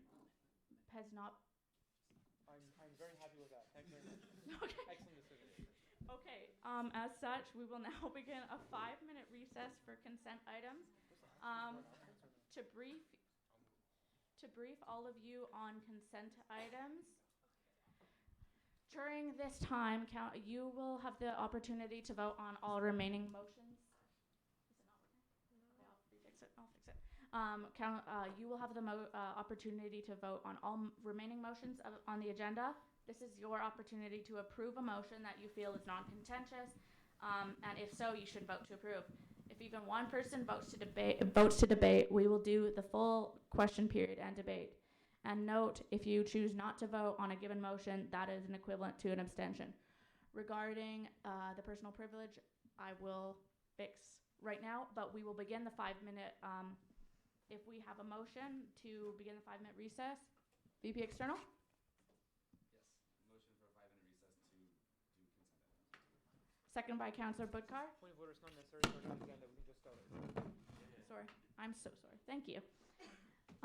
In this time, if it's not working, I will fix it right now.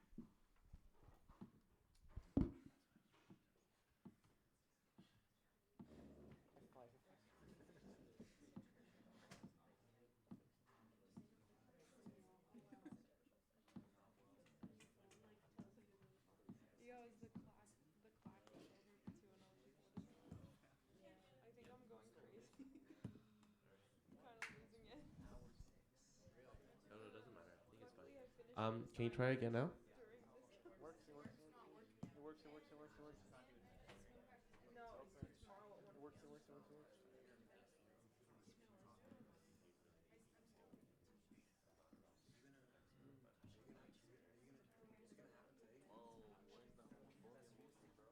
It's not consentable because it was added late. You can't consent to it.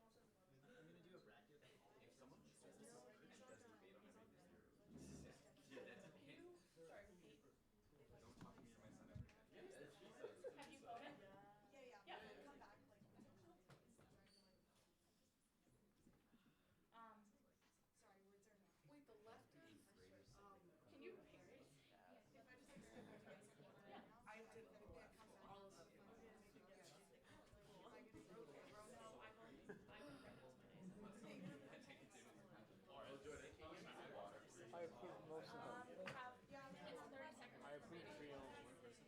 Yeah. I hope the 2 ones I didn't approve are different ones than me. Only have 3. If none of them pass, I will. It's always like that. Hey, Jordan.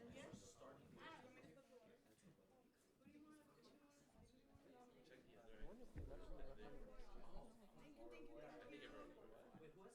If the election referendum doesn't pass by consent, I don't know what's saying. And that's the one that should literally pass by consent. Yeah. I hope it does.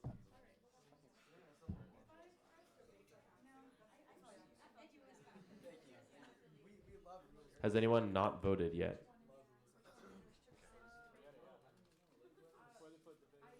Okay, we closed the consent items.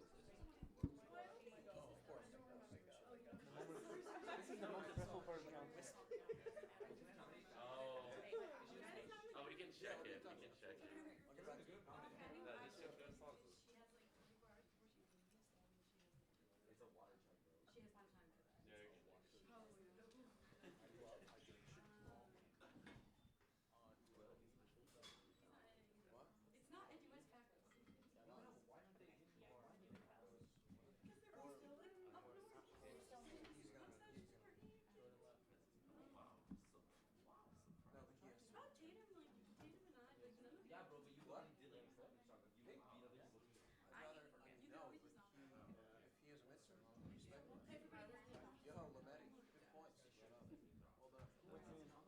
Are you serious? Yes. Okay. I've never heard her ever say, point of order not well taken. When you speak. Except when I challenge her decision. That's okay. I think that was right. I truly sincerely believe I was right. I like that you set up more time in a sense. It's quid pro quo. Like they can come back and mess with something. Well, I just feel it's down to we're back with me as before and it's like saying, oh, you were born, you think you are not learning. I think that's Once like we can, then I'll leave. Today's the last day. Yeah.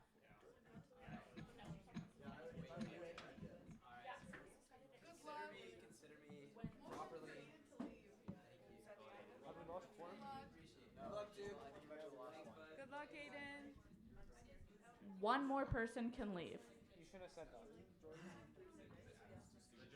Jordan's coming back. Is Jordan gonna leave?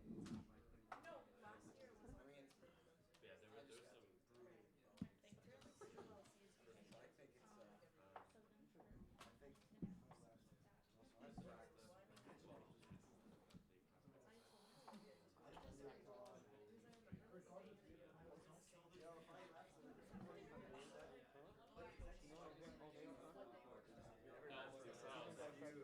It's on. Like it's on. No, like during recess, it's not recording. Yeah. 50 seconds. Counselors, please return to your seats.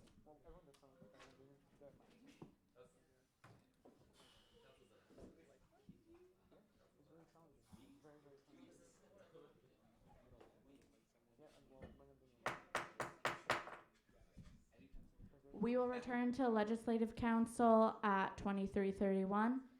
We will announce the results of the consent vote.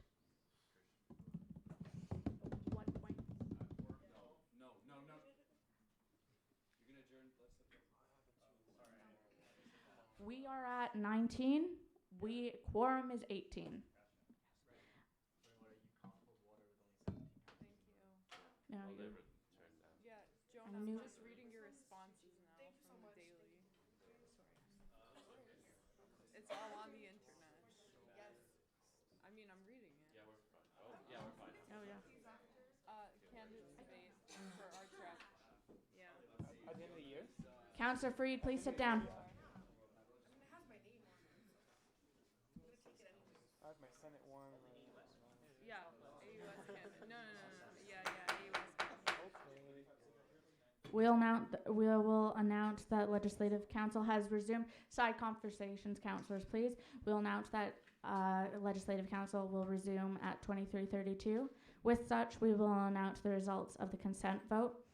Both the motion regarding amendments to the internal regulations of elections and referenda passed unanimously, as well as the motion regarding adoption of the SSMU Francisization Plan. As such, neither of these two will be moved to debate. That being said, the motion regarding amendments to the committee terms of reference did not pass unanimously, nor did the regarding greater integration between athletics or SSMU and SSMU, and neither did the motion regarding the creation of an affordable student housing fee.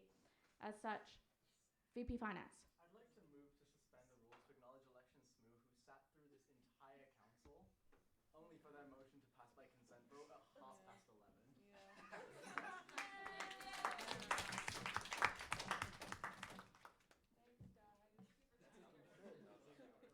Yeah, that was out of order.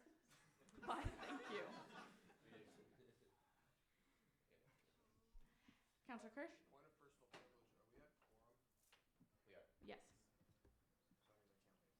Um, Sorry, I have a list tomorrow morning. Oh, you can't leave. You cannot. I'm not leaving now.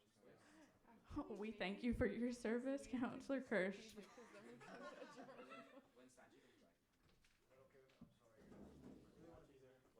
Yep. So when the VC is Councillor Kirsch, are you now willing to? We recognize the permanent departure of Councillor Kirsch at 23:34. Note for councillors: if any other councillor chooses to leave, we will lose quorum, and thus we will be forced to adjourn. Moving. Quorum, councillors, please. Moving on to announcements. So although these come prolonged, they are necessarily regardless. So for those who don't already know me, and for those who don't, my name is Lauren. And I am pleased to announce that I will be serving as the speaker for the rest of the year. Thank you. And as seen tonight, I'm excited to interact with you in a new challenging role. More so, this is not necessary, but there's one bathroom on this floor. It is a male identifying. Decorum councillors, it is a male identifying bathroom, but for the time we spend in McConnell 603, it is a gender neutral bathroom. If you feel more comfortable with single-use stalls, you can. Decorum councillors.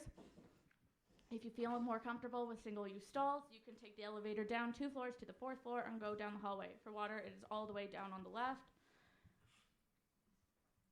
As well, once again, I'd like to remind everyone that sessions of Legislative Council are live streamed. As such, viewers will be able to see what is on your computer screen, and as such, we ask you to be mindful of this. More so, please refrain from interacting with the camera, including gestures, and please maintain professionalism in this light. Are there any further announcements? VP Finance.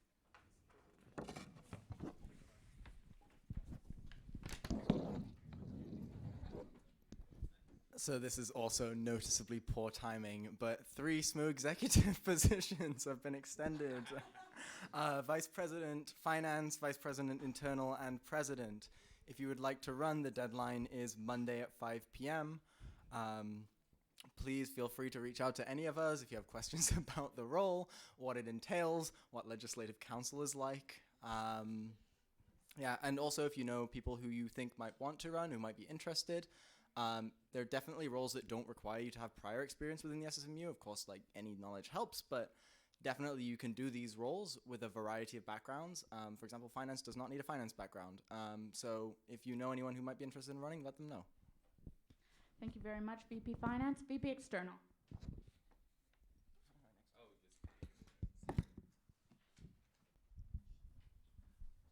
Hey everyone. SSMU and Milton Park are throwing a joint community bash tomorrow in case you don't have a Valentine's Day date and you want to go for free pizza and cheap beverages. There will be live performances from both McGill bands and bands from the community, and you can learn more about the community organizations near you so that you can get involved in the community right by your door. Thank you, VP External. VP University Affairs.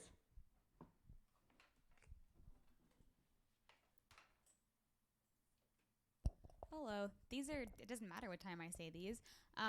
February is Black History Month, so happy Black History Month. Also, McGill has a lot of events. A lot of them are co-organized by the Black Students Network. For more information about them, there's a link in my report, which we likely won't get to today, which is why I'm announcing this now. Second announcement is that the Library Improvement Fund Committee proposal period for the winter semester is now open, so if you have any ideas, suggestions for things that can be funded in any of the libraries across campus, the form can be found as a link on the University Affairs Facebook page. Thank you. Thank you very much. SMU President.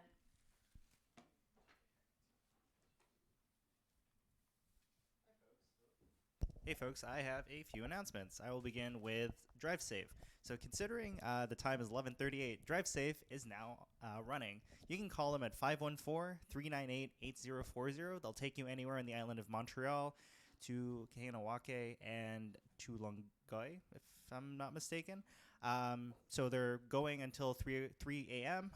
However, I would suggest you make your call prior to that, just so that they're able to accommodate you.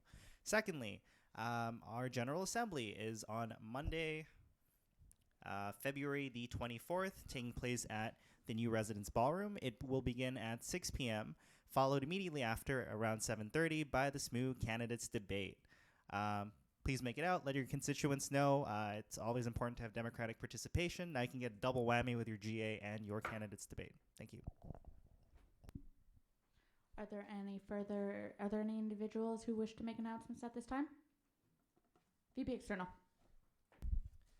Chris Manfredi, Provost of the University, announced that Campus Life and Engagement is officially taking over Community Engagement Days and Alternative Spring Break, so an integration with the Montreal community is back at McGill. Thank you very much, VP External. Are there any other individuals? VP Internal. First of all, please encourage your constituents or yourself to staff Faculty Olympics. We need more staff. It's sspn.ca/staff. We have 902 participants estimated, and 14 coordinators, and we need some staff to help run things. Thank you. Second of all, I'm assuming we're going to be here at midnight, so happy almost Valentine's Day. There's no one I'd bring in this holiday of joy and love than with this room full of people that I adore. Decorum counselors. Counselor Chase. Side conversations, counselors. Side conversations, counselors. Since we've already determined that many of you are secretly arts students, I want to remind you that arts elections are next week. They are from the 17th to the 19th. All arts students are able to vote, and please be sure to do it at smo.simplyvoting.com. Thank you very much, Counselor Chase. Are there any individuals with further announcements? Counselor Doss.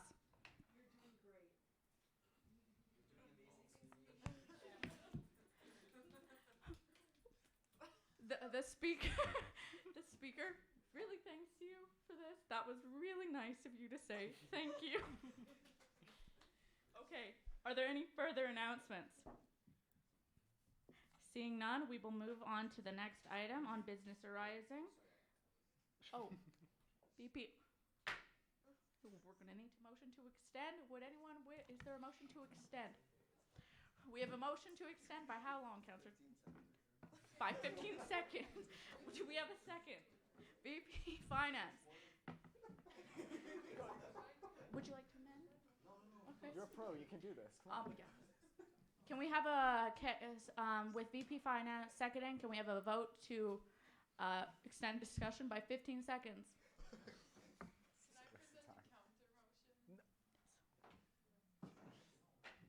it 5 seconds.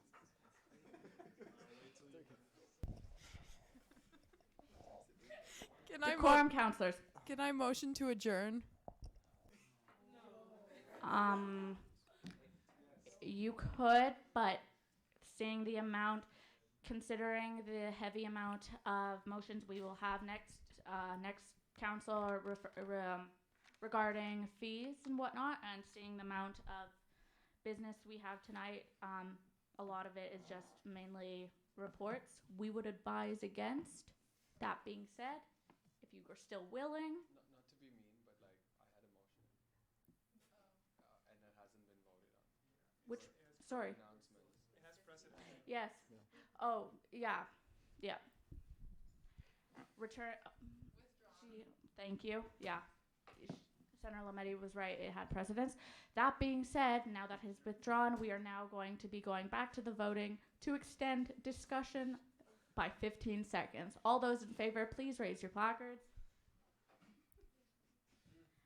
Discussion has been extended by 15 seconds. For anyone living under a rock, the RCMP are a bunch of assholes and they raided Unistoten camp of the Wet'suwet'en territory. Please get involved in some action as part of the movement to shut down Canada. Various economic pressures and other infrastructural disturbances are making their voices heard. Justin Trudeau requested to meet not with the Wet'suwet'en hereditary chiefs, but those who are blocking the train. So find a non-settler VP External. and get involved. We have reached the end of announcements. If anyone has any further announcements, we will have to call a motion to extend. That being said, seeing none, we will move on to the next motion. Motion on the agenda on 14, business arising. We are at 14C, motion regarding the amendments to the committee terms of reference 2020 January 0130. Seeing as this was motivated last council, we will not have, there is no need to motivate it again, and as such, we will enter into question period. Those wishing to partake in question period, please raise your placard. Seeing none, we will now move to debate. Those wishing to intervene in debate, VP External. Speaking in support of this motion, obviously you should be having consultation work from people who are doing the work. The Health and Dental Plan pays out of its surpluses for mental health infrastructure, most notably Empower Me. So the Mental Health Commissioner should obviously and definitely have a say on that committee. Good motion. Thank you very much. Are there any individuals further wishing to intervene on debate? Councillor Doss?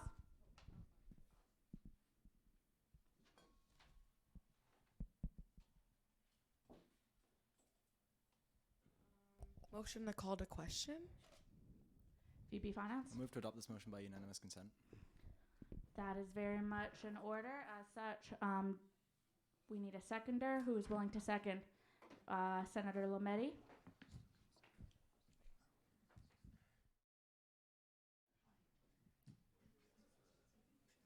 Can you repeat what you motioned? Sorry, VP Finance. To pass this by unanimous consent. Okay.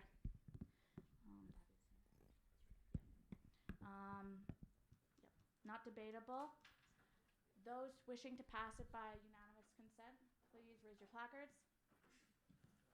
Vote on the motion, and then you ask. Yeah. Oh, you're right. Yeah. Okay. Those with objections to voting with unanimous consent. Wait. Point of order. Is it objections to the motion? Like this motion? That's what we were voting on, right? Yeah. Yeah. Not on unanimous consent, on the motion. Yes. Okay. Okay, cool. I'm good. This motion has passed. Okay, next we will be moving on, decorum counselors. Next we will be moving on to 15A, new business, notice of motion regarding the creation of a services committee. Who will motivate? Councillor Molly, you may vote of it. I'm just gonna. Have you perceived, seeing as neither the mover nor I'm so sorry, I'm looking at a different one. I'm so sorry. Councillor Morali, you may vote of it.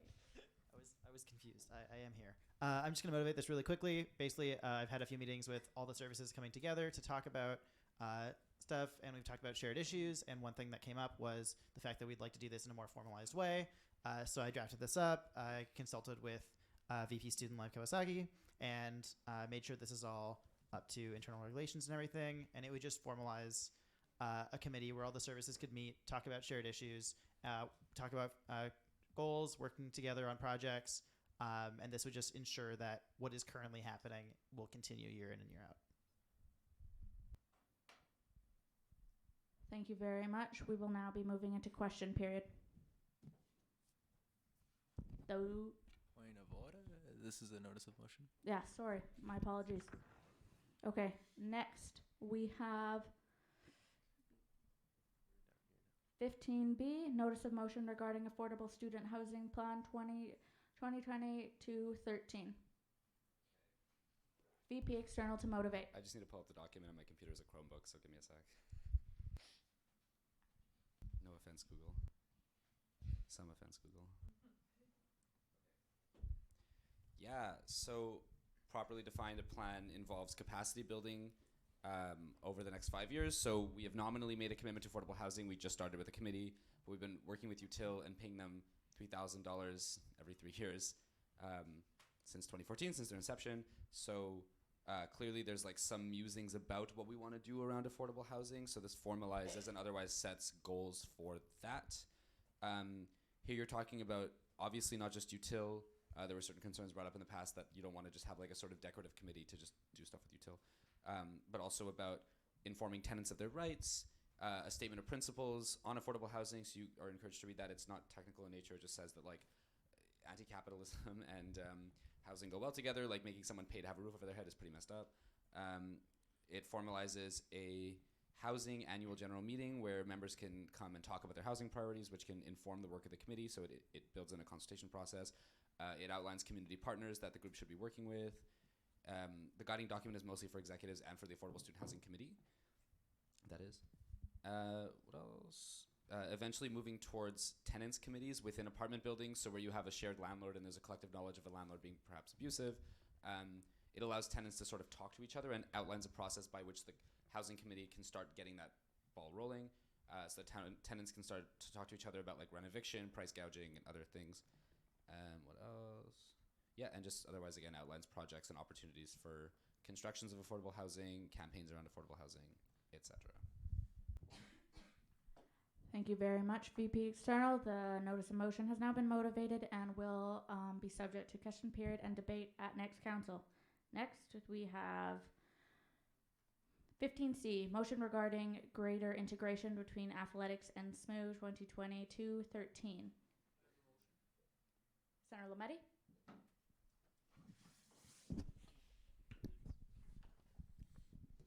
I move to take question period from the table.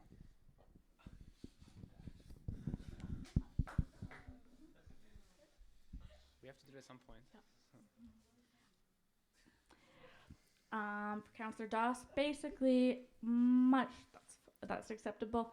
At the beginning of the meeting, I'm fairly certain it was SSMU President motion to take question period off the table just due to the prolonged nature of it and the fact that we had other motions to get through with members of council. He is now Senator Lametti is now asking to take it from the table, which is to say bring it back and re-enter into question period.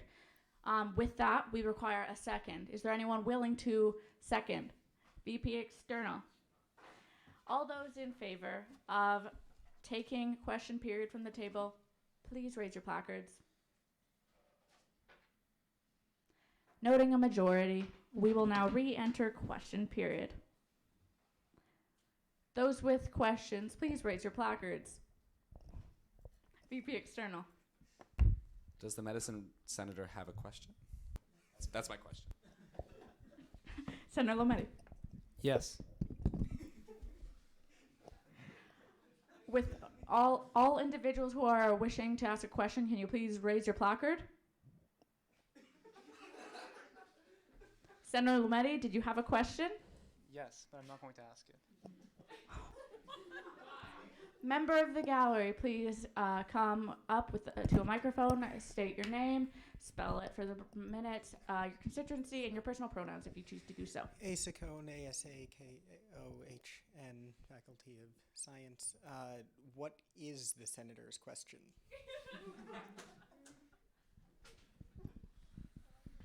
It's honestly too late, so I will ask a next council or submit questions, but I won't do it now. I just wanted to... It's bad practice to leave things on the table, and I wanted to take it off the table so we could dispose of it. I honestly thought that no one would ask questions. Thank you for your service, Senator Lometti. Are there any individuals wishing to ask a question? Member of the gallery? I'll say, Alex Krasik, McGill Daily. Can we get a notice of question? VP University Affairs?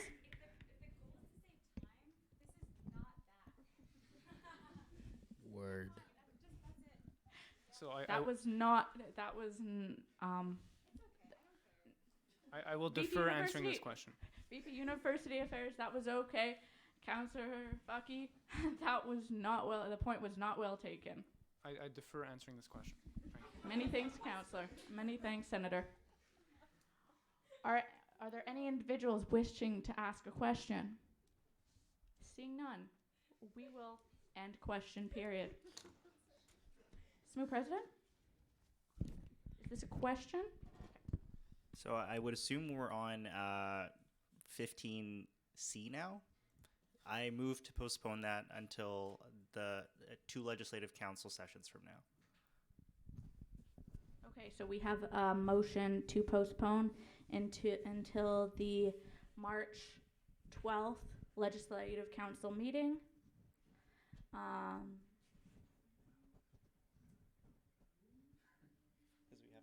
Do we have a second? Councillor Mackey? We will now enter debate on this motion to postpone. Any individuals wishing to speak on the debate? VP External. I mean, it's a fairly straightforward motion. Also, we just did a bit of a mean, well, not a mean thing to athletics. I stand by the decision that we made, but like, you know, I think that it would be nice for athletics if we were to pass this. It's fairly non-contentious. Senator Lometti.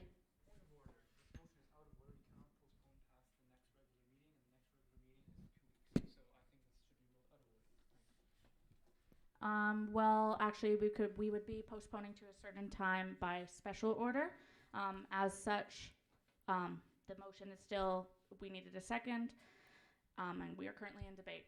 Thank you regardless, Senator Lometti. Senator Lometti. So despite that, I still think it's in our best interest not to postpone because it is a fairly straightforward motion and we can dispose of it in expedient fashion. Thank you. Thank you very much, Senator Lometti. Any individuals wishing to speak on debate? SMU President. I mean, prior to the recess, Councillor Chan indicated that he did want to speak on this motion as he was one of the people who drafted it. In addition, I feel that it's also important to have the athletics representative here to be able to voice their thoughts on this particular motion. Considering it's not a necessarily time-sensitive thing, that's why I would like to see them be able to have the chance to present it themselves and show their thoughts with regards to this motion. Thank you. Thank you very much, SMU President. VP External. At the risk of speaking on behalf of someone who isn't here, I don't think that athletics are going to say anything other than the fact that they're supportive of the motion, which is essentially just promoting athletics to the rest of the student body. Like, I really just think we should vote yes on this motion and not have to deal with it later when we're going to have all these new questions. Even other than fees, like other questions are probably coming to referendum. Like, there's just going to be a lot that piles on. We could just do this now. Thank you very much, VP External. Councillor Chase.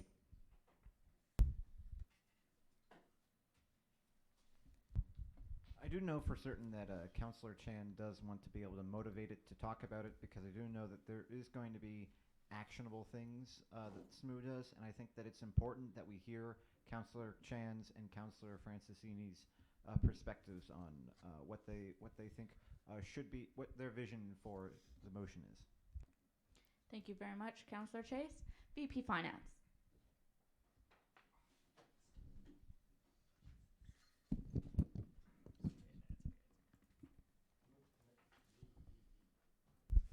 I move to commit this motion to steering committee so that they might write a smiley face on it and bring it back when they deem fit.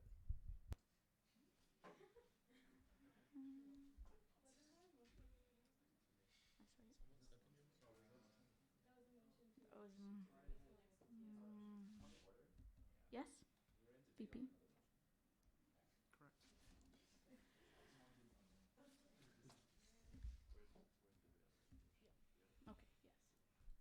Any other individuals wishing to speak? VP Finance? Move the previous question. Move it. We require a seconder. Is there anyone willing to second? Councillor Freed.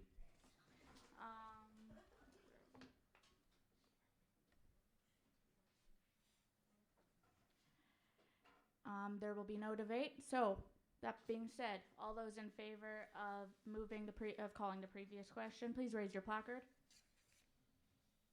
Noting a clear 2/3 majority, the motion passes.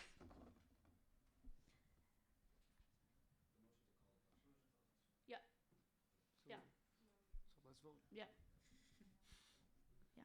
Now we will move on to, as such, we've ended debate, and now we will move on to voting on the motion. To postpone. Just wait.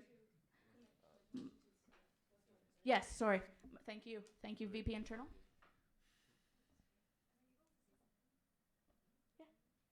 Would you like a microphone? Sorry.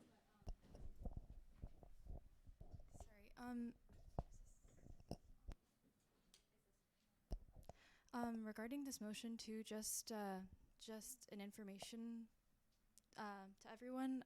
Athletics also has a sponsorship agreement with SMU, so this motion also affects that because it is promoting athletics on social media and all of their platforms. They do actually pay a sponsorship, so just that is something to keep in mind with this motion. I know the mover is not here, so just so that everyone is aware.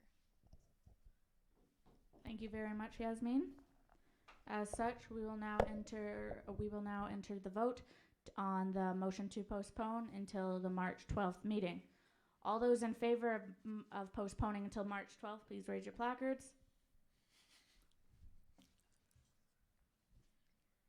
Noting a clear majority, the motion passes, and this motion will then arise at the March 12th meeting. Moving on, we are moving on to the motion 15D, motion regarding the creation of an affordable student housing fee.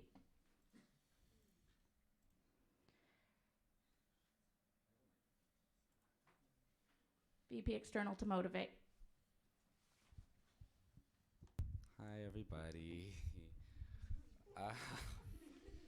The plan for a first construction of an affordable student housing unit is laid out in the motion. I encourage you to read it. It involves financing from the city, from private partners, some social economy groups, and then a large loan from the Canadian Mortgage Housing Company. However, these groups only want to start funding a social economy project if there's a demonstration of social economy solidarity. What does that mean? That means that the group in question has to demonstrate their own financial commitment, largely with a first step of risk, so procuring land. We've estimated with Util that this will cost about $1.5 million. So you have a $6.53 fee in front of you, payable from the entire student body. So on 23,000 students, times this fee, times 2 semesters, times 5 years, you've got 1.5 million, and then 1,900 and change for the activities of the committee to hold, like just for printing and like information pamphlets and whatever. The cool thing is that the rents from the building will be upcycled into a fund that can be used to pay for the next housing unit. So that's to say, once the mortgage is paid off, passing this fee actually makes it easier to build each subsequent housing unit with less money involved in each of those referendum questions. This is also in line with the affordable student housing fee if we decide to pass it. The consultations completed are outlined, just reiterating that we've had a long-standing relationship with UTIL since 2014. They've been collecting data on our membership in order to better understand the housing needs. Yes. The end. Thank you very much, VP External. We will now move to question period. Councillor Doss. I understand it'll take more time, but is it possible that the fee can be opt-outable? VP External. So there's a couple of problems with the opt-outable model. One, it actually becomes more expensive or takes an indefinitely longer period of time because you can't actually estimate how much people will opt out. Additionally, I don't know that it's particularly fair to opt out because like no one who is paying the fee will themselves be living in the apartments within the first 3 years. Like the construction will itself take a 5-year schedule. So you're investing in a sort of infrastructure on affordable housing for students. So I don't know what the benefit philosophically would be of having an opt-outable fee. Also, yeah, because then you, like, it's sort of a runaway cycle. Like, if it's a $6.53 fee, you opt out, you bump the price up to $8, then now people who could pay $6.50 but can't afford $8 now opt out, and Thank you very much. Any other questions at this time? We will now enter debate. All those wishing to intervene on debate, Senator Lametti. Thank you. So I know this has been debated to death, but again, I have to express my disagreement with the strategy. I don't think it's a good thing for SSMU to get involved in, even though the landlord part will be taken care of by another company. I don't believe in the segregated housing. I don't believe in housing that's tied to one's status either. So for this reason, I will be opposing this referendum, and I will be voting no in the referendum if it indeed does pass. But I recognize that there's been extensive work and consultation done around it. It's not something that's poorly thought out or wrong. It's just that I disagree with it. So for that, I'll be voting against it. Thank you very much, Senator Lametti. VP University Affairs. Just to provide the opposite opinion, I will be voting for this. I think that because there has been extensive consultation done, because there was a plebiscite a few years ago, and because this is going to be sent to the membership for their personal review, I think that it is a good idea. I think that affordable student housing is a necessity. While I do agree in principle that housing tied to a status can be precarious, I think in this particular circumstance, it's been shown to be a demand of students. There's a company that's designed around this model. I trust the Affordable Student Housing Committee if they thought if they thought that this was exploitative in any way, they would be shutting it down. I think that this is a necessity for a lot of students on campus, and I think that the non-opt-outable nature is also really integral to its nature, so I'll be voting very much in favor of this motion. Thank you very much, VP University Affairs. Are there any other individuals wishing to intervene on debate? Seeing none, SSMU President. I'd also like to take the time to express my support for this. In our last plebiscite, as was mentioned by the VP University Affairs, 77% of our student body is in favor of moving forward with the possibility of affordable housing. And unfortunately, we have to move forward with it in a way that, of course, takes money from our members. But we should see this as an opportunity to pay this forward for future generations of students in being able to have affordable housing, and by increasing the housing stock, decreasing at least by a little bit, the prices of other housing in Montreal due to supply and demand. In addition, this is also going to increase pressure on the McGill administration to begin lowering their rents for residences in the McGill community. So I'm in full support of this. I will be actively campaigning for this in the case that it passes, and I hope that all councillors do the same. Thank you. Thank you very much, SSMU President. Senator Lametti. So again, maybe a bit of a subtle point, but I don't think that this will put pressure on the McGill administration. If anything, it'll do the opposite. It's yet another example of students taking on fees to undertake things that the university should be doing, like offering affordable housing to students. So I disagree with that last conclusion of the SSMU President. Thank you very much, Senator Lametti. Councillor Doss. Am I allowed to ask a question? I know it's debate, but yeah, okay. But it cannot be guaranteed that it will be answered. Okay. Just bringing forward one of FYC's questions. How are you guys gonna decide who gets to live in these housing projects? Like, is it gonna be based off of what's the system? VP External? Yeah, so it's outlined in the term sheet, which is not attached here. Whoops, I will send that to steering committee so that they can attach it. My mistake. I'm actually just going to share it with council as a whole. That was supposed to be attached to the motion. I really apologize for that. Okay, so that's been circulated to you via email. That's a term sheet structure, which is to say this isn't a binding contract, but is the framework, which will then be reviewed by lawyers and then be signed into a binding contract, which is these are the actual dimensions that this housing thing has to have. 3 people signed on. Cool. Yes, so a big priority is on socioeconomic status, for sure, because housing is so very much tied to precarity. There was a conversation about transient housing needs, so things like if someone's in a case of crisis and they have a sort of a mental health episode that requires them to stop working, that they could have access to affordable housing in the case that there's like a regular rent lapse and you just wouldn't charge that person rent. But it's largely due to socioeconomic status. I would love if someone could extend my time because there's another thing I'd like to say about that. Councillor Doss? Extend by 3 minutes. We have a motion to extend by 3 minutes, but wait, may we have a second? Councillor Freed? All those in favor of extending by 3 minutes? The motion passes. Yeah, the other consideration is a rent decrease for those who want to take part in the living learning community aspect. So in the same way that residents as floor fellows, you would have people who would be leading the floor that is managing the physical spaces. The idea is to have common areas for each floor so that people can have like a lounge and not just like farm factory housing, basically. And those people would sit on the administrative committee. So the housing and the land, interestingly, would not be owned by UTIL. It would be owned by a company which is created for the purpose of having that house. So that's just to say that people who participate in actively upkeeping the housing will be prioritized in the selection structure and also will have decreased rents as a result.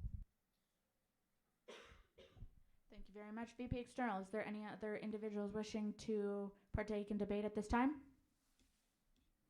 Councillor Freed.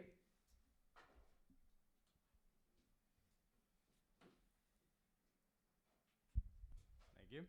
I would just like to join the President and the VP University Affairs in expressing my support for this motion. I would just like to point out that this policy is very much in line with policies currently in place at Concordia University and Western University, if I'm not mistaken. And I think in light of that, and considering the arguments put forth by the VP External, this initiative is absolutely necessary. Thank you. Thank you very much, Councillor Freed. Are there any other individuals wishing to partake in debate? VP External. Yeah, just a big shout out to Councillors Freed, Morali, and former Councillor Roy, as well as the members at large and their work on this committee, both in terms of consultation processes, setting up the public assembly event that was held on January 27th, and just an interest in housing. Like, that's like, it's impossible to do this level of pre-planning without that committee, and I'm really grateful for that. Thank you very much, VP External. Are there any other individuals wishing to partake in debate at this time? Seeing none, we will now move to a vote.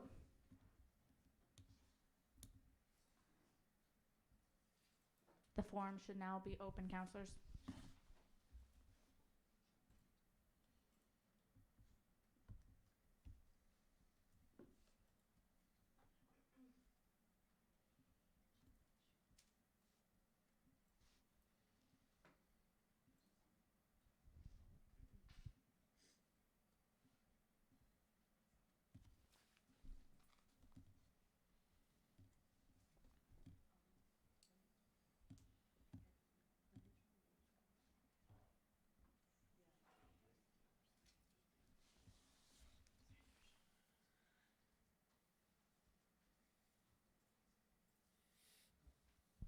Now to the closure of voting in 15 seconds.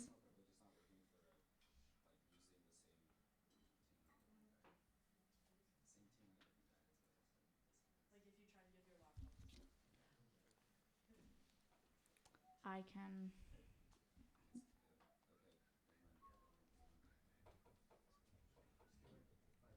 Okay.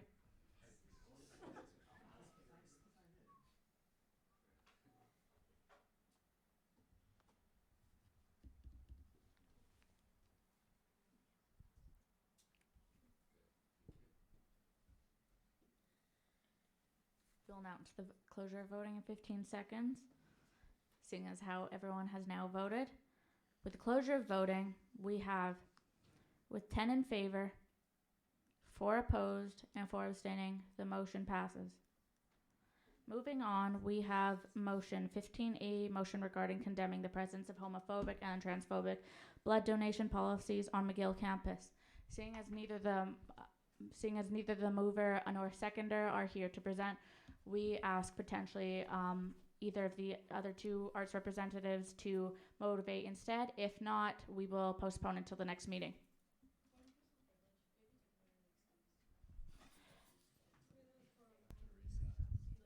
We have to. Mhm. Start the 20-minute recess now. Or the Yeah. Okay. Seconded. Who would like to second the motion? Seconded by VP Finance. All those in favor? 2-minute recess granted.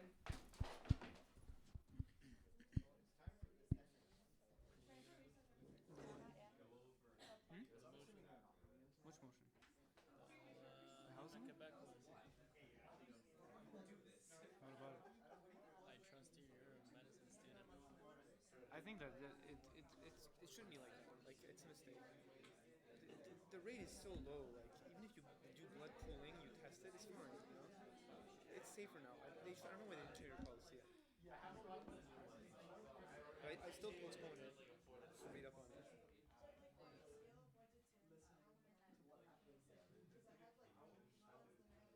Oh, 10, like 12. No.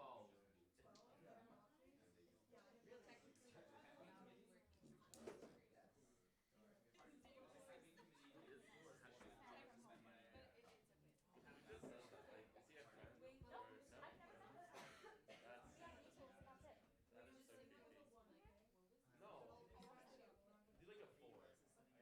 Yeah. 1 minute remaining, councillors.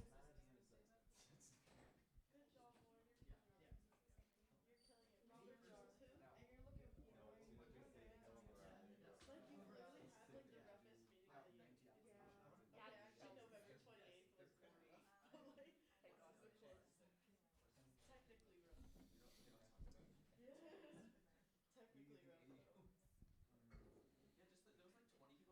That was the most disgusting thing I've ever seen in my life. Yeah. 15 seconds remaining. Someone get the hallway closed. You just need the. We have to wait for 5 more people. 5? Yo, they're all late. Like. Accountability. We cannot resume Legislative Council until all members have re-entered the room, as we do not have quorum. All individuals who are outside of the room at this time will thus be referred to the Accountability Committee.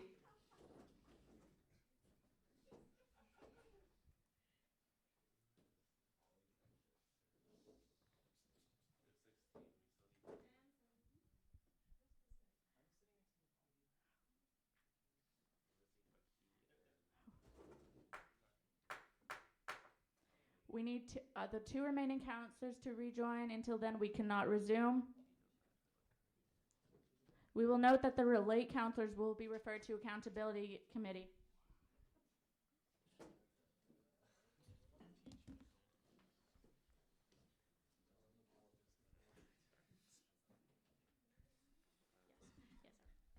Okay, we resume at, Legislative Council resumes at 0:15.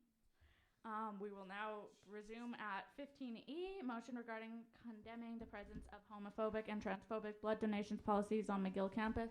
I assume Councillor Dariani to motivate. Hi, so on behalf of the AUS Legislative Council and the 4 arts representatives, I present this motion as mandated by the AUS Legislative Council. This motion comes in reference to the blood drive that was held specifically yesterday at the athletics facility where to give blood. And basically the motion is set forward to for the Legislative Council to request the SMU Executive Committee to released a statement condemning the homophobic and transphobic practices of HEMA Quebec, as well as providing resources such as Queer McGill and the SMU Equity Commissioners for the LGBT students negatively affected by discrimination on campus.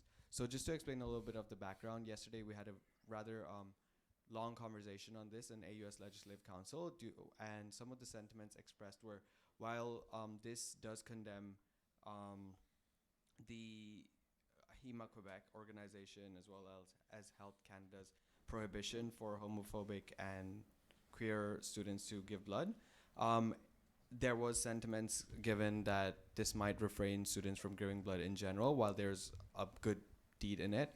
So the AUS Legislative Council wanted to extend this motion to the SMU Legislative Council in order to take action and to voice our opinion strongly about this to HEMA Quebec. Thank you very much, Councillor Dariani. We'll now enter question period. VP External.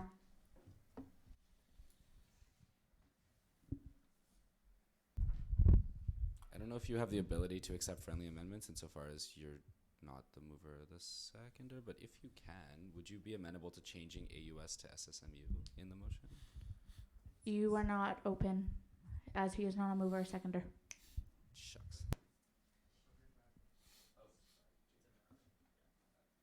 Thank you very much. Are there any other individuals? Senator Lametti. Thanks. I'm a bit curious why this motion specifically targets HEMA Quebec and Blood Services Canada when it's in fact the regulator Health Canada who makes the decisions on eligibility, and HEMA Quebec and Canadian Blood Services have in fact been campaigning for about 15 years to Health Canada to progressively decrease the abstinence period for homosexual men especially. So I'm wondering why this is mostly aimed towards HEMA Quebec and Blood Services Canada. It doesn't make sense to me. Thank you very much, Senator Lametti. All those willing to partake in question period? Councillor Chase.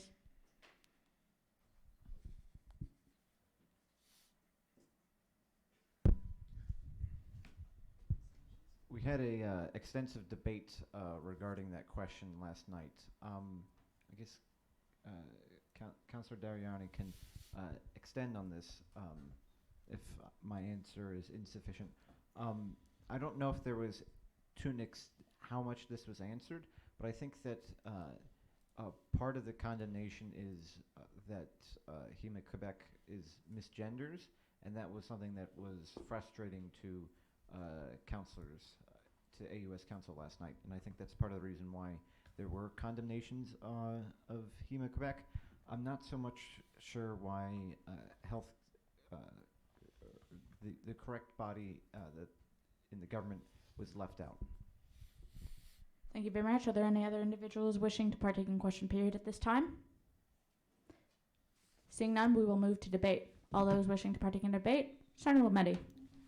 So I do think that there's a lot that's wrong with the regulations concerning blood donations. Much of the regulation does not follow current evidence. However, I do think that this motion does not express that correctly. It's important when you're criticizing health decisions to do it on an evidence-based approach, and I don't think this motion does that. I think, however, it is possible to extend this sort of criticism based on evidence, and so this is what should be done. It makes our position stronger, and it makes it, more intelligent, simply. I think this is sort of, an emotional reaction, which is justified, but, if you can lay it on a more solid foundation, why not? So I think that this motion should be revisited to do this. It's not urgent anyway, so I think that, it might be worth postponing it or committing it, to get a better, way of phrasing it and make sure it'll stand up the test of time. Thank you very much, Senator Lametti. Are there any other individuals wishing to partake in debate? SMU President. Thank you. I just kind of want to give a history of the SSMU with regards to its own legislative council decisions regarding, blood bans. I believe in the early 2000s, the SSMU adopted a very similar motion, but made it a little bit more actionable in that it prohibited any blood donation activities from taking place in the university center, as well as actively campaign against it if and when it took place at the university. So perhaps that could be another avenue that we could look forward with, turning this into a more actionable motion. I do agree with the sentiments. However, I do think, and I am in agreement with Senator Lametti that perhaps a little bit more work is needed to, have it on a little bit more evidence-based, so that we're more forcefully able to push this message. But I agree with the sentiments expressed by this generally. Thank you. Thank you very much, SMU President. Councillor Morley. Yep, like Senator Lametti said and SMU President said, I think that this statement could be better worded, especially to make it more actionable. And I would ask obviously the mover and seconder are not here, but the other two arts representatives, if they would consider drafting a statement together, like in tandem with Queer McGill or the Union for Gender Empowerment, two groups on campus who are already doing a lot of work and have addressed stuff like the blood ban before. And that would make it more actionable and tie it to existing services in the society. Thank you very much, Councillor Morley. Are there any other individuals wishing to partake? Councillor Chase. Regarding the President's comments about past SMU history, this did come up in our meeting yesterday, and I think there was a more or less consensus that they did not want us to pursue that path. Enough so that they want any statement, they want any statement that is put out to explicitly say that people should still continue to donate blood because of of its vitality within the health system, of making sure that people are able to live. Regarding consultations with Queer McGill and Union for Gender Empowerment, I know that there is talk about doing that, but the movers of this motion asked arts representatives to put it as quickly as possible, which is why Councillor Chan and Councillor Dandamuni did it in this format. Thank you very much, Councillor Chase. Are there any other individuals wishing to partake in debate at this time? Senator Lametti. I would move to refer this to the steering committee so that they can direct it to the appropriate individuals such that modifications can be made. Do we have a second for that motion? Recognizing Councillor Budkar, we will now enter debate on the motion to commit to the steering committee. Senator Lametti. Senator Lametti to motivate. So thanks. So just again, I think it needs work based on my previous comments. I think there are more groups that could be consulted. There's more evidence that could be read up on. And I'm sensitive to the fact that, some groups have asked that this be done as quickly as possible. But I think that, it's our responsibility to adopt sensible policies. And I don't think this passes the bar just yet, but it's close. So we can do that. Thank you very much, Senator Lametti. Now we will be entering debate. All those wishing to speak on debate.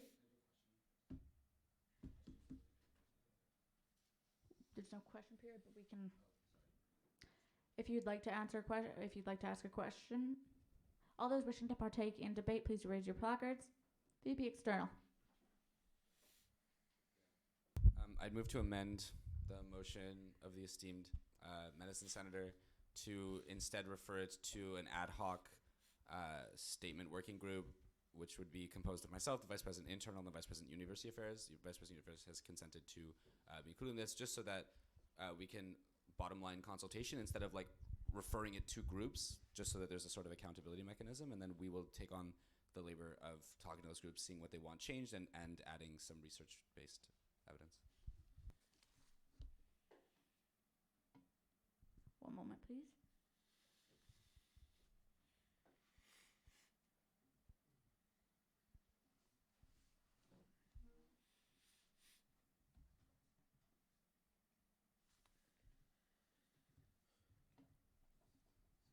That is very much in order. Do we have a second for that amendment? Seconded by VP Internal. We will now enter into VP External. Would you like to motivate? VP External. I mean, the senator had said that he wanted it to be referred to steering committee to then redirect it. This is the redirect. Thank you very much. We will now be entering debate on the amendment. All those wishing to speak on debate. Councillor Chase. The main goal of this motion is to just get an email statement put out. So in theory, what it could be is that council can mandate the executives to put out a statement, and they can write it on their own after doing consultations, if that would work. VP University Affairs.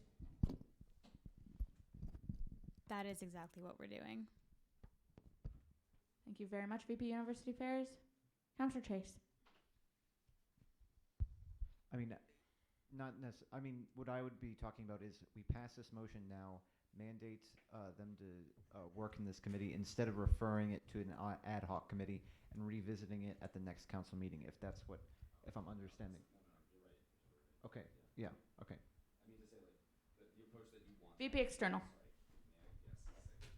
The approach that you want to happen is what was intended by the motion, yes. So technically you would be passing this, and then the actionable is be it resolved that these three executives work on the statement, yes.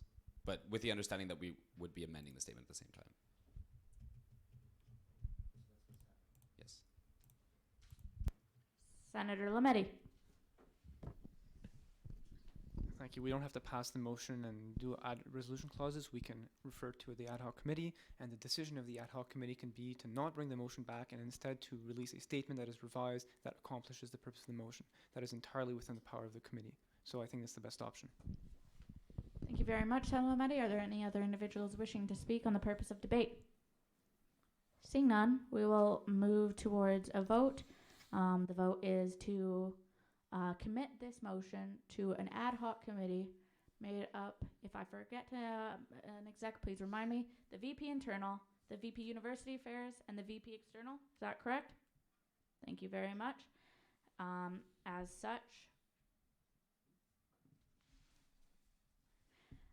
such, all those in favor of committing, please raise your placards.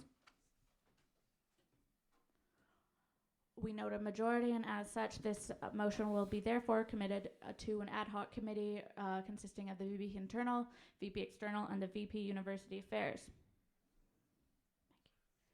Next up, we have 16A, report by committees and the report of the Executive Committee. VP Finance.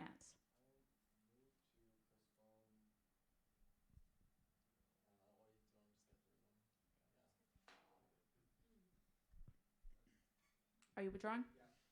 Thank you very much. We are now in Councillor Chase. Sorry, just for compliance with labor laws, haven't we passed the time for? You are very right. Thank you very much for pointing that out, Councillor Chase. As such, we will be taking a 10-minute recess. Ledge Council will come to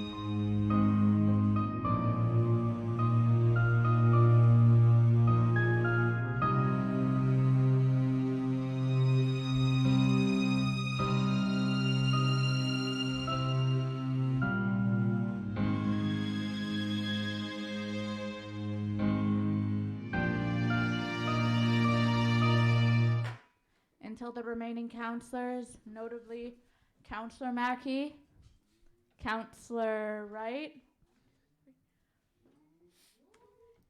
There are others, I'm sorry. But we cannot resume until we have hit quorum. Late counselors will be referred to at the Accountability Committee.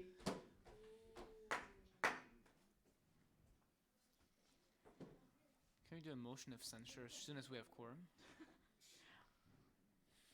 Late counselors will be referred to Accountability Committee.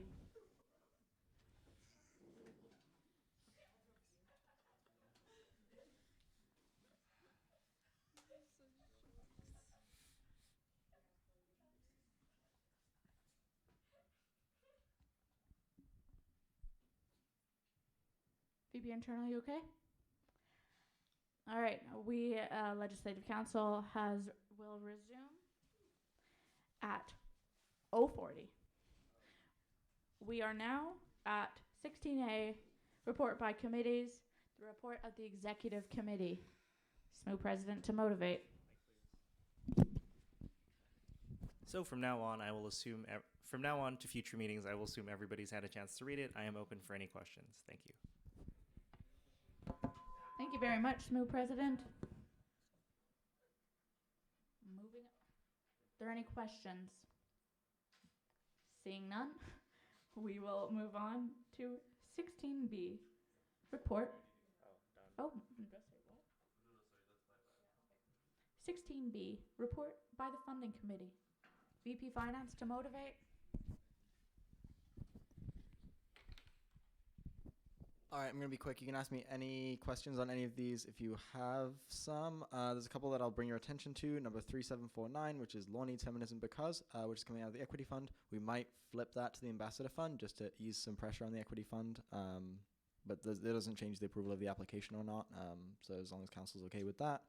And then if you scroll all the way to the bottom, number 4100, the number doesn't match this batch. The reason is because I want to get it through as quickly as possible. This is to give $500 to Miguel Women Leadership because they went to a club event, didn't bring as many people as the bar expected, and then the bar made one of their club members pay out of pocket $500, which is whack. I did push the limit of the IRs with this one, so I just want to say it in public session at council so everyone knows, but it's the right thing to do. Funding committee agreed and made the necessary exceptions. Other than that, it's a pretty standard set of applications, so let me know if you have any questions. Thank you very much, VP Finance. Are there any questions? SMU President.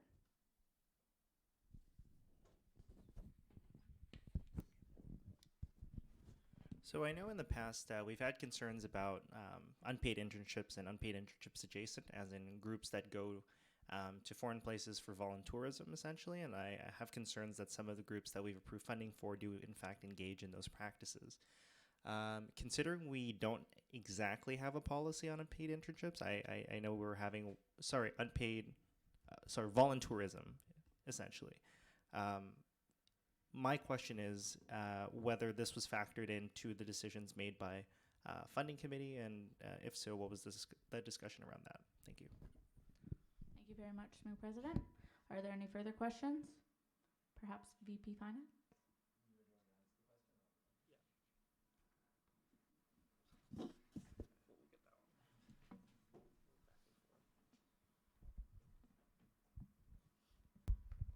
The answer is no. If there's a specific application you could refer me to. Okay, yeah. Well, these guys are a full status SMU club, so this is a question for the council. For council more broadly, they're abiding by all of our internal policies. So if there's a broader question about this group's club status, then before you go into funding, if council doesn't want to approve funding, it has every prerogative to do so. So I'll leave that on the table for you. But in general, they're no, because they're a full status SMU club and their application met all of the guidelines in the internal regulations. Thank you very much, VP Finance. Are there any further questions? Seeing none, we will move forward to 16C, report by the clubs committee. There's a motion, sorry, in this. It's be it resolved that the Legislative Council approve the following decisions of funding committee. I moved that motion. Can we have a motion to second? Seconded by VP External. Can we have a motion to approve? All those in favor?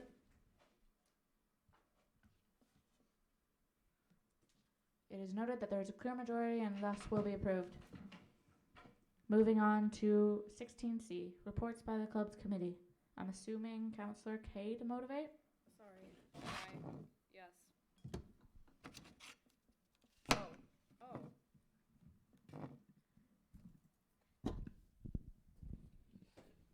Can I just have 1 second? Sorry.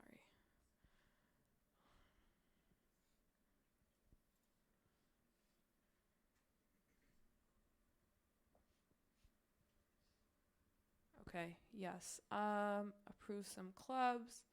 McGill Students Wine Society.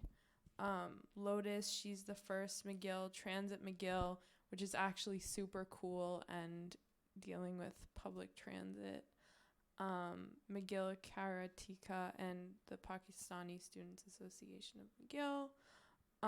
For interim status, the full status was for McGill Karatika and Pakistani Students Association. Constitution approval for a fusion a cappella, McGill Trivia Club, McGill Students Spoken Word Associated Youth, Mixed Way, Allegria Contemporary Ballet, rejection for McGill's Youth Outreach Program, McGill Quidditch K-Rave, and Red Cross McGill Chapter. Name change approved for McGill Student Spoken Word Association Associated Youth to Mixed Way. Thank you very much. Are there any questions on the report of the clubs committee? VP External.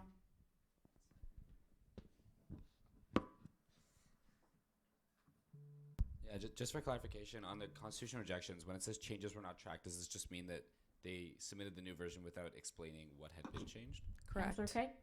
Correct. Thanks. Are there any further questions? Seeing as there is a motion, be it resolved that the Legislative Council approve the recommendations of the clubs committee included in Appendix A. Councillor K, would you like to motion this? Sure. Councillor K has motioned it. Is there a second? We will take a seconder from VP Councillor Morali. All those in favor of approving? Noting the clear majority, the motion is passed. Next, we have 17 reports by councillors. First, we will have 17A, report by Councillor Bullhose, Education.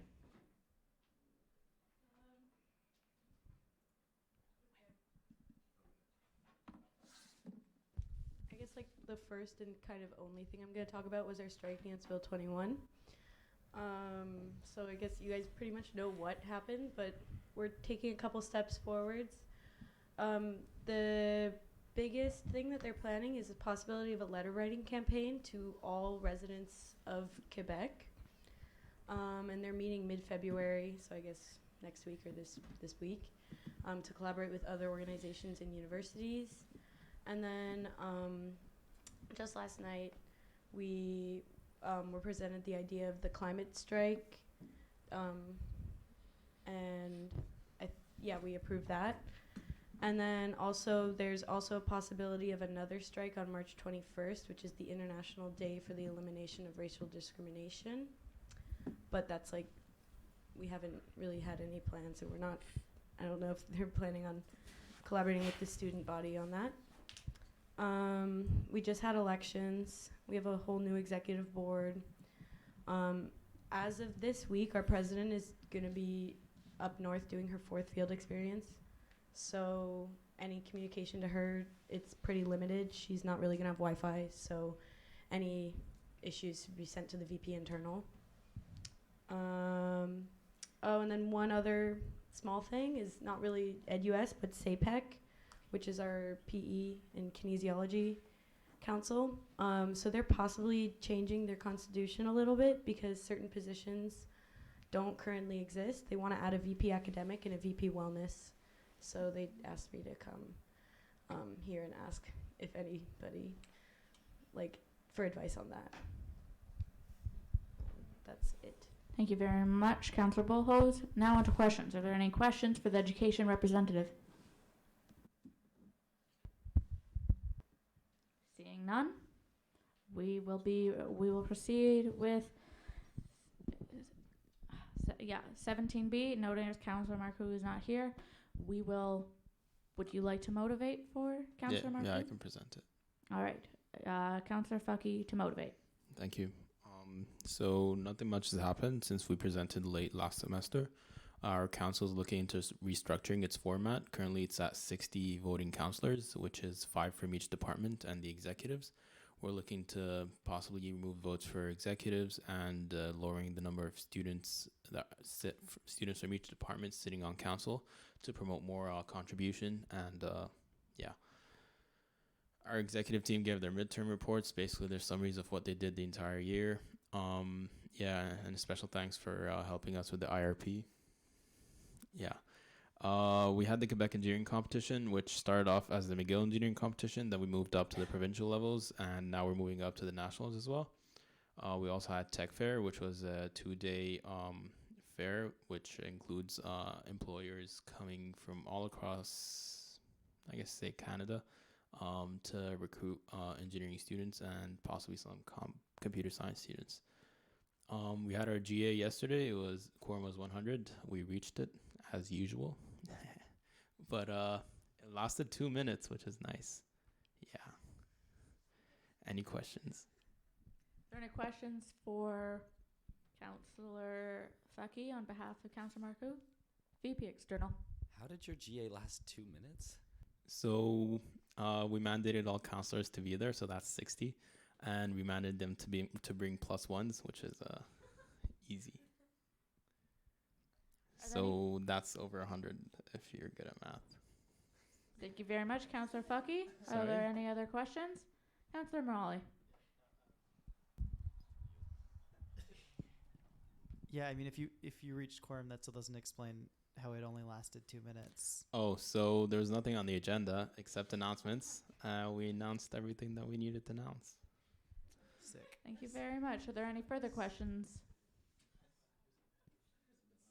Seeing none, we will move on to 17C. Report from Councillor Dariani.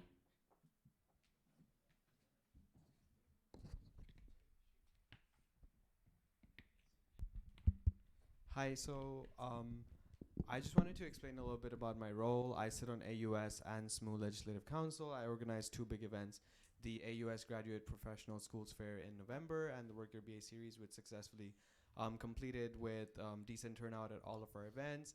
I'd like to thank the SMU VP External Profile and the Community Engagement Fund for supporting us for the Nonprofit and Community Services Fair, which was one of the most successful fairs held in the history of AUS, and I'm not too sure if it was McGill, but we received about 500 attendees, and that was pretty impressive. I chaired 3 committees, the Commuter Support and Engagement Committee, the Mental Health at AUS Committee, and the Arts Community Engagement Committee. I also have 2 career coordinators, which help to bridge the gap between AUS careers, since we don't have but are trying to expand into careers fair. Career center, just like MUS and engineering has. And in terms of some of the events I've organized, you can see them there. As for last night's Legislative Council, as I couldn't put them on the report, we had the HEMA Quebec motion as well as some other motions that were discussed, which can be found on our AUS McGill governance section of the website. And I stand for questions. Thank you very much, Councillor Dariani. Are there any questions on the report of the arts representative? Seeing none, we will move forward with Councillor Morale. We'll move forward with the report of Councillor Morale Services. Okay, hi. So just an update on stuff I've been doing since the last time I reported. I've been keeping up with Midnight Kitchen and like a bunch of other services regarding building closure and like moving back in and how they're being affected by that. We're gonna do make sure we have a full inventory of what's there, what needs to be done, just to get them up and running as soon as possible. Like I mentioned earlier, we're gonna have a services committee that'll be a continuation of the current unofficial services roundtable. We've been meeting once a month. We have another meeting coming up next week, and we talked about stuff like the volunteer forum and again the building closure. We also had the services summit earlier this week where we talked about all the information that the services need to know, where like Billy presented there. There's also the Services Review Committee. We'll probably have some, that is not my report. I hope not. We'll probably have some suggestions coming up next week. Can we have my report, please? What is going on?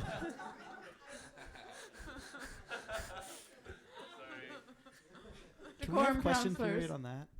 Okay.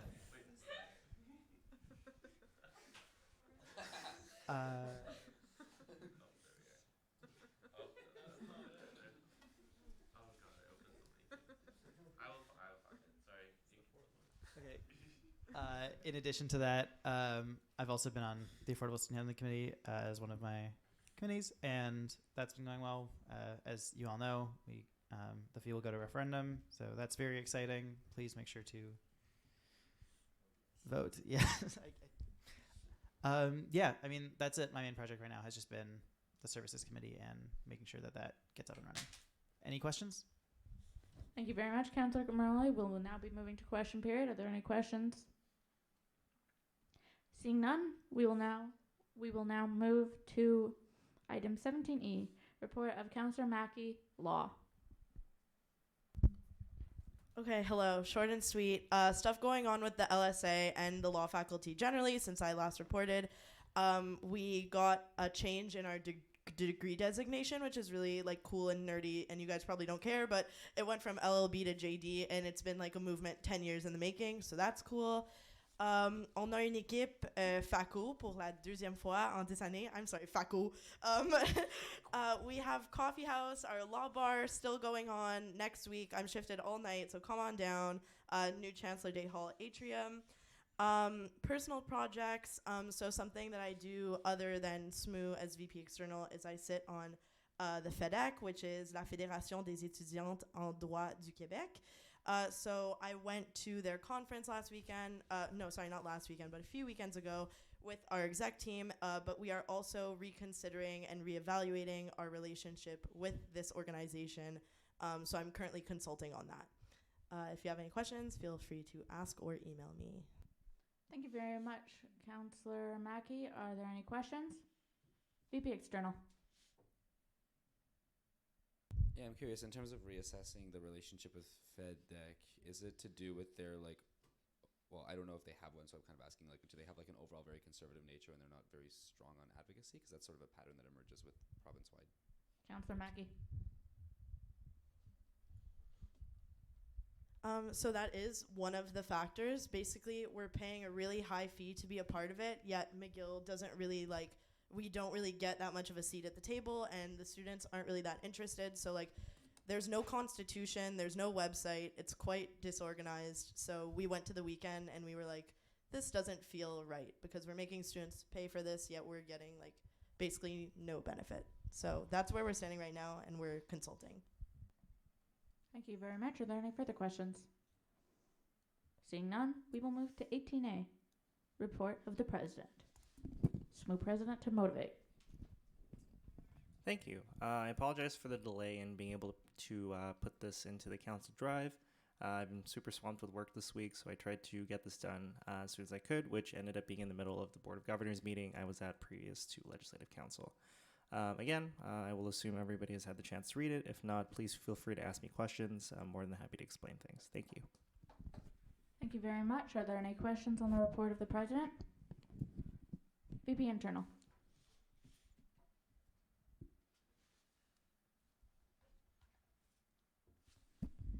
Just out of curiosity, what is there a top running name on the men's varsity team naming committee that ends up meeting like every week? Is it still Martlet? SMU President. Officially, I can't comment, but you would think that a name that would be so evident would be the front runner, but you might think otherwise. I'll keep it at that. Thank you, SMU President. Are there any further questions? VP Internal. Has there been a recommendation made to reduce the amount of times this committee meets, since it seems like it's bi-weekly? SMU President. It can meet actually like twice weekly. It really depends. What the committee is actually engaging in right now is a consultation process. So they're bringing in a lot of people from like alumni varsity members, like marketing people, just different members of the community that are very invested in the name, because this is, definitely a way that our university community expresses itself to, the outside community. So they are taking a lot of time to actually do deep consultation, and making sure that whatever name we pick is the right one, and making sure that the concerns of varsity teams are heard, making sure we aren't necessarily co-opting names, but have the consent to use them behind the history and all that, because we don't, again, we want to do this process right. Thank you very much, Mr. President. Are there any further questions? Seeing none, we will move on to the report of the Vice President, University Affairs. The Vice President, University Affairs, to present. Thank you. I'll be fast as well. I don't know, like, look at that cool printing press thing. They restored it. It's old. It's pretty neat. I don't know, at the library. LOL. If you type that URL into your browser, you will be redirected to a site called hubfacts.ca, which is a new website that the Wellness Hub has created that spends its time debunking the myths that are the myths that are out there about the Wellness Hub. I think it's some great satire, but I don't think it's very helpful as a website. Anyway, student fees paid for that a little bit, so cheers. I'll be fast again. Other quick updates. Finished working on the advisory committee for the possible term extension of the Dean of Libraries. So that was a board. Okay, so the Dean of Libraries 2-year term has been extended now. Progress on wait lists, progress bringing back the Food and Security Committee project, hired a new equity commissioner, rehired the person who had worked as the tenure researcher to do tenure advocacy coordination. And then, like I mentioned before, the proposal period for the Library Improvement Fund is now open. Thank you much. VP University Affairs. Are there any questions on the report of the VP University Affairs? Seeing none, we will move to the executive report of the Vice President Internal. VP Internal to present. Hello. Spin, FACO, finally, all venues are confirmed. Hallelujah. I was celebrating my office this morning when I signed the final contract. And I officially know way more about liability insurance than anyone who's 20 should. Hired a photographer, same one who did Carnival, Science Games. The reason we do tend to hire within the circles is because they kind of know what's appropriate and what's not to capture on camera, and they just have that knowledge. Team's ready, rosters in. We have a law team for the second time ever, woohoo. I put the first time ever because I was mismugged. We've had a lot of issues with the medicine team. Can I note that minute of silence for the minutes? Thank you. This is actually really exciting because it's the first event of this kind to have the all-faculty IRP. So we're trying to figure out how to do this correctly and do it in a very strict way. We're being very strict about things like bracelet pickups and roster submissions, which have had a rather lax way of doing it before, where you could share bracelets, you could share accounts, but we're not doing that anymore. If you're buying a bracelet for the whole week, you can't share your bracelets, you can't split tickets, you can't just point it up to someone else. We do have names and running it by, yeah. Trying to get the trophy back, that was a adventure and a half. If anyone's in the FACO groups, they've seen that. If you want details, I can tell you later. It's officially in my office and it will remain there until closing ceremonies of FACO. I mean, while it's not being engraved. I'm moving on, since FACO is halfway done planning, more or less. We're moving on to Grad Frosh and SMU Awards. SMU Awards, we're just starting off. We've made a subcommittee. We're trying to see if Beach Club is still a viable option for Grad Frosh. If you guys have been keeping in touch with the news, you know it's probably not, but there's a lot of interest in bringing it back there, so we're talking to them. We're working on a how-to for Snow AP / an on-campus sugar shack. I ended up convincing a bunch of administration people, including representatives of some security, from DIPSIL, from Campus Life Engagement, Campus Space and Planning, to let us do this, which was surprising because they have rejected our request to do this for like 10 years now. But unfortunately, this meeting happened far too late in the year for various reasons. And so, in the words of an anonymous member of SPIN, this is our gift to future SPIN. We're going to leave a plan on how to do it and how to convince the various admin members. Comms, IG Takeover was still happening. WalkSafe had a really cool one last week, if you saw that. We're getting a few of these spam accounts messaging the pages. A lot of this is just because of facets of my personal life. So I apologize, Yasmin. I've been marking them as spam as they come in, but we're trying to figure out how to avoid that.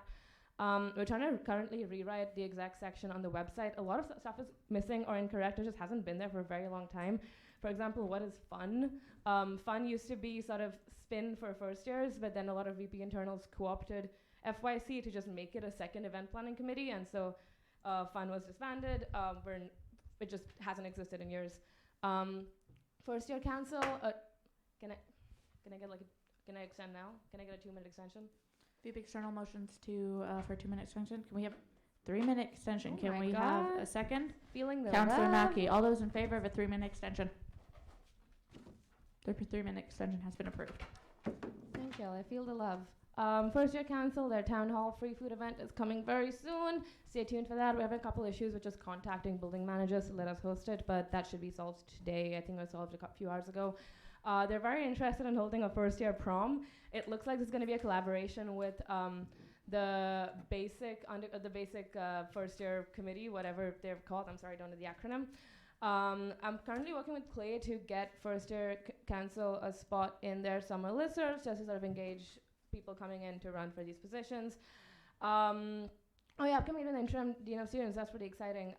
This is a project that I had in mind back in July, and then Lauren, who's the first year affairs commissioner, and I talked about it a bunch in the fall semester. We did end up bringing first year council execs to meetings here and there, especially alumni meetings, to O-week meetings, just to sort of get them ingrained in kind of how McGill governance works on a small level. But we couldn't really justify bringing in a McGill administration member to come talk to first year council when it was like 5 people. Now that we have a full council, we can actually bring them in, and we've been contacting people from SHUS, from Dean of Students. It's just a list we've had going since like October, so it's pretty cool to finally get that done. Got Clay to give them a seat at OPG because it makes sense that the first year students have a voice on OPG. OPG is the Orientation Planning Group Committee. We started planning O-Week 2020 back in October.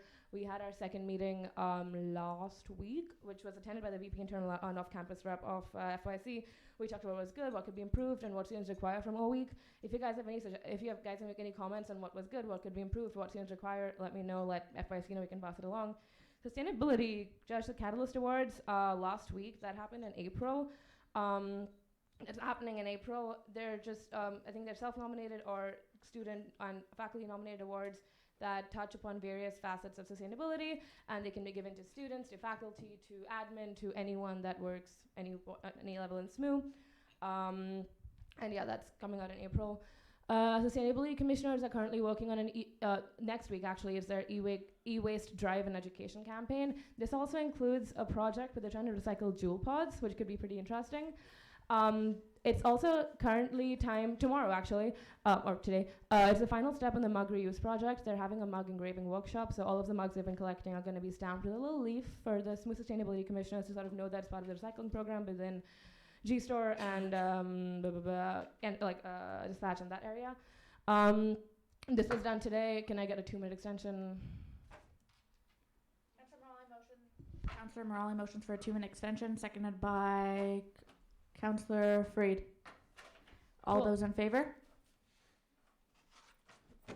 2-minute extension is granted. Thank you. We finished I sat down with HR and worked out the pay scale and all of this today. We're paying the people that have been taking care of the nature towers on a volunteer position so far, and I'm making that a casual staff position for next year as well. And we're trying to restructure the relationship between campus crops and SMU gardens. This is sort of a pet project right now of one of the sustainability commissioners and I. We want to get everything sort of under SMU in a way that it benefits the community and also benefits SMU services such as MK alumni stuff.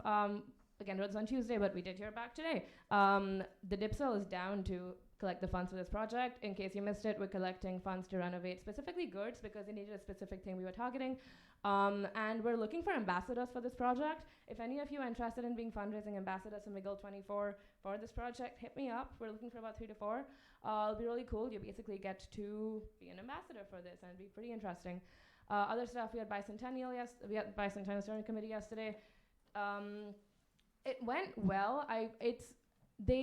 The Bicentennial advisor hired another Bicentennial advisor to advise the committee, and I just found that kind of funny, but that's how it goes. SMU's role right now, it's changed a lot from what it's supposed to be, because last year there was a lot of discussions about making like a big SMU concert. that was shut down by various admin members, and now we're trying to see how we can have some student input in this in a good way.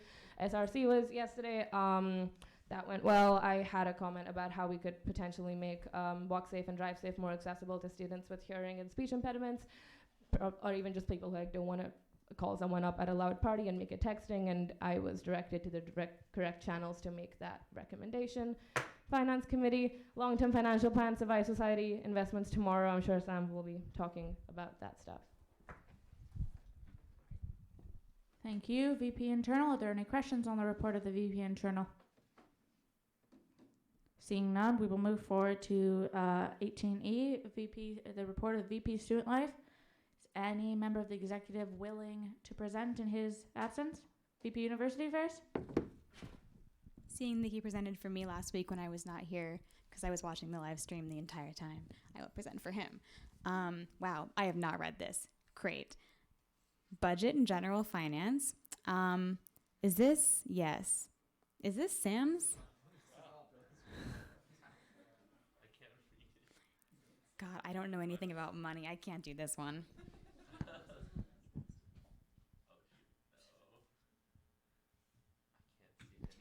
I'll just find it on my computer.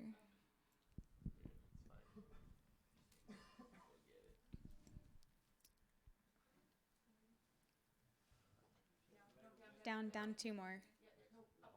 Yep. Yeah. The categories are as follows: clubs, services, ISGs. Please scroll down. Mental health, eating disorder resources and support center, outreach, family care, room bookings, HR, and MISC. I stand for questions. Are there any questions on the report of the VP Student Life? Seeing none, I will move to the report of... I'm so sorry, Sam. I'm so sorry, VP Finance. I accidentally missed you. We will go back to 18D, report of the VP Finance. Apologies again. I'm going to get this into 3 minutes. Budget and general finance. Making a big budget takes a long time. It's going to be like we're going to run a first draft this month, then we'll see. Coming to council end of March, early April. Bank transition. Actually, didn't know this was happening when I wrote this report, but actually the first week with RBC checks is going to be next week. Cool. Very cool. 3501 Peel. If I talk about ventless hoods at 1 in the morning, everyone's going to fall asleep, so we're going to skip that. Assigned counselors to work on the investment portfolio. We're meeting in about 10 hours. Amazing. Financial Ethics Research Committee doesn't exist anymore. Should take that section out, really. New Finance Committee is running well. Really diverse mandate. Membership's great. Hiring members at large. Applications due tomorrow. If you know anyone who's interested, let them know. New clubs and services coordinator started this week. That's actually really cool. Would have been in Billy's report. We're hoping to develop that position, at least from my perspective, into a department that can handle club banking. Workshops will be launched online, so Alice, the new CS coordinator, is working on that right now. Service finance consultations every Wednesday at 1 p.m. First meeting was last week. The next meeting was yesterday. So Drive Safe, BSN, Huge, and MK have showed up so far. Really good input, really useful meetings. Really, really cool. Same with the Services Summit. That was really cool. It was really nice to see every service and kind of discuss some feedback regarding the surplus question. Funding, a couple of funds that still aren't getting utilized. Green Fund, Community Engagement Fund, First Year Fund, Mental Health Fund. This year, fund utilization is really high, which is really cool. Food is weird in the IRs, which means a lot of food-related expenses actually have to be denied, which really doesn't help people, so that'll be a change that we're making. Health and dental plan, met with the DIPSL regarding funding models for a new e-mental health solution. That's mostly in Billy's portfolio, so he's working on that. So if you have any questions on that, mostly reach out to Billy and the mental health commissioners. General work, putting people on the plan if they want to be on the plan. Other projects, campaign items, pretty much status quo for now. The services resources page is live, which is great. Okay, cool. Let me know if you have questions. Thank you, VP Finance. Are there any questions on the report of the VP Finance? VP External.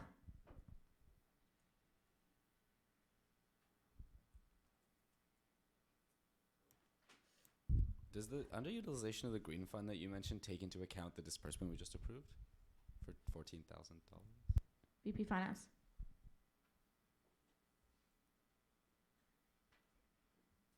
Yep. I mean, yeah, it funds treasure every year. But the one thing is actually we're going to be looking at the environment committee spending a lot more, taking on some more employees and kind of expanding their role a little bit. So that actually might change as they begin to roll out. So you'll see less in the funding department and more in the actual operational department. Thank you very much, VP Finance. Are there any further questions? Seeing none, I will move to the report of the VP External. VP External to present.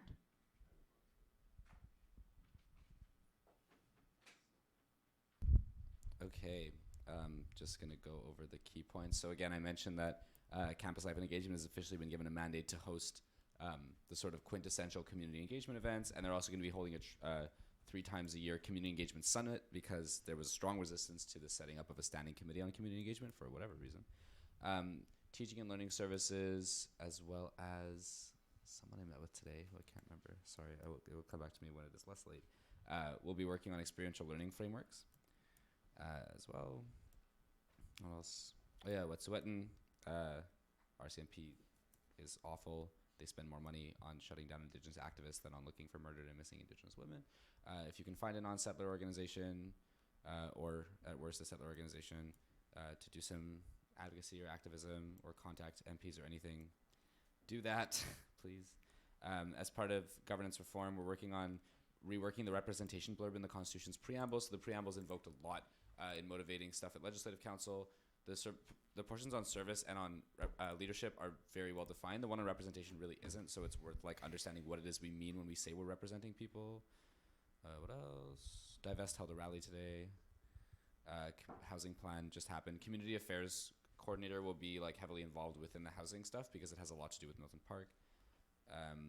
Kubrick is holding something called Social Justice Days, which is a week-long event series which talks about like how to engage in activism, best practices, etc. IRP is now in full effect. Oh yeah, the Quebec government passed a bill called Law 40. Law 40 is insane for a huge number of reasons. It's marketed as the bill to abolish school boards and save $10 million. It does a lot more than that. Really bad stuff. I will probably run out of time, but this is really important, actually. I know everyone says their stuff's important, but this like kind of affects people. So there were special provisions given to students with disabilities, such that their classroom sizes were smaller for those students. So it would be like you would count for 3 students basically towards a maximum class size. That's gone. Elections for school boards, gone. They'll be turning into government-controlled service centers, which are centrally administered. Bad. Ministry of Education does not have enough time to do that. This is like an insanely bad bill that will really negatively affect the ability for teachers to have input and to leverage their expertise into like what is being done in schools, and gives a lot more power to parents. Sometimes that's good. Sometimes parents think that they have the best control over a situation and don't really know what they're talking about. So like in those cases, direct democracy can be kind of odd. I really encourage you to take a good look at Law 40.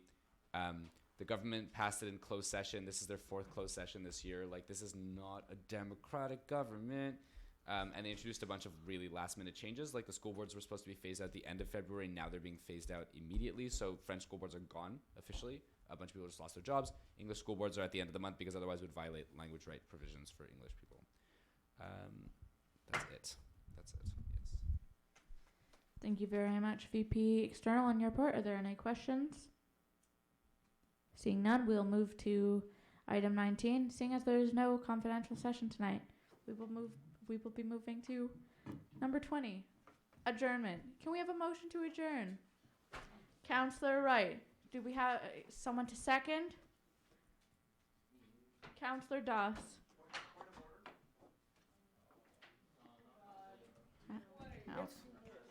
Councillor Chase. I think that we should thank the speaker for a wonderful meeting done.